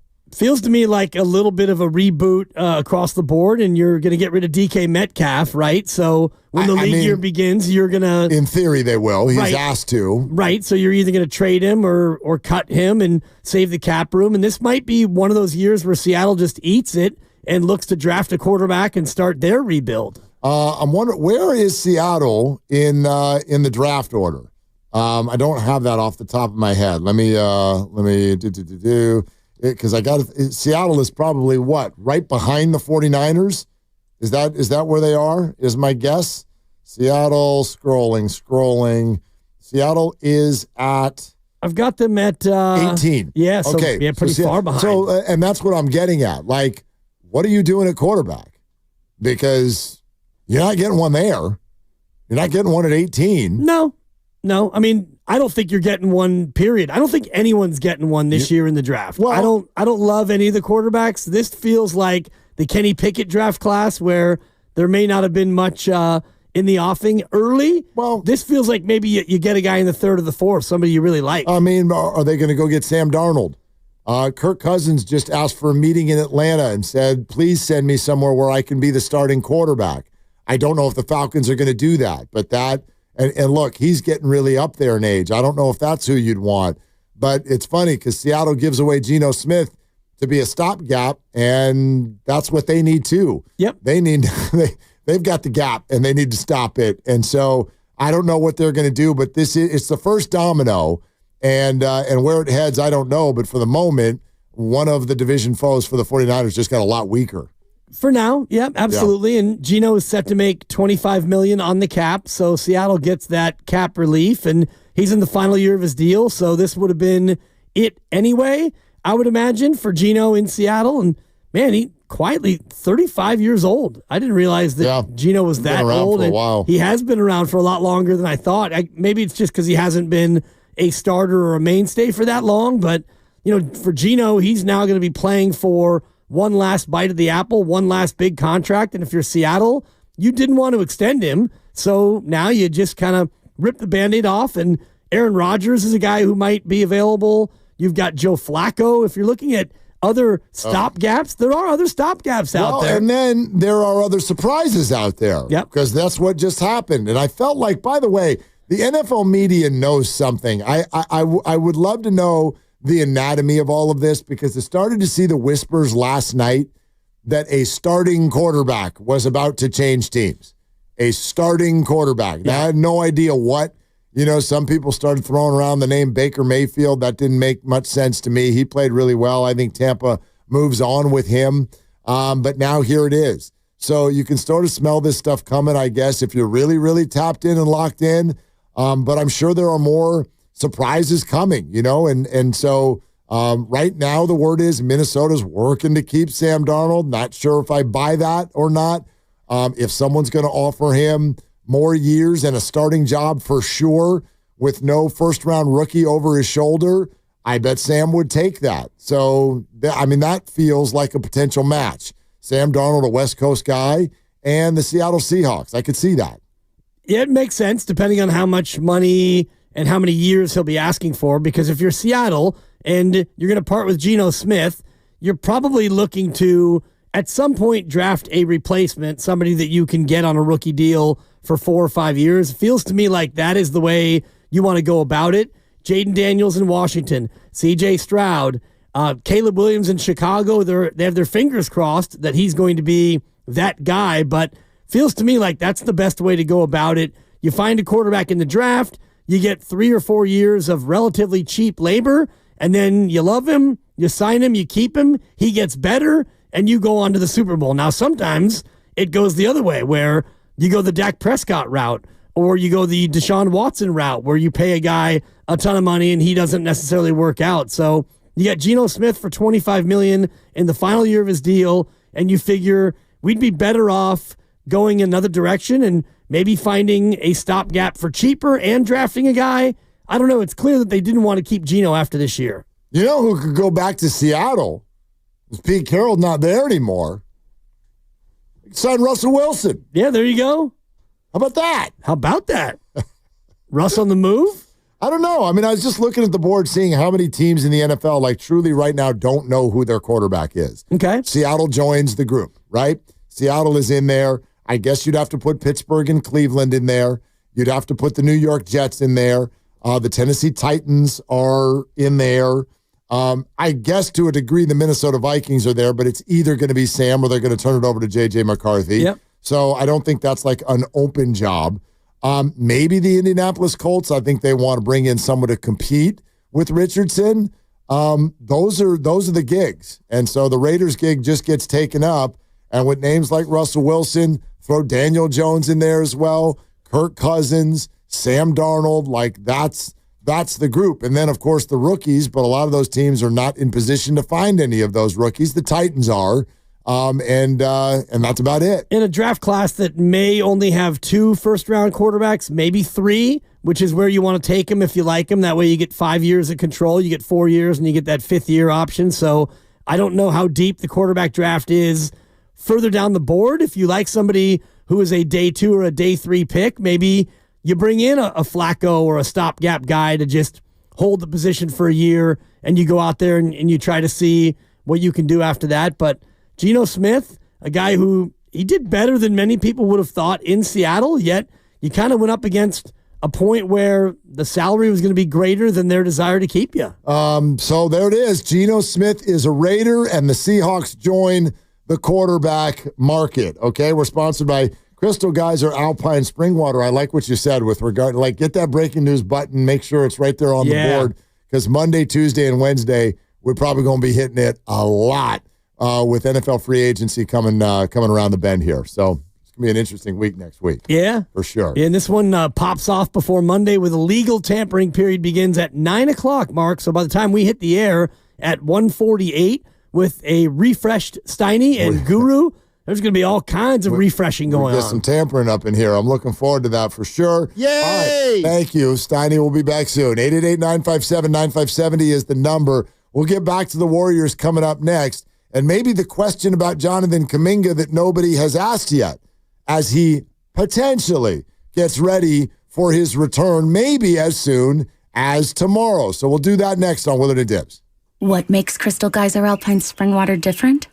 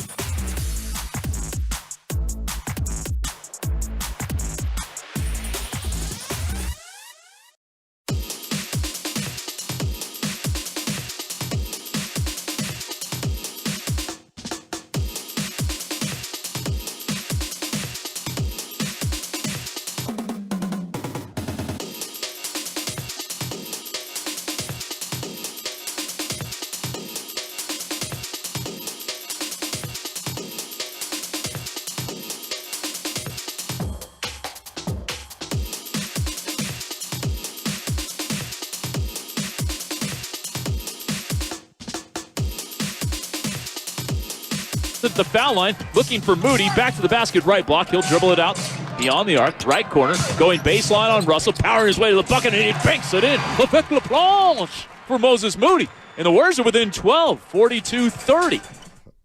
Bay Area, it's Moses Moody. You're listening to Willard and Dibbs on 95.7 The Game. Okay, Momo. What the hell did Kevin say? Did he call it Duck L'Orange or something like that? What'd he say? I'm stuck on you calling Moses Moody Momo. Well, listen, when one Momo won't return your calls, we're moving on to a new Momo. Developing. I mean, he's actual Momo. Moses Moody. Like his Momu? His first and last name both start with M-O. Mo. Not denying that. Ramona will come on next week. She'll come on next week. I took a shot at her. Oh. She'll come on next week. Okay. She's going to come on today, but she's at spring training right now. Nice. I don't think she's doing like a big story on Teoscar Hernandez. I think she's just taking in some ball games with her family. I think. Good. That was the way I took her text. Yeah, as she should. Yeah. And not every story makes it to the internet. I was actually interviewed at length for a story about why Charles Barkley hates San Francisco, and then he donated $250,000 to Glide Memorial Church. He made up with San Francisco. The story died. That story never made it. Well, yeah, that's the way probably that the right goes decision. sometimes. Yes. That's the way that goes. Probably the right decision. When you were talking about scuttlebutt on the internet about a starting quarterback going to be on the move, and I was just looking at the Ian Rappaport tweet, and within 3 minutes of the tweet, he had a story out on it. So he obviously knew about this. Yes. So, yeah, whenever there was like rumors yesterday of a starting QB being on the move, Ian Rappaport knew about it, I'm sure, as did Schefter, and they were asked to sit on it until 4 o'clock Pacific, and then kapow. Max Crosby has tweeted. Want to know what he said? What do you think he said? Geno Smith to the Raiders. If you were Max Crosby, what would you say? I can't wait to knock his passes down in training camp. I can't wait to get my hands on that guy. We've got LFG, and then 1, 2, 3, 4, 5, 6, 7, 8, 9, I think 10 exclamation points, followed by 3 skull and crossbone emojis. Yeah, of course. There He you wants go. him dead. Yeah. He wants to poison him. Bring him to me. LFG, I'm going to poison you. I'm going to kill him. Anyway, so yeah, Raiders have Geno Smith. I got this. This might make some of y'all uncomfortable, but I'm here to sometimes ask the questions. Okay. And bring the observations. And this is both a question and an observation wrapped into one. And then you are absolutely welcome to call us at 888-957-9570. You can refute it if you want. You can agree with it. You can answer the question straight up. How come you all stopped caring about Jonathan Kuminga returning? When did that happen and why? And I don't really want to hear, oh, no, because it's like... We care, but we care less. You care less. You absolutely care less. And so I'm not quite sure what to do with that in this moment. I get the obvious reasons, which are the Warriors are winning all their basketball games. Yeah. But you also know this. A week and a half ago, he remained the number one hot button of the team. Right? And there was this debate that got started about like, ooh, is he going to be able to fit in? Will he fit in? Should he not fit in? Guru's like, he's got to start.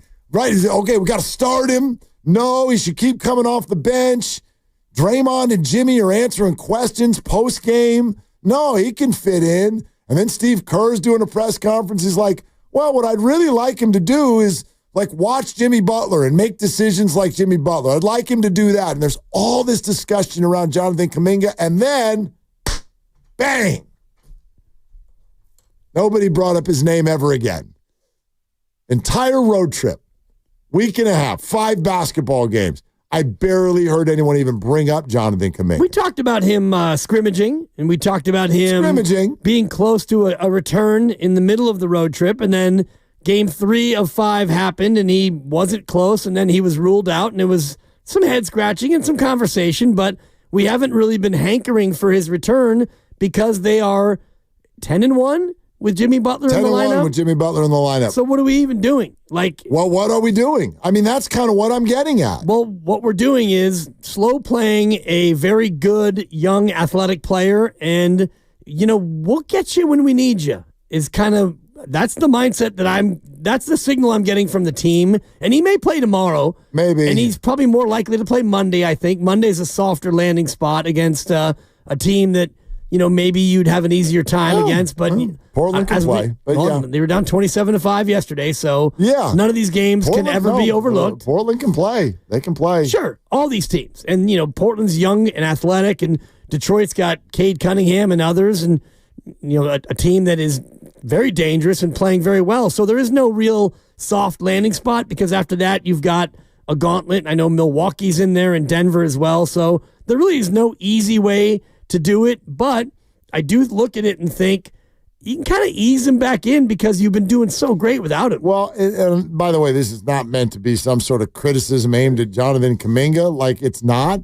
I just think there are two main reasons, but it's fascinating to me how quickly the faucet got turned off. There's two things, and one's obvious. They're winning all of their basketball games. Yeah. The other one is the way the Warriors have talked about him or not talked about him. I mean, this thing got cloak and dagger for some reason. You bring up Jonathan Kuminga and Steve Kerr, the chattiest interview in the Bay, you're like, yeah, nope, nothing. Sorry. They don't want to talk about him. And I get that too. They're trying to make sure they don't put any pressure on the kid. They're managing expectations of a return. I understand all of the dynamics, but it's led to this situation that I think is pretty difficult. It's pretty difficult. If you win all of your basketball games, and now Jonathan gets thrown back into the fray on some level, you very much have a don't upset the apple cart type of a vibe right now. Things are going so well. And so you can either be excited, you're like, ooh, they're going really well, and another good player is going to join the team. Or, you put a new ingredient in the stew, it's going to taste different. Of course. And you don't know how it's going to taste. Yeah. You definitely have to be careful. And I think because of that reality, you don't have to even think about rushing him back, and you don't have to talk about timelines to return. I do think it'll be one of the next two games because if he doesn't play tomorrow and he doesn't play Monday, now there's going to be a lot more questioning that comes up because now we're going to be looking at 2.5 months, and then you can rightly ask, are you guys just going to shut him down for the year?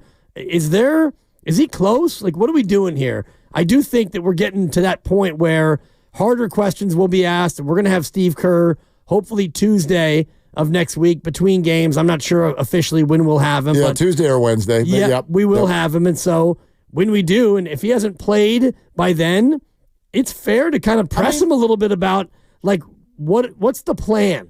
Is there any head scratching going on? Like, let me ask that. Do you think something has not? It feels to me like something has not gone according to plan. I asked him that when we had him earlier this week about setbacks, or is it just prudence and patience? And he said it's more prudence and patience. There have been no setbacks, so I don't think that.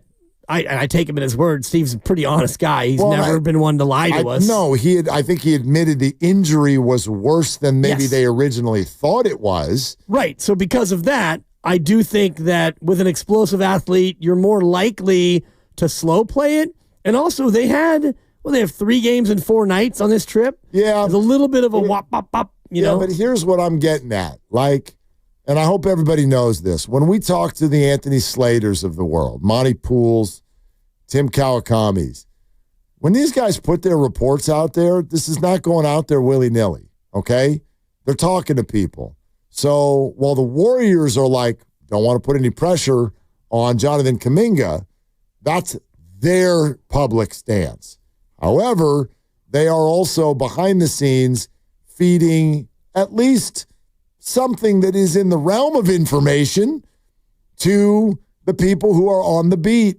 And Anthony Slater came on this radio station multiple times and was like, yeah, it may not be until the road trip, but probably halfway through the road trip is what we're looking at. Well, road trip's over, and we don't even have a target.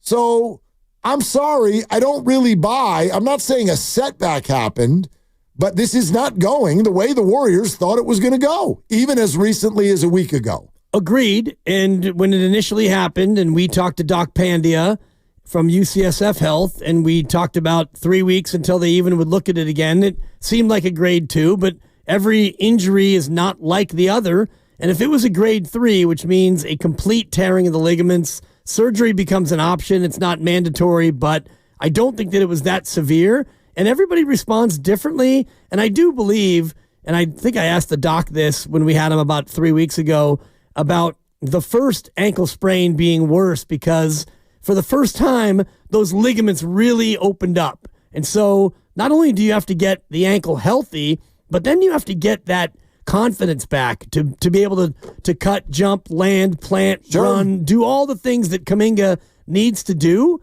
I'm not, going to say this to diminish or demean Kevon Looney.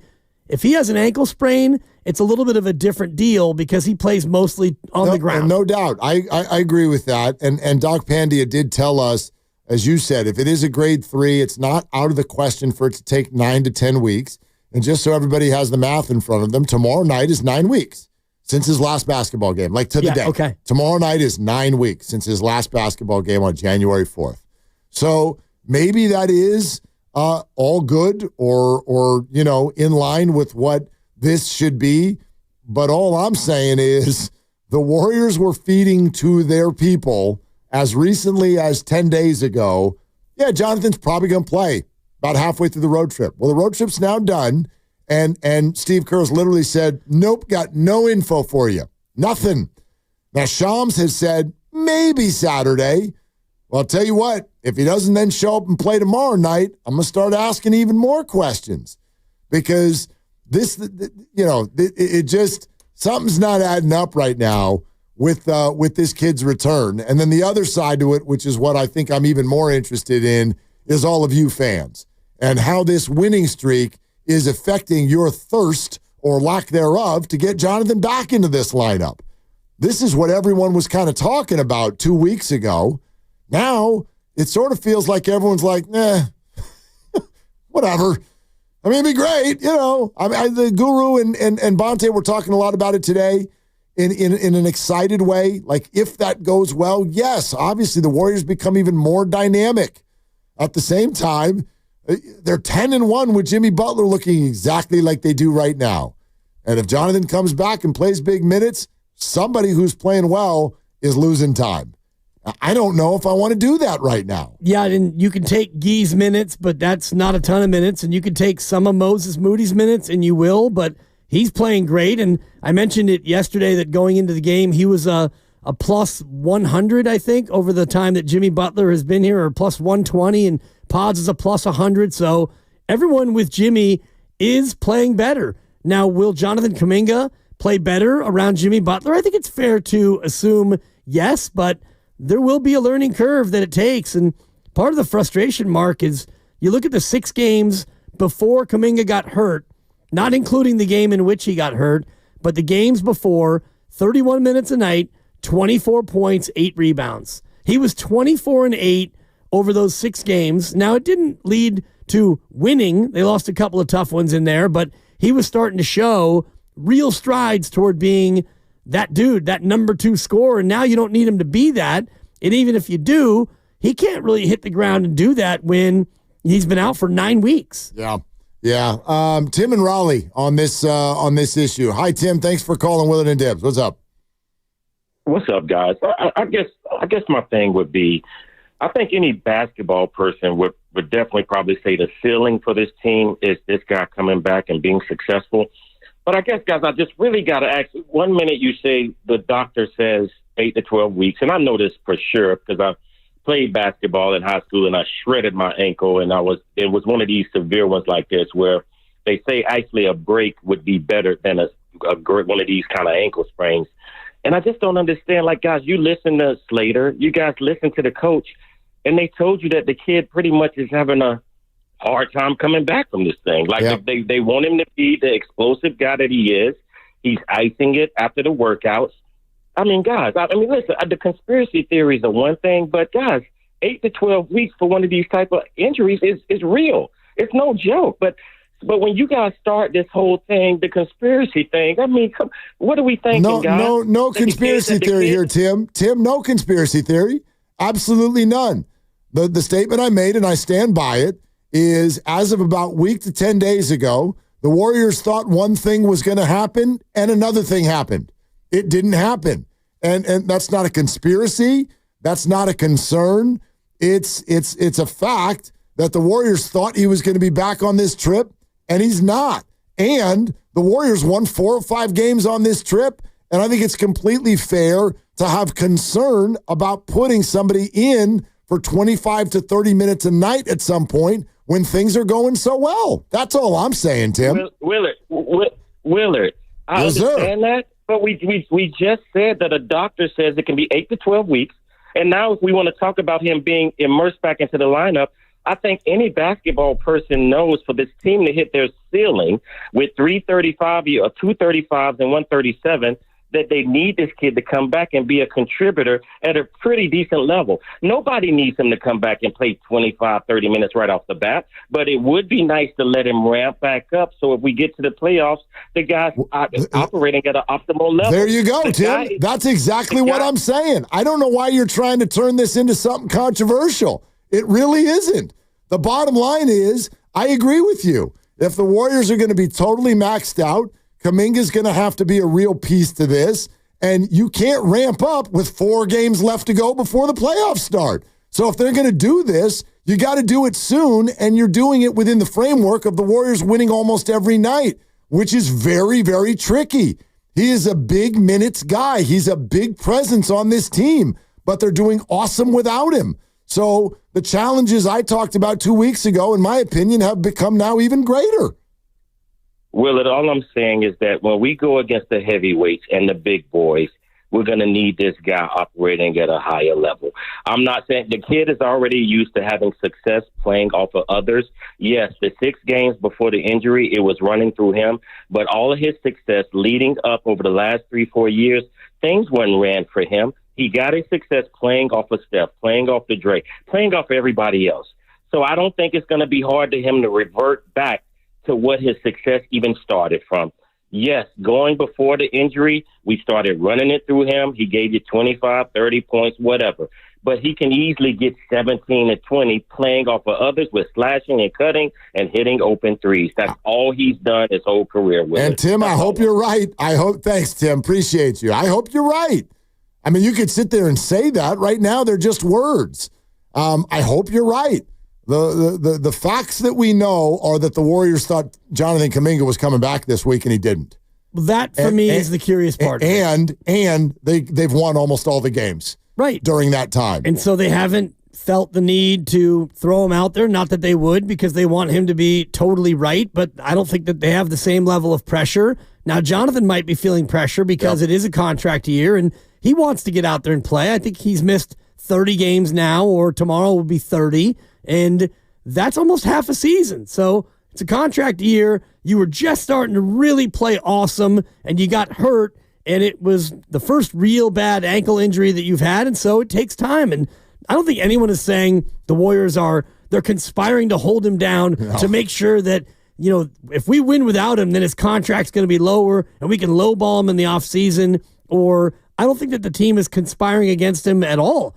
I do think there is some internal concern about how long it's taking. Doesn't mean that he's not tough. It doesn't mean that he's not close to ready. We don't really know. But normally when you get a severe ankle injury, you get a ramp up, which he's had. And when the ramp up is over, you start to play. And so he's done everything. He's scrimmaged. He's done 3-on-3, 5-on-5. He's gone through all of it. And now you get to a point where, okay, time to start playing. And I do think if it's not tomorrow, it'll be Monday.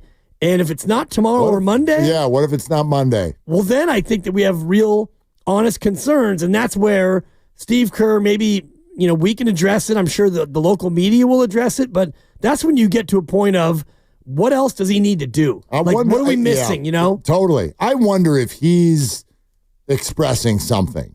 I wonder if he's really expressing something. And this is the number one thing that I've been interested in all along, which is the mental side of this situation for Jonathan Kuminga. I think it's very difficult. You've got a contract sitting there, but he has been a very good teammate. He's a good team player. He's not put himself above the team ever.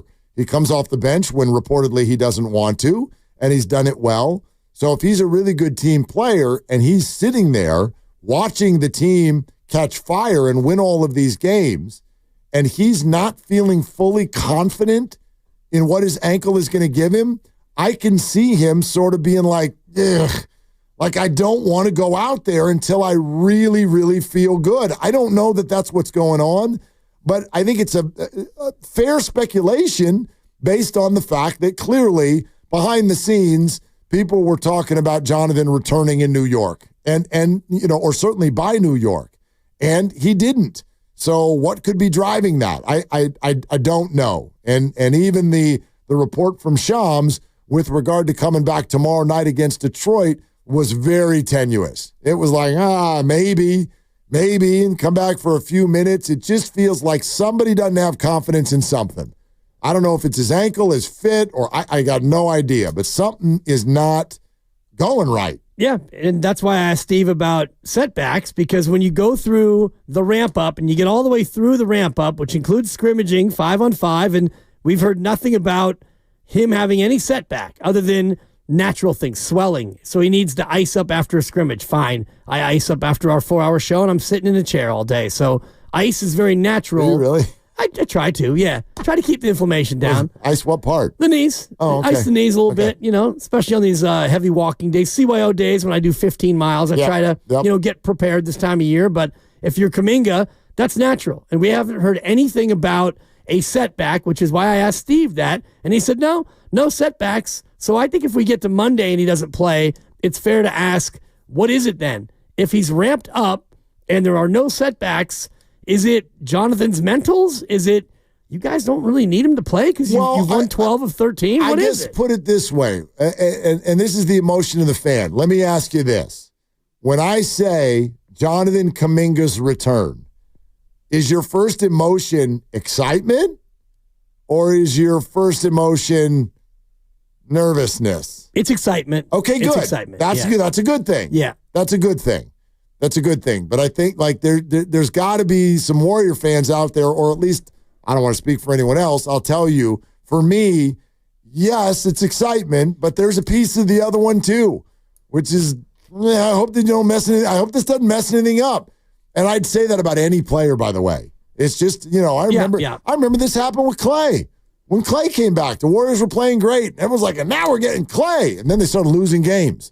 It's like, yeah, because you're changing the ingredients to the whole thing.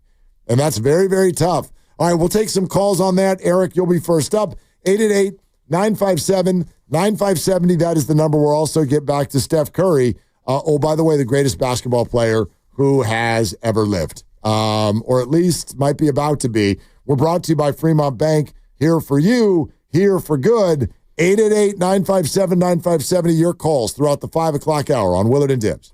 And Dan Dibley here to talk.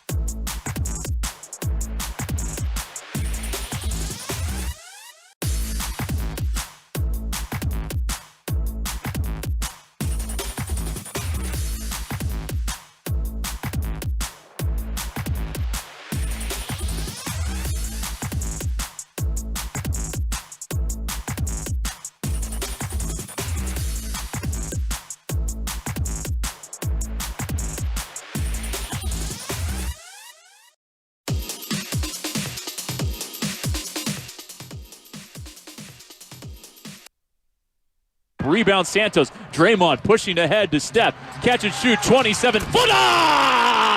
Oh, yeah. 56-48 in the Warriors. This is the closest they've been in the second quarter. Steph with 13. On 3 is 6 from deep, and here come the Dubs. Now, back to Dillard and Wibbs on 95.7 The Game. Yeah, we're heading into the Scooty hour. We're heading into the 5 o'clock hour on a Friday. 26-footer! I'll tell you what, give me a few more Danas there in the 5 o'clock hour, and I'm going to be just laid out on the floor in giggle mode. Totally. It might happen. You never know. Gucci! Well, that's a good start. Good start. 888-957-9570. Steph Curry is the greatest basketball player who's ever lived, or at least is about to be. We'll explain that in a little bit. But we're also sitting here talking about Jonathan Kuminga and sort of wondering which is the emotion you feel more when you hear the idea Jonathan Kuminga is returning. We don't know that, by the way. There is at least speculation that maybe he will play a little bit tomorrow night against Detroit. Maybe not. The Warriors are keeping it real tight-lipped, and in fact, you can tell they've also turned the faucet off on sending any reporters out with any information because it was before the road trip that was like, it's about halfway through the road trip. And then that didn't happen, and now the local reporters have nothing. Zero. Which tells me the Warriors are really trying to manage expectations here because they don't know what's going on with Jonathan Kuminga. But as a fan, when you go, okay, Warriors are getting one of their top scorers back, their young athletic guy, or are you like, don't mess anything up. The Warriors are winning all their games. We don't need to enter anything new into the conversation. I wonder which one hits you more. Yeah, I don't really worry about messing it up because if he comes in and there's a learning curve and he's not completely 100% fit to go 30 minutes and get back right into the flow of things again, then they're going to play him less. They're still going to manage the games to win the games. And I also believe that they're going to slow play his return to max minutes. So I'm not that worried about can Kuminga fit with this new Jimmy Butler style. I do think that there'll be some adjusting for Steve Kerr. And we asked him, Jonathan, does he start? Does he come off the bench? Does he play the non-Steph minutes? What does he do with Draymond and Jimmy and all the rest of it? And Steve, he doesn't know. He can't really know until he sees it. So the sooner he can come back, the sooner the Warriors can start to work through these questions. How fit is he? How does he look? How does he play with Jimmy and other people? And Quentin Post has now arrived since he's been gone. So it's not just as easy as can he play with Jimmy. Moses Moody is now a starter. And Pods is back, and TJD doesn't play anymore, and Quentin Post is now a stretch 5 who gets minutes. So there's a lot of things that are different on this team. Totally. Let's go to Eric in San Leandro. Hi, Eric. Thanks for calling. Hey, William Diaz, great show, man. I'm telling you. Hey, everyone is entitled to their opinion, but I think the last caller, I think he's not realistically looking at the scenarios, and he misunderstood you because I agree with what you said, but I'm going to go even a step further to say I'm a little skeptical when he comes back. Will he interrupt the chemistry that's already been established? I mean, because we know he's still. I mean, he's an up and coming star, but he's still trying to find his niche. And with a player like that trying to find his niche, he's still trying to get in. So I'm wondering if he'll even interrupt the flow that's already started. I'll take your comments off and while I'm listening to you. Yeah, Eric, thank you. Appreciate it. Listen, this is a fair question that Eric is asking. And it does put Jonathan in a little bit of a tough spot. And that's just my observation. I've heard a lot fewer people sort of talk about Warrior basketball of late in this way. Like, I'll give you an example. People are like, man, this Jimmy Butler thing is really working. And the Warriors are playing pretty well. And they're about to get Kuminga back. That's what it sounded like a week ago. Then you hit the road and you go 4-1 on your road trip. And now it's just like, dude, first of all, Steph is otherworldly again. Jimmy Butler has unlocked everything and he's amazing. And I think we're going to win it all. Nobody's talking about Jonathan Kuminga anymore. Well, if you're going to use that as the bar, then you are talking about Kuminga. You're not going to go out there and win it all without Jonathan Kuminga, I don't think. Even if I'd be hard-pressed to find a Warrior fan who thinks that you can do that without Jonathan Kuminga. I mean, all we've seen, the entire excitement that is taking place with Jimmy Butler has all been sans Kuminga. Right. You don't think there are people that are looking at this Warrior basketball team right now, the one that we're watching, and think that they can do damage in the playoffs? You said to me earlier this week that if they don't at least win 2 rounds, you'd be disappointed. Oh, yeah. That's assuming Kuminga's coming back. You haven't even seen that. So, like, how would you have any idea what that looks like at all? Well, I've seen this and I've seen that, and I don't believe that this and that cannot coexist together. No, I get that, but I mean, like, I guess the ceiling of it to me feels like a complete mystery. Well, I don't know. I don't even know what role he's playing, how many minutes when he gets back. It depends on how he's feeling and how he's fitting and how he's flowing.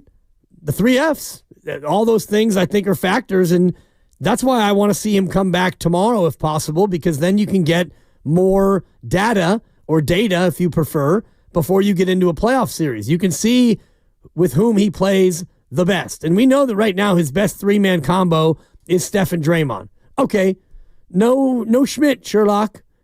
Anybody would be at their best with those two. How does he look with Jimmy Butler and Pods? Because that's a combo that Steve loves. Steve loves Jimmy, Draymond, and Pods. Can Kuminga be the 4 with that group? Because right now it's Moses.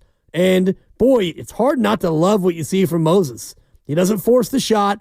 He plays good, sturdy defense. He makes hustle plays, and he defends. Now, Kuminga has greater strengths, and he also has other weaknesses. So how does he fit? That, to me, is where we can talk about the ceiling and championship. Yeah, they could still do it. But for me, you can't think about a title without Jonathan Kuminga. That's foolish. Yeah, well, that's interesting because I really think for the reasons that you just laid out, why does he like Jimmy, Pods, and Draymond all on the court at the same time? Like, how would you answer that? I think that you've got 2 veterans and a young player who tends to make the right play a lot. Boom. That's why he likes those 3 players, because they make the right decision. Yeah, a lot of the time. The last time he spoke about Jonathan Kuminga, what did he say he hopes he starts doing? Making the right play more often. Okay, so that's hope. That's hope. I'm not here to argue with anyone with Jonathan Kuminga's talent. Jonathan Kuminga's the flyer. He's the 22-year-old. I'm in general with you. He needs to pop if this team is really going to put the fear in the top of the league. I'm with you, but I don't think it's actually about that. I don't think the team thinks it's about that. I don't think that they think that it's about Jonathan Kuminga showing up and finishing lobs. I think that they think that it's about Jonathan Kuminga showing up and making good decisions on the court, because that's what the Warriors have been doing since Jimmy Butler arrived, and that's why they're suddenly winning all their basketball games. Turnovers down, free throw attempts up, exactly. Free throw makes up, also pace down. And I was looking at some of the games since Jimmy's come, and the Warriors are playing a little bit more slowly, which Steve said early in the year, we want to play fast, we want to get up and down. I wonder if that hasn't changed mindset for the Warriors because you have a player who is really good at controlling things at a slower tempo. Let's go to Tyler in Pleasant Hill on this. Hey, Tyler, thanks for the call. What you doing? Thanks, fellas, for having me on. I was just calling because I hear what you're saying about JK, and actually the past minute or two, you've kind of hit the nail on the head a little bit. He doesn't make the right choices on the court. He's got some tremendous talent, some real skills, but honestly, when he's on the court, our offense just slows way down, and not in a positive way like you might have said with Chris Paul or something like that. The ball kind of stops with him a lot of times. And we saw a little span of maybe 5 to 7 games or something like that where he started making the right pass and was really coming on, making big numbers in terms of his scoring and everything like that. But it's such a small sample size. I really don't think he moves the needle a whole lot when we're talking about the playoff chances and title hopes. But anyways, guys, great job, and thanks for, again, taking the call. Yeah, Tyler, thanks. Appreciate it. I think he could move the needle. I'm going to put this whole thing, for me, is very hypothetical. I don't know exactly how it's going to look. I will agree with Tyler on this. Of all the Warrior players, what I saw earlier in the year, it felt to me like the ball stopped with Jonathan more than anyone else. Now, part of that is because Jonathan's got the ball a lot. He was one of their leading scorers. But if you think about the other people who make buckets on this team, Steph Curry plays like Steph Curry does. Okay, we all know what that looks like. And then you got a lot of guys like Pods to a degree, tries to create, but I don't see him just grab the ball and try to break down a defender. The Buddy Hields and Moses Moody's and Quentin Posts of the world are just kind of like spot-up shooters on the outside. Jonathan is someone who is a multi-talented offensive player. And so what that can mean late in the shot clock is I'm going to grab the ball, I'm going to try to break down my guy one-on-one, see if I can get to the basket. Jimmy Butler's different. He likes to start a little closer to the basket, and he'll get to the free throw line a lot. But if Jonathan comes in and does any sort of ball stopping at all, I'm going to get very, very worried about where this is going, because I think Steve Kerr thinks that the ball moving is literally the straw that stirs the drink. Of course, because it leads to open shots, not only for Steph Curry, but for Quentin Post and for Buddy Hield. Maybe you didn't want him to have open shots last night, but, it's just Buddy, and you didn't see his demeanor change at all, even though he didn't make a single basket from the floor. But, yeah, Kuminga's going to have to adjust to the way this Warrior team plays, and I do believe that he can do that. And also they need to adjust to him and put him in spots to allow him to succeed the way that he was succeeding before the injury. You are listening to 95.7 The Game, KGMZ FM and HD1 San Francisco and Odyssey Sports Station, always live on the free Odyssey app, Twitch and YouTube, powered by First NorCal Credit Union. For a low-rate auto loan, apply online or just ask for First NorCal financing at the dealer. We'll get back to Steph here in just a sec, but I don't know, man. I'm just noticing, and maybe it's because the Warriors just kind of put a stop to it because they just don't have any information to share. It just got super quiet. It got real quiet about Jonathan Kuminga. And 10 days ago, it was literally what people wanted to talk about. And I don't even just mean our listeners. They would win a game, and they would go into the locker room, and Draymond and Jimmy were addressing, how can Jonathan sort of reacclimate himself to this whole thing? And they were talking about it, and we were expecting him to return, and then yeah, not a thing. That was it. Yep. That was it. And now we don't hear anything about Jonathan Kuminga anymore. Today's a weird one because they traveled back today. They're probably, just arriving now. They probably arrived a little bit earlier in the day because, remember, they stayed overnight last night. So another fun night in New York. Thank God they won. You get after it one more time, and you get back today, and I'm sure there's no practice and no organized team activities. And then tomorrow you'll get in the building, and you'll get an update on not only Kuminga, but Pods, a guy who couldn't even play a minute, and he goes out. So that's one. Steve did say after the game, nothing serious. Right. Somewhat precautionary. I don't know his status for tomorrow night, but he didn't say it was not serious. Listed day to day, so you don't know how long that would be, and hopefully he's able to go. But tomorrow, by the time they all roll into the building in advance of the Detroit game, you're going to get a report. You're going to get some commentary. I think an update on Kuminga and certainly Pods and how everyone else is doing. Yeah, absolutely. So we'll listen for that. But to me, it is strange though. I don't want to discount what you're saying. The euphoria of Warrior basketball has just sort of jumped it. I don't. You know what I mean? Right now, this is, and I don't know how many people sort of see it the way that you just expressed it, which is your projection. Whatever it is, whether it's first round, second round, third round, fourth round, whatever your projection is, you're saying you sort of baked into it the idea of Jonathan's return. I personally, I don't even know necessarily right now what the projection would be. I definitely think they're a playoff team, and I think at minimum they're going deep in the first round. That's a long series. Can they win it? I got to see who they're playing first. Are they playing the Lakers or are they playing the Grizzlies? Yeah. Let's talk about that. But I project this Warrior team, because this is the only playoff Warrior team that I've seen this year. I get that. Is the one that has played the last 3 weeks, and that has been without Jonathan.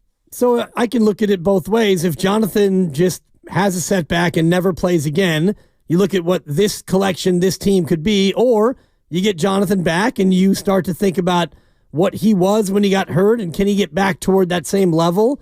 And yeah, for me, that projection changes a lot on how I think this Warrior team could do, because if Kuminga is right and he fits with what the Warriors are doing, well, now you've got another option offensively, and you've got a dimension that you don't really have right now. You've got a real good finisher, not a great finisher, but a good finisher at the rim, inside of 10 feet, something that you don't have a lot right now on your roster. Yeah, no doubt about it. All right, let's hear from Steph last night. First of all, yet another very special shot came just before the first half buzzer, cut it to 5, and put the Warriors in position to come out in the second half and do what they did, which is win the game. Here's Curry on the first half buzzer beater. That one, that's not in the practice routine, but you have an idea of where you are on the court. And as weird as it might sound, it was kind of a rhythm shot because you don't really have any other thought other than just try to get it off. So it did surprise me, though. That's why I just ran to the locker room. Still 0.3 on the clock, and he took off to go to the locker room.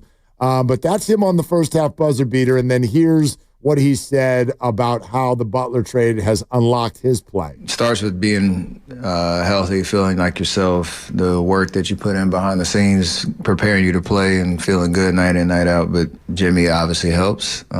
He helps a lot, and it's led to winning because we have a good balance and a good flow, and his impact on the game is pretty obvious. So, yeah, it all goes together. That's how you win in this league. Like, everybody has to do their part, and the idea that we have a good understanding of how to win games with this specific team, it's been fun to play. Dude, it's pretty exciting, and it's pretty miraculous. I don't think anybody saw it working this well, this quickly. And so I think it's natural for our minds to wander a little bit. I still am not projecting a championship. I'm not even projecting an appearance in the conference finals or anything like that, but my mind is certainly open to the possibility, which, with this road trip, the number of points he's now averaging, the fact that, let's be real, and we haven't really talked about this for a second, Steph Curry, over the last week and a half, he looks as good as he ever has. He looks amazing.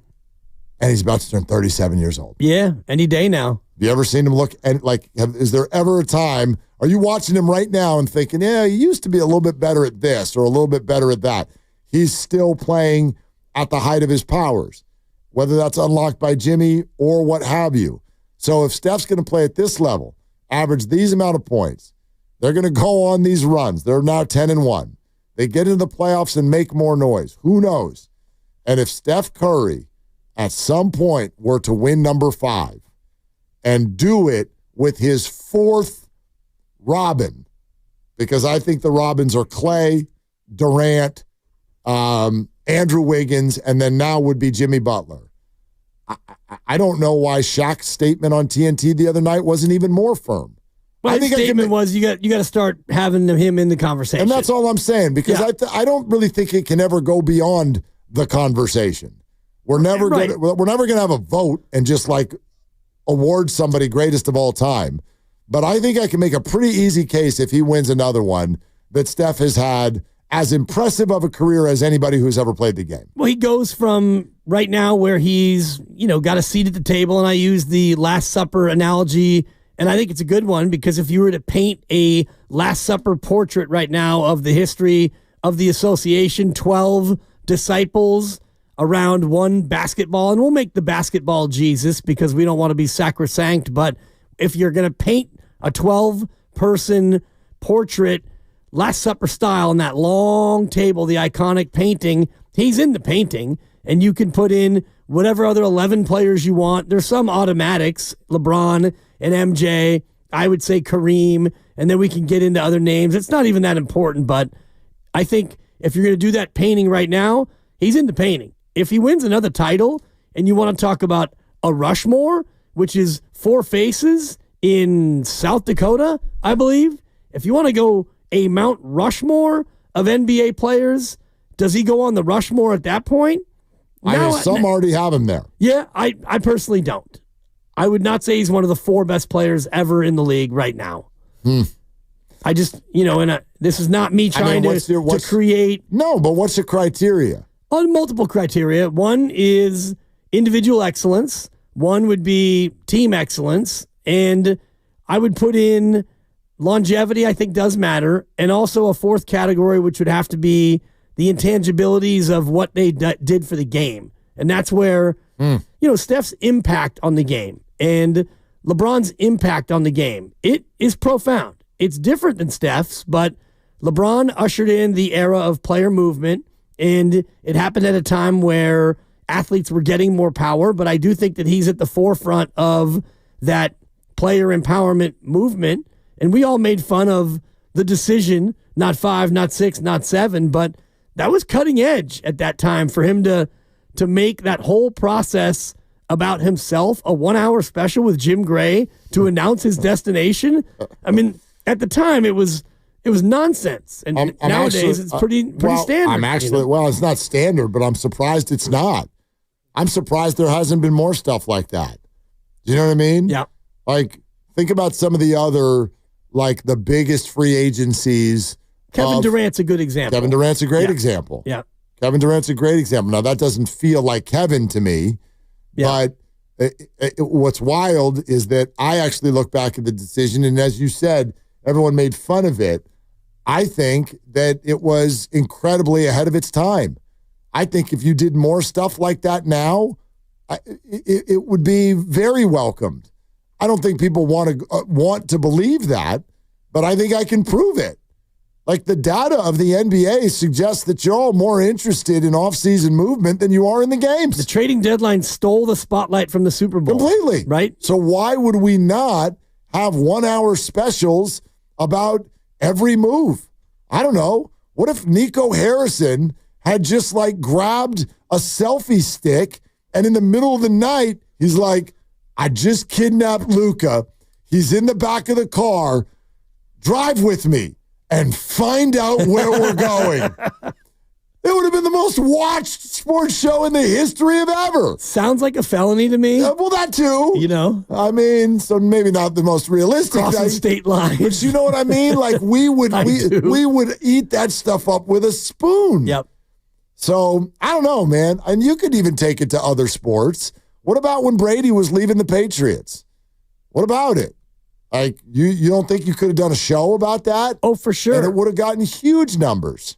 Well, think about Hard Knocks, which is basically the elimination of jobs, and it's become so hackneyed and so cliched, yet it still is very widely watched. I don't watch it as much as I used to because a lot of times it's a team. It's like the New York Giants, Hard Knocks. Not that interested. The Saquon thing was interesting, but outside of that, it's like, do I want to watch Daniel Jones mic'd up? I mean, I'm good. You know what? One thing that we've never seen in sports as fans is a free agent pitch. I've never seen it. What does it look like? Why haven't we filmed it yet? By the way, I know that you do. I know you got that stuff on film. You know why I know? Because we watched The Last Dance, and it turns out that 30 years later, we've got all the footage of the shoe companies pitching Michael Jordan. And the whole process is right there for us to watch. And you can sit there and go, oh, boy, that guy screwed that thing up or whatever. And it gave you a completely different view into the whole thing. Now, most guys want to do that privately, but someone's going to be the first. Shohei Ohtani on his free agent visits. You wouldn't watch that? So you're sitting there trying to go, oh, my God, wouldn't you join this team or you join that team? I don't know, man. Like, this is probably someday where it's all heading. And yeah, you're right. LeBron ushered that in. It does feel like Steph Curry, sort of his impact on the game maybe is a little bit more on the court, and LeBron's is a little bit more off the court. Maybe that's a little too general.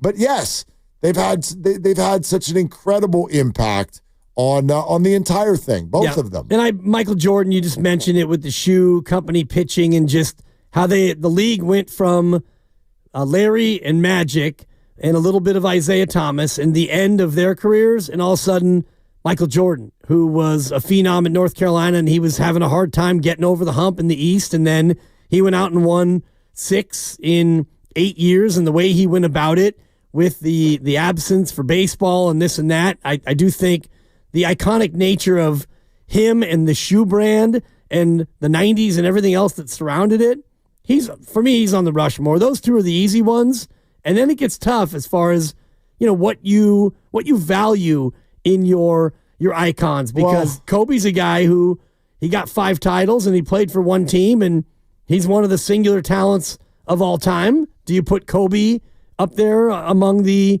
the elite? Well, what nobody wants to admit, I think we all do, like we have this conversation and the stars that are in our eyes actually affect our opinion on this. So I'm fully willing to admit that. Like, this is not a fair debate. I'm sitting here telling you that I think that Steph Curry might actually be the greatest player of all time, and I'm a Warrior fan. So it's not a fair debate. I just don't think, like, I think what Shaq was trying to do, if you even think about the way that he's saying it, the way he said it the other night, maybe we could replay it for everybody too, so that we can hear it. Grandy, if you could pull that, or do I have it? Oh, no, I still have it. Here, listen to this on TNT the other night. As the supreme leader of the Big Man Alliance, I demand you fans to start putting Steph Curry in that greatest of all time conversation. I demand it. Why does the Big Man Alliance need to say something? Because I am the supreme leader and my voice counts. And I'm saying, listen, I played against Mike, played with Kobe, played against and with LeBron. They're all great. But at some point, we're going to have to put Steph Curry in that category. I'm not saying he is, but let's just have the conversation. Like, I like all the internet talk and the barbershop talk, but I ain't never seen nothing like that before, and nobody has. I love the way now, it's not that Shaq comes out and goes, Steph Curry is one of the greatest of all time. Instead, listen to the way he pitches this. I demand that you fans let him into the conversation. And that's kind of what I'm saying today. Like, I don't understand why we have to half-step about this. Why are we tiptoeing around it? Is it because he's small? Is it because the conversation is already so ingrained in our head? Like, LeBron finally got the seat at the table of two, and we debate it, and 20% of the people want to say yes, and 80% of the people are like, get out of here with that. Just depends on how old you are. Mike's the GOAT, period. Yeah. But, like, why is it so hard for us to be like, no, Steph Curry, 4 rings, smaller than all the other people who are in this conversation. And as you put it, the effect that he has on fans, come on, that's unmatched. Maybe by Mike, maybe. Yep, the mania around the Dream Team, and I think about that. And my brother-in-law actually was a part of a documentary about the team that beat the Dream Team. I think it's on HBO Max. I'll get the exact name of it in a second, but it was that plucky little band of college players led by Hurley and like all the college kids. Grant Hill was on that team. Yep. And they had a scrimmage against the Dream Team, and they beat him. Whether or not Chuck Daly, pulled out the best players and had them lay down to motivate them, that's all part of the documentary. But at that time, the Dream Team and Michael, that's why this conversation is really more nuanced, because I'm a little older than you. I remember Kareem Abdul-Jabbar when I was a kid. So for me, you can't have this conversation without including Kareem. And people older than me will say, well, you got to put in Wilt, and we can talk about Elgin Baylor and the Big O and all the rest of it. So really, as we get into the conversation, it's almost impossible to have. But what Shaq is saying and what you're saying, absolutely, it's fair. And I do think even if he doesn't win a 5th title, you can't look at his career and what it eventually will be. And I pointed this out before. He's on pace, if he wants, to get 30,000 points, which is only a group of 8 right now. He'll have 4 titles as a star, which is a group of about 7, discounting the Boston Celtics, as I don't mean to discount them, but that dynasty was against basically one other team, the Lakers, and they got by Wilt a bunch of times. But if Steph is in these groups, 3-pointers number 1, all-time points top 10, titles as a star top 8, you'd be a fool to not include him in this conversation. Yeah, I get it. Obviously, you're right that age. Those are the big ones for me. Well, age affects this, but also, like, I always just kind of chuckle, and this isn't fair necessarily, but I chuckle when someone brings up a center. It's like, because if we do value the emotional response that a fan has, then centers are practically ineligible. I'm sorry. Well, now. Well, even then. No, then they were critical. You had to have one. It's not about critical. It's about the emotional response. You watch Steph Curry play basketball, watch Kareem Abdul-Jabbar play basketball, and I am old enough to have watched some Kareem. It's not even close. It's not even close. Like the sky hook, I'm sorry, it's not exciting. It's incredibly effective. But there is nothing about Kareem Abdul-Jabbar's game that comes anywhere near those of, like, to me, if we're talking about what happens to a fan when a certain player plays ball, there's Michael and there's Steph and maybe a little Kobe. Oh, Magic too. Yeah, I'll give you that. Fine. But like that's the list. And that matters to me. Yeah, because that's what we're doing. You're all out there performing. The response that Steph gets from a fan right now is like, I promise you, in the top 5 of all time and certainly number 1 today. In terms of fan response and just excitement. Yeah, he's doing things that we never saw, and he's doing things that weren't really, they were allowed. You were allowed to shoot a 40-footer in Bob Cousy's era, but it counted for 2 points. So they'd rather you didn't.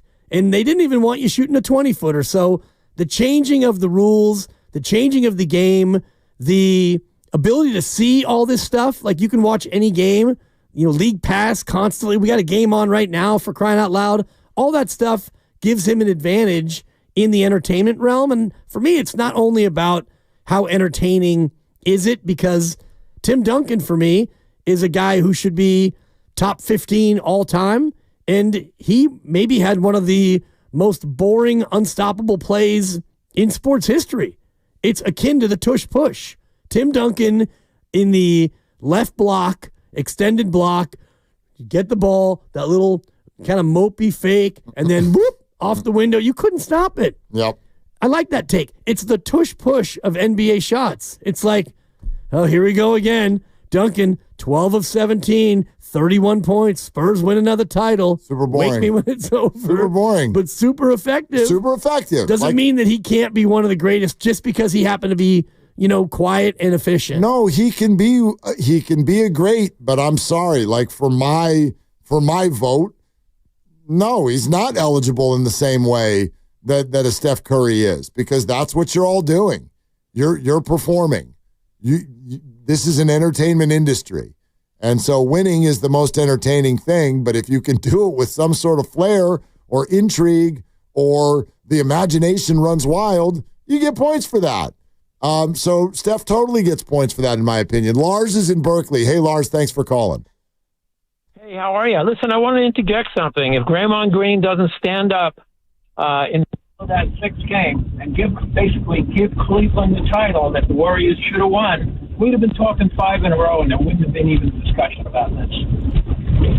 Lars, your phone got weird there, but I think I gathered what he said basically is that Steph would already be further along in this debate if Draymond hadn't kicked LeBron James, because he'd already have 5. Flawed. I think it's a flawed take, because you don't get KD, and if you don't get KD, I don't think that you eventually go on that run. There's also, I get where Warrior fans come from on this, but just because Draymond was available in the next game doesn't mean that they automatically win it. Maybe they would have. Yeah, perhaps. Probably they would have, but you can't assume that they would have just because, he's not that great. Just his presence alone, they were going to win the game. I don't know. Agreed. I mean, and you can look at the Toronto series and say, well, if they didn't have those injuries, they would have won that one. Yeah, unfortunately, they did. KD played with an Achilles hanging on by a thread, and then Klay Thompson had the terrible ACL explosion. So, yeah, these things happen. And sure, Steph could have 6 or 7. He could also have 1. If they didn't get off the deck that first year against Memphis when they were down 2-1, and Draymond and Steph famously went out for a long dinner, and they decided to stop guarding Tony Allen in that series, if that thing doesn't flip, you don't win that title. What about this? This is an interesting text that just came in, and I completely disagree with it, but it's still an interesting take. And it's from the 765 area code. Thank you for listening and for texting in. It says, it's the effect on the whole floor and gravity. Michael nor Kobe had that. There aren't 3 people switching on anyone 25 feet away from the basket, giving someone an open dunk. Hang on, let me reboot. I read it wrong the first time. I do agree with this take. I thought what he was saying was the effect that Michael and Kobe have on the floor is greater than what a defense has to do with Steph. Now I think he's actually saying it the other way around. And I think he's right. That's another thing. And if you talk to NBA people in the league right now, they'll tell you that Steph Curry is for a defense, he's one of the most terrifying players ever to try to defend and have him walk across the court. Because, yeah, you do. You have to run at him well before you had to worry about anybody else. Stretches the floor in all kinds of crazy ways. That might actually be something we should be talking about with Jimmy Butler. We're like, Jimmy is unlocking everybody. Well, maybe Steph is unlocking Jimmy. Has Jimmy ever played with someone that leaves the paint that wide open because everyone's guarding him 25 feet from the basket? Maybe not. Yeah, you can look at it that way. I look at it in a slightly different way where you can look at Michael Jordan's teams, especially the first 3 title teams, and you'd be hard-pressed to find great players. Scottie Pippen, great player, the ultimate Robin, but, Steve Kerr was on those teams, Craig Hodges, Paxson, and Horace Grant. Michael Jordan, I'm looking at his logs in the playoffs, 32 shots a game, 28 a game, 26 shots a game. That guy's out there doing everything, playing 43 minutes or more and carrying the entire thing on his back. He didn't have KD and Draymond and Clay. He had Scottie Pippen and Bill Wennington. Yeah. And he won 6 titles. Understood. Yeah. At a certain point, it's obligatory to say this too. Like, every time we do the cross-era thing, it's a completely different basketball game. Sure. Totally different game. So. Yeah, and what Michael had to endure physically playing 43 minutes a night was probably tougher than what these modern players do playing 35 minutes a night. Maybe, but at the same time, I could definitely argue that today brings more stars, more difficult teams to play, if you will. I'll give you that. There's more skill spread throughout the league. That's fair. Like Michael's got to beat the Pistons. Okay, maybe a little Nixon Pacers. The Cavs were good. A little Reggie Miller thing going on over here, a little Patrick Ewing deal over here. Maybe there's a Charles Barkley every now and again. Yeah, the Cavs were always good. Yeah, solid enough, but I don't think you're not looking at a league where it's like there's LeBron over there and Jokic over there and Giannis over here and Tatum over there and all it's. Yeah, the international flavor has definitely made it a deeper and a better, more talented league. I'll give you that. Speaking of depth and talent. I don't know where you're going, but should I be thrilled or scared? I think both, but more thrilled. Okay. You ready? I have no choice. You push the button, and I react. Let's go to Kurt in Hayward Hills. Let's go. Sneak it in on a Friday before we get to the weekend. Come on, Mark Willard. All right, Kurt, ladies and gentlemen. Hello, Kurt. Hey, boys, there they are. Willard and Dibs, the best sports boys in the Bay Area. Hey, what's happening? Hey, how you doing, Kurt, on a Friday? Huh? There's my paisanos. There's the boys, the best boys in the Bay Area. You found us, Kurt. You know it, brother. And let me tell you something. What is this about Curry? Are you kidding me? This guy's in the top 5 all-time players. And you know why? I'm going to tell you why. Who could cover him? Who dribbles better than him? Who shoots better than him? Who does a lot of things better than him? Passing-wise, he might make mistakes here and there, but he's the all-time greatest shooter in the world. He's got, and another thing, that the Warriors, they don't fear anybody. They don't fear a team, and they're going to go all the way this year, fellas. I keep telling you that. And what about we almost made 10 in a row? We did 8-2. We almost did it, huh? But as far as Curry, a showman, a superstar. I mean, come on. I got him in top 5 all time in the NBA history, all time. Who are the other 4, Kurt? I got Kobe 1. Okay. Oh, okay. Yeah, that's right, Kobe. Okay. I got Shaq 2. Okay. I got Karl Malone 3. Karl Malone, the mailman delivers. Uh-huh. He was one of the most slam dunk artists in the league. If you ever watch some of his clips, nobody slam dunk harder than Karl Malone. All right, so we got Kobe, we got Shaq, we got Karl Malone, we got Steph Curry. Drum roll number 5. Who's number 5? I would say number 5. You guys may not think that he's an all-time superstar, but I got him. Anthony Carter. Okay. And I got Kobe one. But listen, Steph is 5. Come on, are you kidding me? Wait a minute, Kurt. Anthony Carter was a receiver out of Michigan. First of all, nobody. Wait a minute. Time out, Kurt. Yeah. All right. What's his? How could I not know my favorite guy's name? Anthony. Let's say. Anthony Davis? Carmelo Anthony? Carmelo Anthony. There you go. Get him back in here. Yeah. So wait a minute. MJ and LeBron did not make your top 5 at all. Listen, wait a minute. Michael Jordan, he was arrogant. Come on. He's an arrogant player. That's true.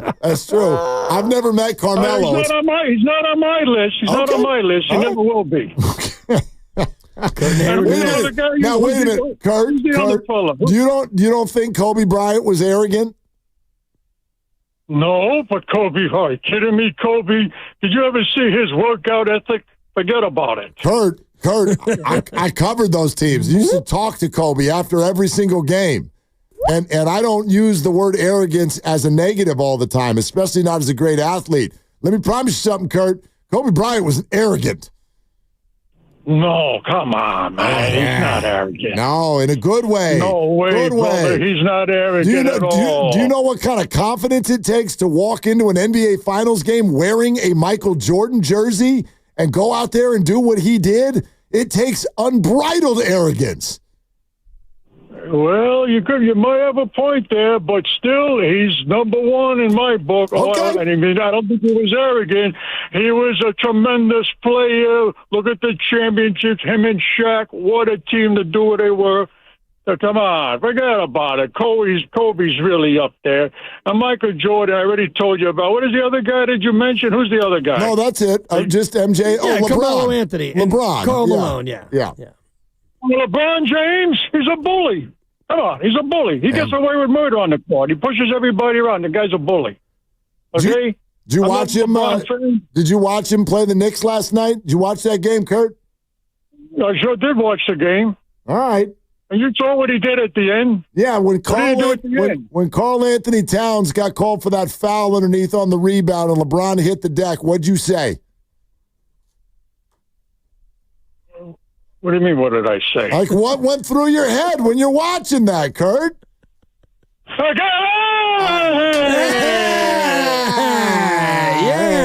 There it goes, Kurt. There he is. Anthony Carter. I was like, wait a minute, what just... Yeah. That was amazing.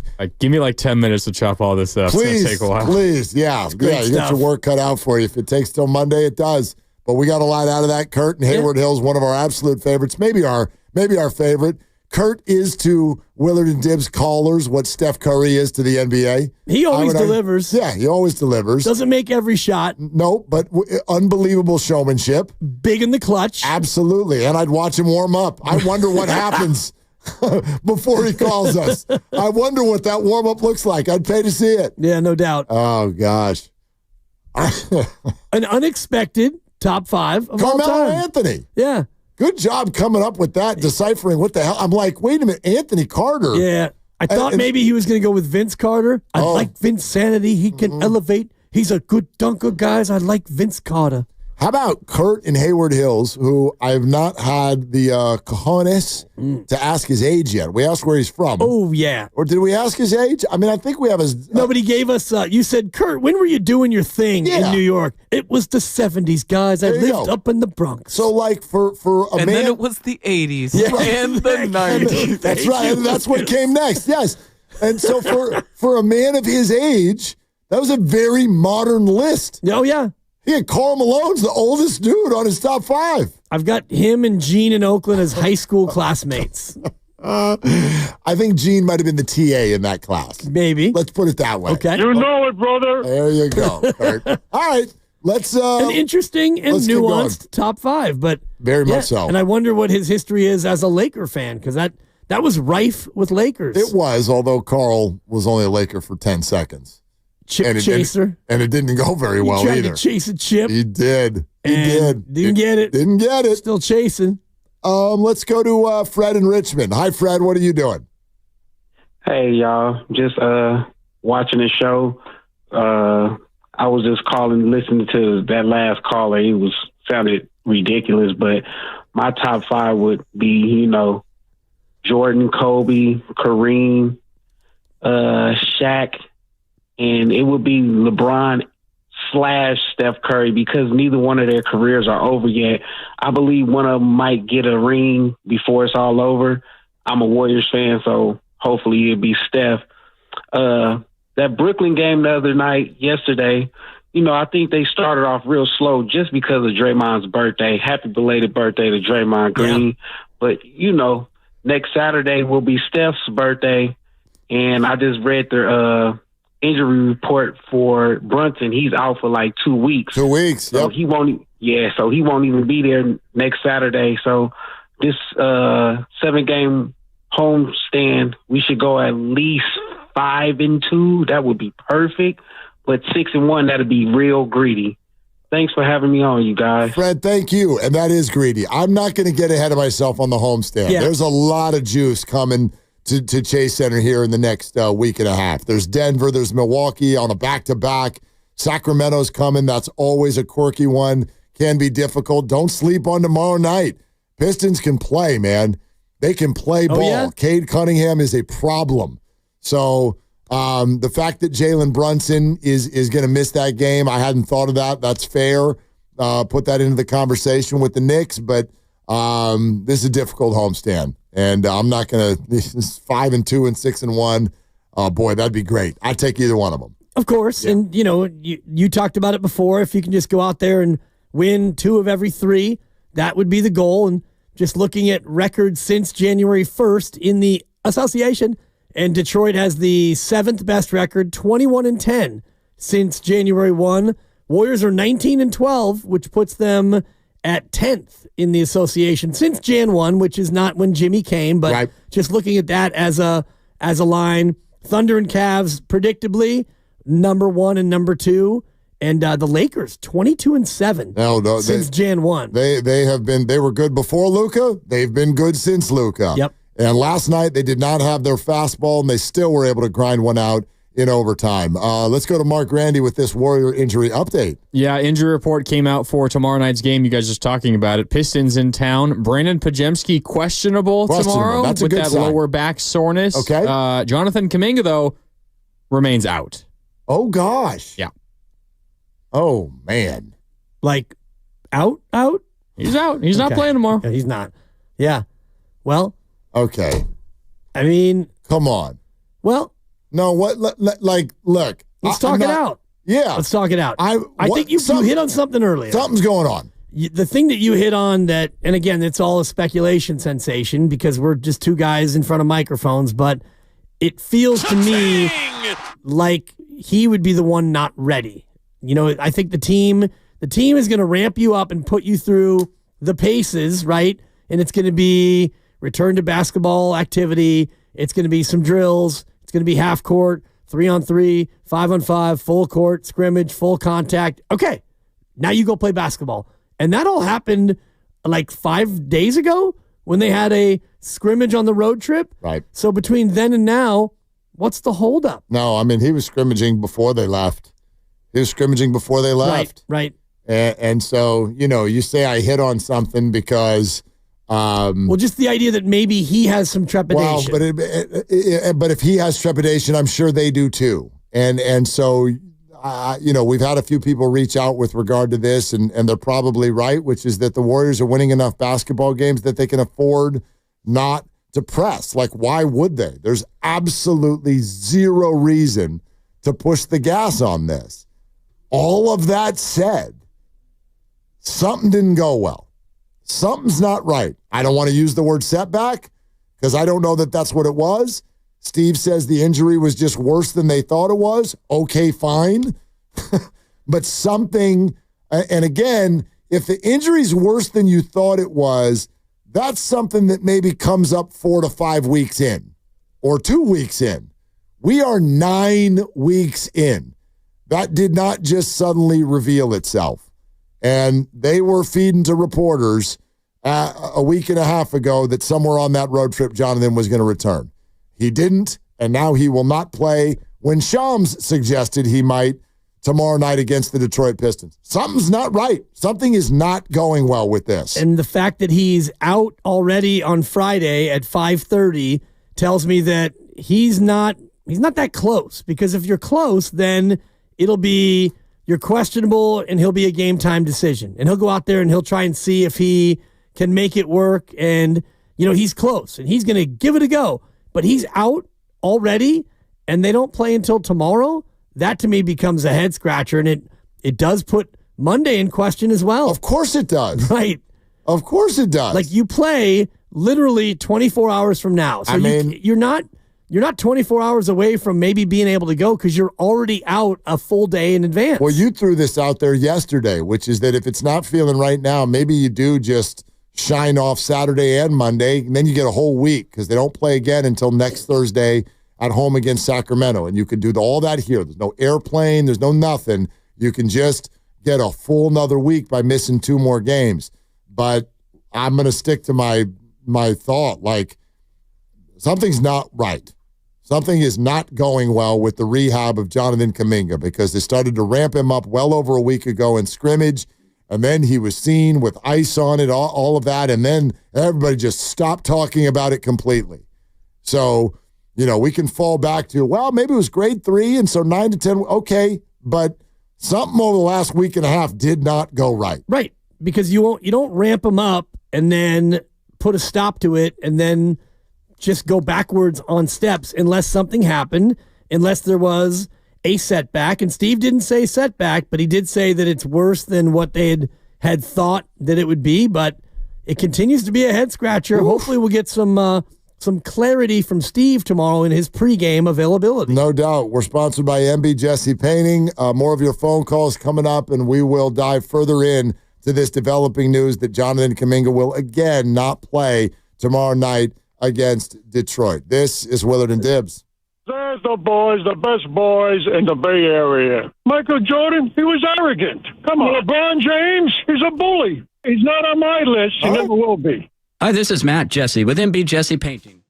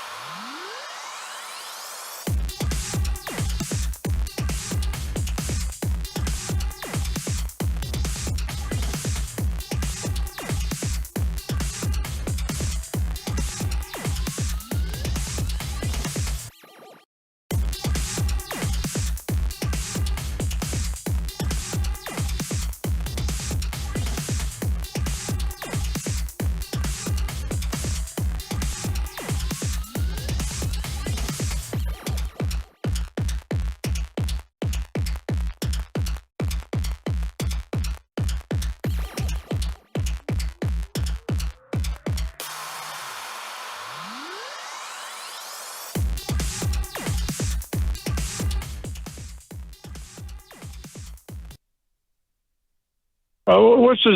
How could I not know my favorite guy's name? Anthony. Let's Now, back to Willard and Dibbs. What do you think's going to happen in this game, Sting? That's a great. I think it's going to be a really tight game. On 95.7 The Game.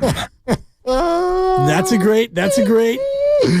Oh gosh! Here, let me roll through this. We got some calls. Okay. I got some NFL stuff to throw at you based on this Geno Smith trade. All right. If you just got in your car after work, Geno Smith's a Raider, and the Seahawks don't have a quarterback.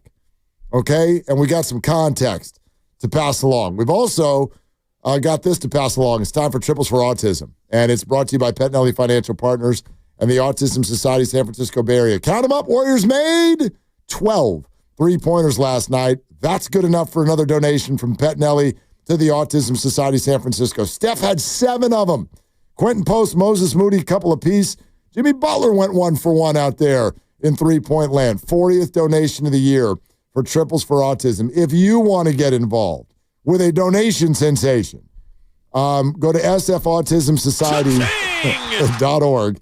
That is Triples for Autism, brought to you by Petnelli Financial Partners and the Autism Society San Francisco Bay Area. Petnelli is here for you, offering financial guidance and support throughout life's milestones. Go to PetnelliFP.com. The other breaking news, Jonathan Kuminga will remain out tomorrow night against the Pistons. We'll go back to the phones in a sec.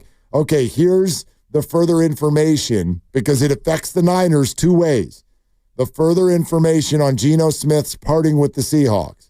He's going into the final year of his deal. They were working on an extension. The Seahawks were offering in the neighborhood of $35 million per year. Geno and his camp want north of 40, in the area of 45. The Raiders are expected to meet those demands and sign an extension.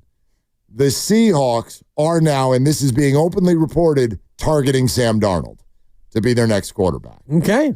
All right. So, A, one of your division foes doesn't have a quarterback but might get Sam. That's number one. But number two, I don't know the validity of these reports out there that Brock Purdy and his offer from the Niners started at $45 a year. But this is the way I've said it to you all week. If I'm Brock Purdy, that would tick me off something awful. And I know this isn't even about whether I think he's worth. I don't know how to quantify that. But the bottom line is, if I'm Brock and I look around the league and I see the salaries that are out there, and you're offering me 45 while the Raiders are trading for Geno flipping Smith, and they're going to give him about 45, I'd be offended. Well, it's the way negotiations go, and I know you know this because you've been in a bunch of them, and in a negotiation where a salary's involved, especially where, we can go through the dance of, well, they don't have to extend him. They can franchise him. Well, he doesn't have to show up. He can take the year off. Okay, let's put all that aside, and let's just assume that they both want to get this done. So they sit down, and Brock's first offer is going to be sky high, and the Niners' first offer is going to be super low. And that's just the way these negotiations go. The thing that makes me a little bit troubled early, and I know we haven't even started the new league year, which starts on Wednesday, but if they are fairly far apart, and I'm looking at Dak, average annual, making 60, and you're mentioning Geno, and he wants 40 with the Raiders, right? 40, 45. 40 to 45. Okay, and you've had Daniel Jones made 40 and all the rest of it, and the Niners are thinking 45 is about where we want it, and Brock is thinking, how about 62? And I'm just making these numbers up, although the 45 was reported. If that's the gulf that we're dealing with, that's not an easy one to bridge. That's a big one. Especially when you've made a good point all week about the Niners are kind of tired of taking it on the chin. And we know that Parag Marathe, I think he might be the CFO, whatever, he's the chief negotiator. He doesn't like taking L's. Nope. So if it's a 62 and a 45, whatever the gulf is, that's a big gulf. And the report came out today that ownership and the chief negotiator, Parag Marathe, are less in the mood to let the coaching staff and general manager talk them into things this offseason. Doesn't mean that they're mad at Kyle Shanahan and John Lynch. It just means that they are, and I kind of said this to you yesterday, like they're in a cutthroat mood. They went 6-11, and they're ticked off. And I think everybody in the building regrets what they did with Brandon Ayuk. They're like, we're not doing this again. We're not handing out massive contracts so that we can go all the way to August and then have the guy go out there and get hurt or underperform. We're not doing it.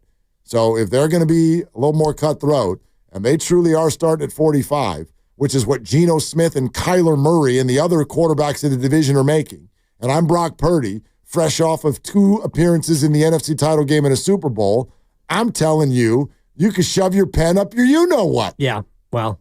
I'm serious. It's a negotiation, and that's the way it goes. They're not just going to start out at 55 and say, here you go, Brock. How's this sound? I don't know. That's what Jed York said a year ago. Right. He's like, top of the market QB, so that's what we're going to do. And I think eventually they'll get there, but coming off 6-11, I think you're right about the mood. The mood in the building is probably not one of, hey, you get $100 million and you get $100 million, because they were patently bad last year. Yeah. 6-11. I get that. And, there wasn't a lot of bright spots. No, that's fair. All right, let's get back to the phones. We want to take these. The Mav in San Jose with Willard and Dibbs. Hey, Mav, what's happening? Hey, what's going on, guys? Just wanted to kind of go over that little GOAT conversation you were talking about with Steph Curry. Let's ride. I pretty much think it's ridiculous if you're putting Steph Curry in a top 5 GOAT conversation when the guy never played. He's not a two-way player. He doesn't lock down anybody. He never won Defensive Player of the Year or All Defensive Team anything. And I think it's kind of an insult to the guys that do or have, like MJ or Kobe. Even, you're going to take Steph.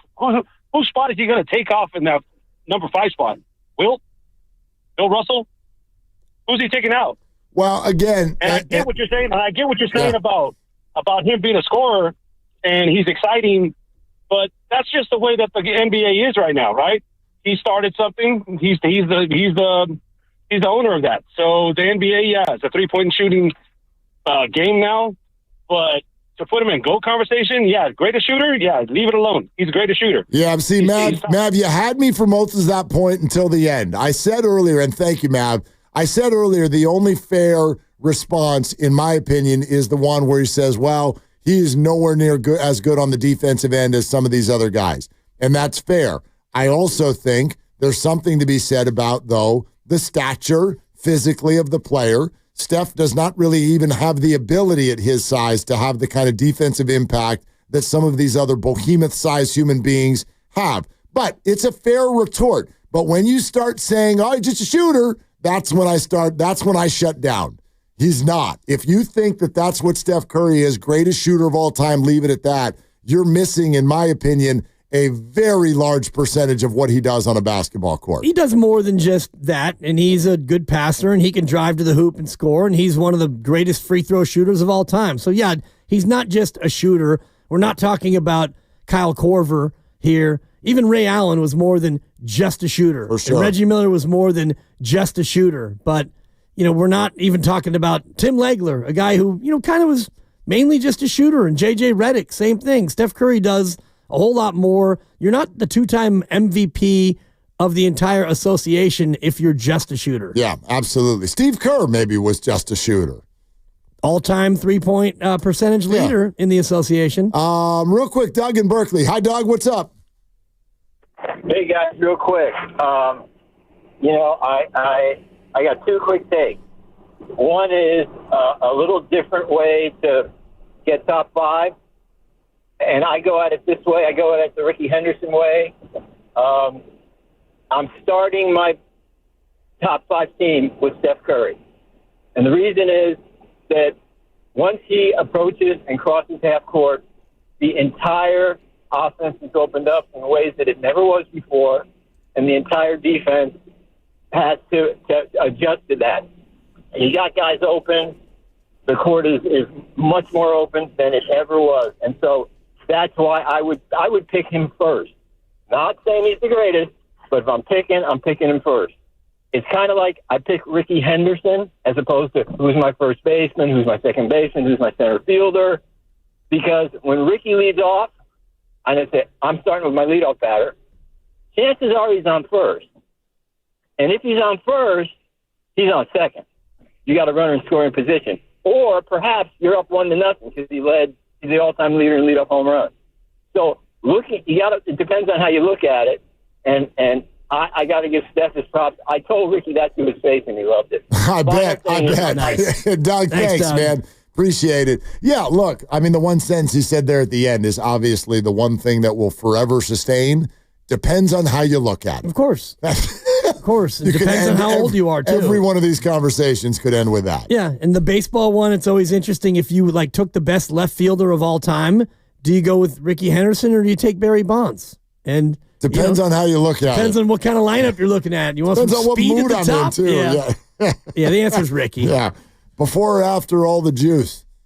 I mean, I'm sorry. Anyway. Is that how we're going to end it? I mean. Get out of here. Fair enough. Grandy, what are you doing coming up next? What are we about to do? You're going to hear from all of you guys on the crossover, including Bonte alongside Guru. Beautiful. Yeah. Beautiful, beautiful. Yeah, that was fun today. All right, here comes Grandy. And yeah, if you missed the special crossover with Bonte, stay tuned. Here it comes. It's all brought to you by Fremont Bank. Here for you, here for good. Do you want to do it again tomorrow? No, I got a lobster feed. How about Sunday? Busy. Monday? I think I'm free. Okay, let's do it. We'll have the Warrior-Piston game to react to and a Blazers game on the way. And we're going to Tampa now. Yeah, damn right we are. I do that on the weekends anyway. Thanks for being with us all week. We had a blast. For Dibs, for Grandy, for Lucas, I'm Mark. Shoot your shot. That's all you got. Ladies and gentlemen, the weekend.